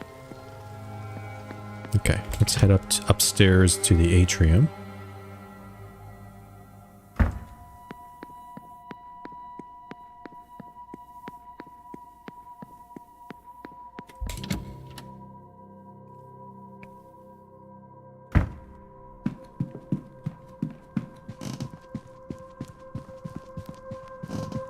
Here you are. Good day. Hello, sir. Anything I can do for you? Please help me with a ritual.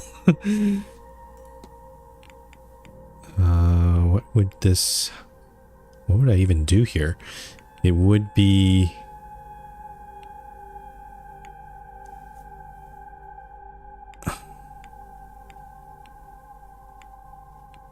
Actually, which one would it be? Goddess Breed? No, it wouldn't be that. Which...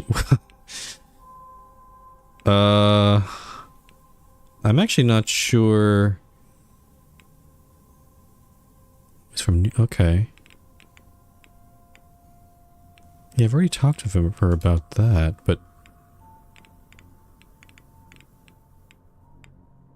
how do I do this? I'll be off. God bless. How do I...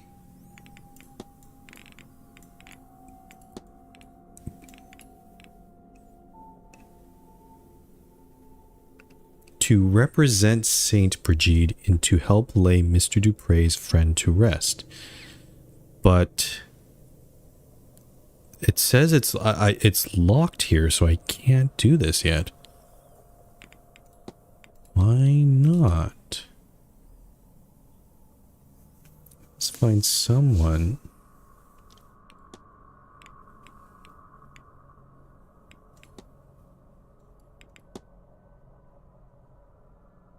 Goddess breed. Goddess breed. I will try.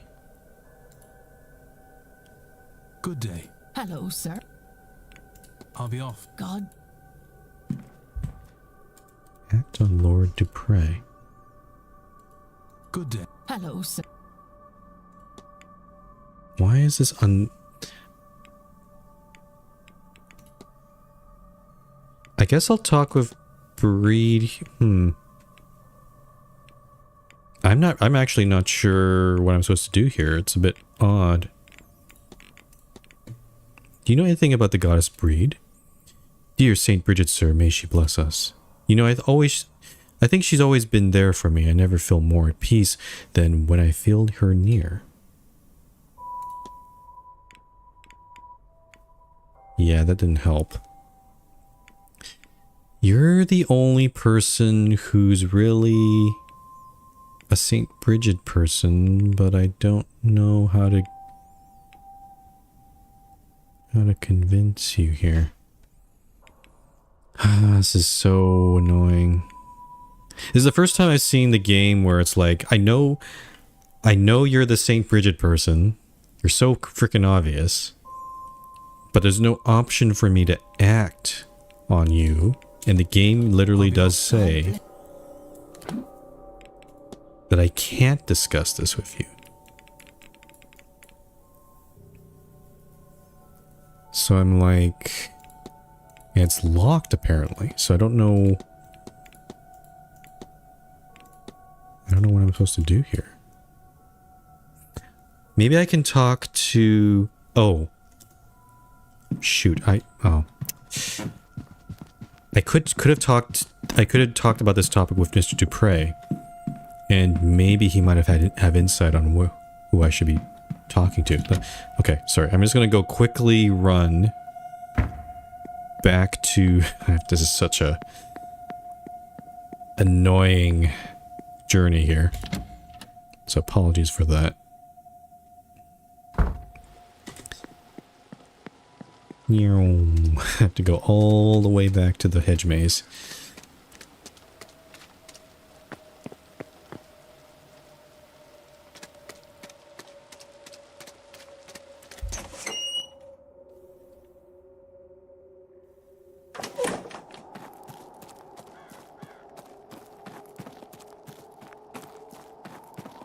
Okay, talk. Hello again, my... The third aspect. Can you tell me more about this ritual, Mr. Dupre? My goddess has three aspects: Maman Brigitte, the goddess Breed, and Saint Bridget. To help Laura pass, we need to bring them together, allow me to combine their powers and release her from this place. I would represent Maman Brigitte naturally. Mr. Ward, you represent Breed. I believe Laura chose you to play that part when she presented herself to you. And so we need one to represent the final aspect, Saint Bridget. But who? Can you think of anyone who would be willing to help me with this? Okay, and now it's 3 o'clock. Not at all, Mr. And that doesn't... that doesn't seem to... and now that... okay, we have to go to the talk now.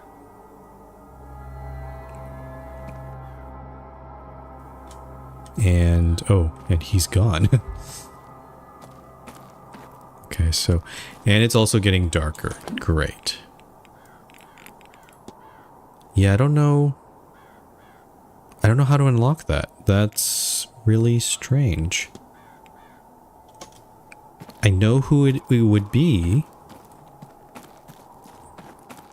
but it's kind of weird. I don't know if I have to like complete Ms. Joyce's quest first before maybe helping Mr. Dupre. Well, I should have probably also checked. Okay, no one's in. Actually, let me just check something. It is getting quite dark. Ugh. I'm glad we did all the, at least most of the outside stuff while it was morning. But I want to check.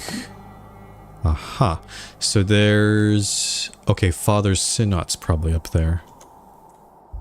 I don't think Father Sinot would help us. I think. Actually, let me see.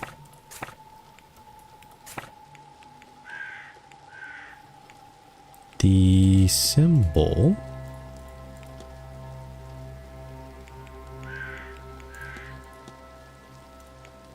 Gosh, there's so many things here. Keys, items, documents, observation. Maybe everything might be better. The Cross of St. Bridget. We've already talked, yeah, there's only one person to talk to about that. And then the St. Bridget's Cross.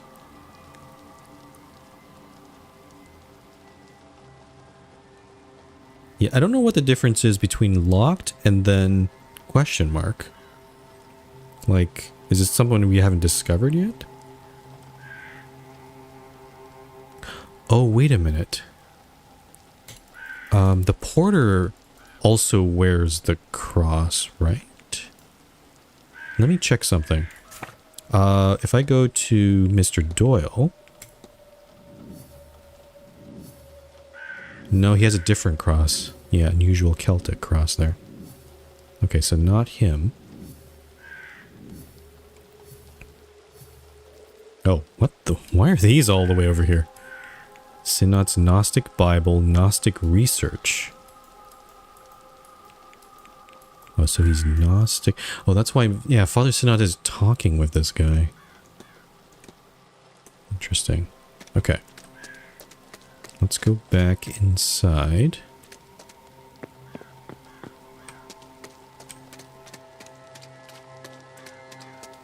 Act on Lloyd Dupre. Do I have to go to Mr. Dupre and do the action? That what I have to do? I'm so confused. I didn't see an option to do that.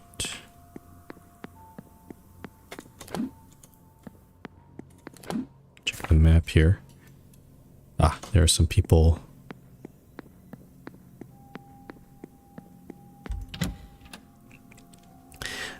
I can tell that this is going to get way, way spookier.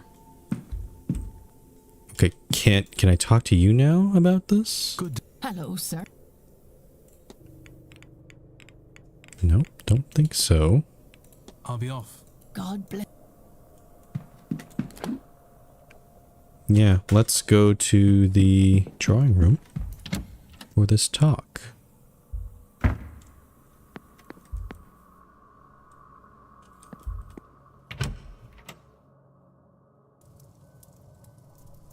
Well, this is more of a turnout than I was expecting. Shit, there's a lot of people here, wow.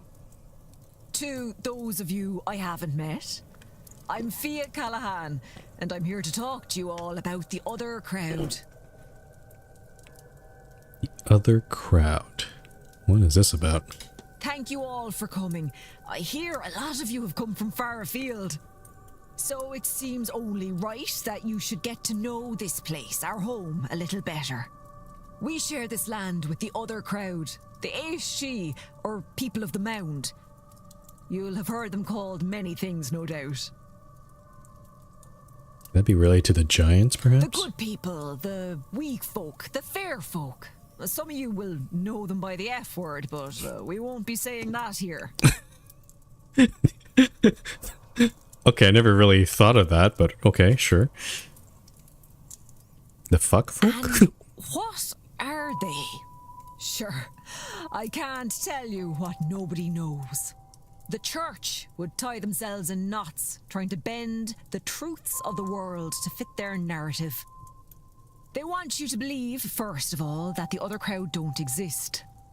Then, secondly, once you know they are real, the church wants you to think of them as angels, ones that never took a side in the battle of heaven. Twisting it, I see. Cast down to earth, and not hell, for they're sitting on the fence.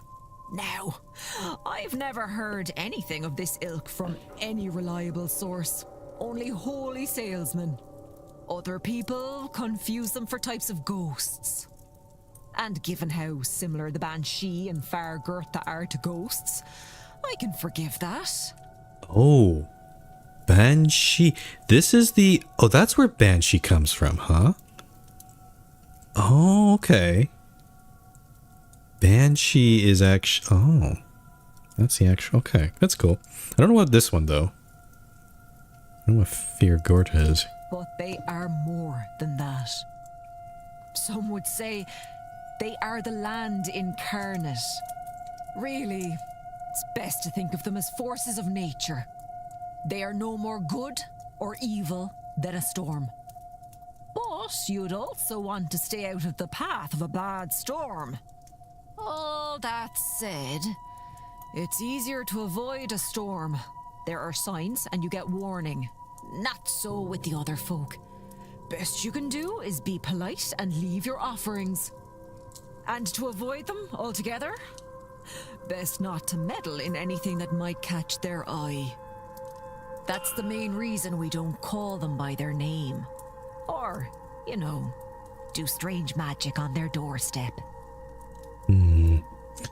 Perhaps doing this seance would disturb the fair folk. And these fairy... Please, sir, don't call them that. I've given you many's an alternative that won't draw their eye to this place, which you don't want. Trust me there. So you don't call them fairies. Interesting. My apologies, madam. These other folk, they differ from the winged fairies of children's stories, right? As much as you and I differ from a wild animal. Yes. All of Europe, probably further, has their own form of the good folk. Primordial forces of nature, all. As unknowable to us as a storm or wave. As I said, Catholic monks came and tainted history. Tried to write them out of existence, and when that failed, they tried to write the fear out of them. Write the fear out of them. What does this mean? Writing them as friendly winged sprites. Friendly to children and all that. Try to make them seem nice and then make people forget of the danger that they pose. Stories are powerful ways to change a land and its power. It's why the church always folded in the rituals and beliefs of a place they came to. This is very much what we saw in Pentiment, because in that there were the what's it called? The pagan rituals before, and then those were twisted when Christianity came on the scene. So now what you have is like this version of Christianity mixed with those pagan rituals. And that is, yeah, you see that everywhere. Every time a religion comes to a new area, it's slightly different to adhere to adjust or adjust to the local customs of that area. Like in our case, how Ostara became Easter, Yule became Christmas, and Samhain became All Souls Day, when the blessing of the graves gets done. Look, I've lost my train of thought with all your questions. Where was I? It's pretty interesting, actually. What else? Oh, yes. Speaking of Samhain, masks. You all have costumes for the ball this evening, yes? Oh, the ball. Ah, it is all good fancy. My outfit will amaze. Well, yes. But also, no. Samhain is when the dead walk among us. You know this. Sure you're here for that, right? Well, when they leave, they don't always leave empty-handed. Some want to drag the living with them, jealous as they are. Scary, spooky. That's why we dress up as ghoulish figures, so they can't tell the difference between us and them and will leave us be. I see. I can see some of your faces. Superstitious old bat, you're thinking. Maybe. It's certainly been said before. But just this 1 year, when you're pushing the barriers to their limits, you might do well to keep a superstition or two in your back pocket. Right, no more questions. I'm tired of trying to talk sense into you lot. Listen or don't, it's no skin off my nose. Cool.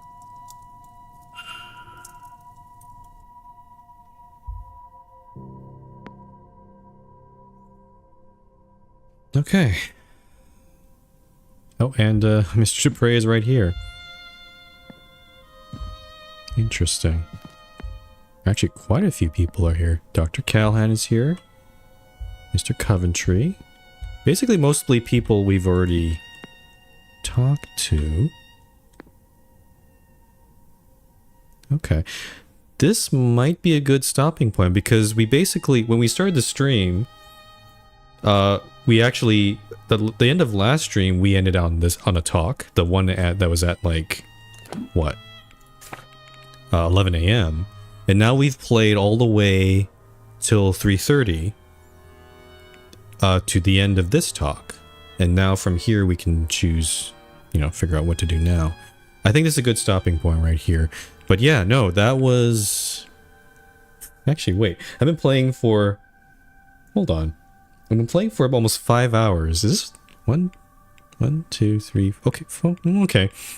Not quite, but it seems like... I've played 5 hours of real in-game time. Almost 5 hours. And we've played 4 hours... Sorry, 5 hours of IRL time, of like in real life, for 4 hours of in-game time, which is kind of interesting. Wow. Okay. So, yeah, I think we're going to bring it there. I'm still trying to figure out why we can't... I think it is Ms. Joyce that'll help. She's the most connected to St. Bridget, but I don't know how to get her to help with Mr. Dupre's situation. Unless am I missing something about this? Elimination records. We have more than one. Okay. Hypothesis. So I've done that. Yeah, no. Oh, I forgot I can crouch. Discuss evidence. Yeah, I don't know. I'm at a loss as to how I can proceed here with his quest. It feels like it's stuck on acting on Mr. Dupre, but I don't know what to do. I'm going to save here.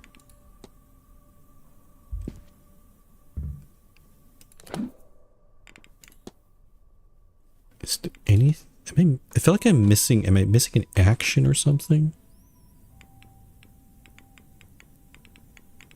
I'm sorry, I'm just going to check and see. I don't know who...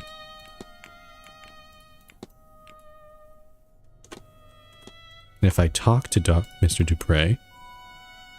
Hello again, There's no option in here to discuss, to act. Not at all, Mr. So I really don't know what to do there. Yeah, okay. I'll have to figure that out. Maybe I don't know. I'm a little worried. I don't want to look it up online because that might cause me to get some spoilers. I'm kind of wondering what I need to do there.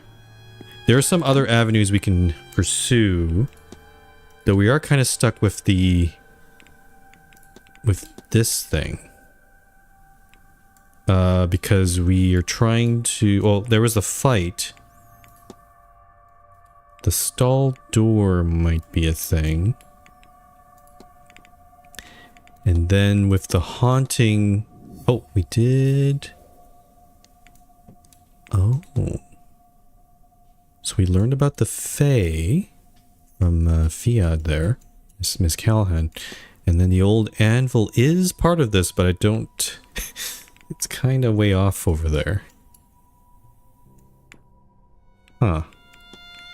So basically lots of disconnection right now that we're dealing with. But I think I will leave that till next time. Alright. Alright, so that's going to be it for the Séance of Blake Manor for this week. Thanks for watching if you have. There's one more stream I'll be doing this... Actually, maybe two, technically two if you count Sunday, but tomorrow we'll be going back to Cairn. So be sure to join me at the same time tomorrow. And then on Sunday, I'm going to try to finish Tiny Bookshop, but we'll see. It might take might be a longer stream then, but I just want to try to wrap that game up and just at least finish all the quests that are in there and get that over with. And then next week, yeah, I think it's pretty much I'll try to play Esoteric Ebb, this game, and Cairn. I don't think I'm going to finish Cairn tomorrow, but maybe next week. But just trying to wrap at least one of these games up so that we can focus on these. From what I can tell, Esoteric Ebb has like a 40-hour playtime, maybe more.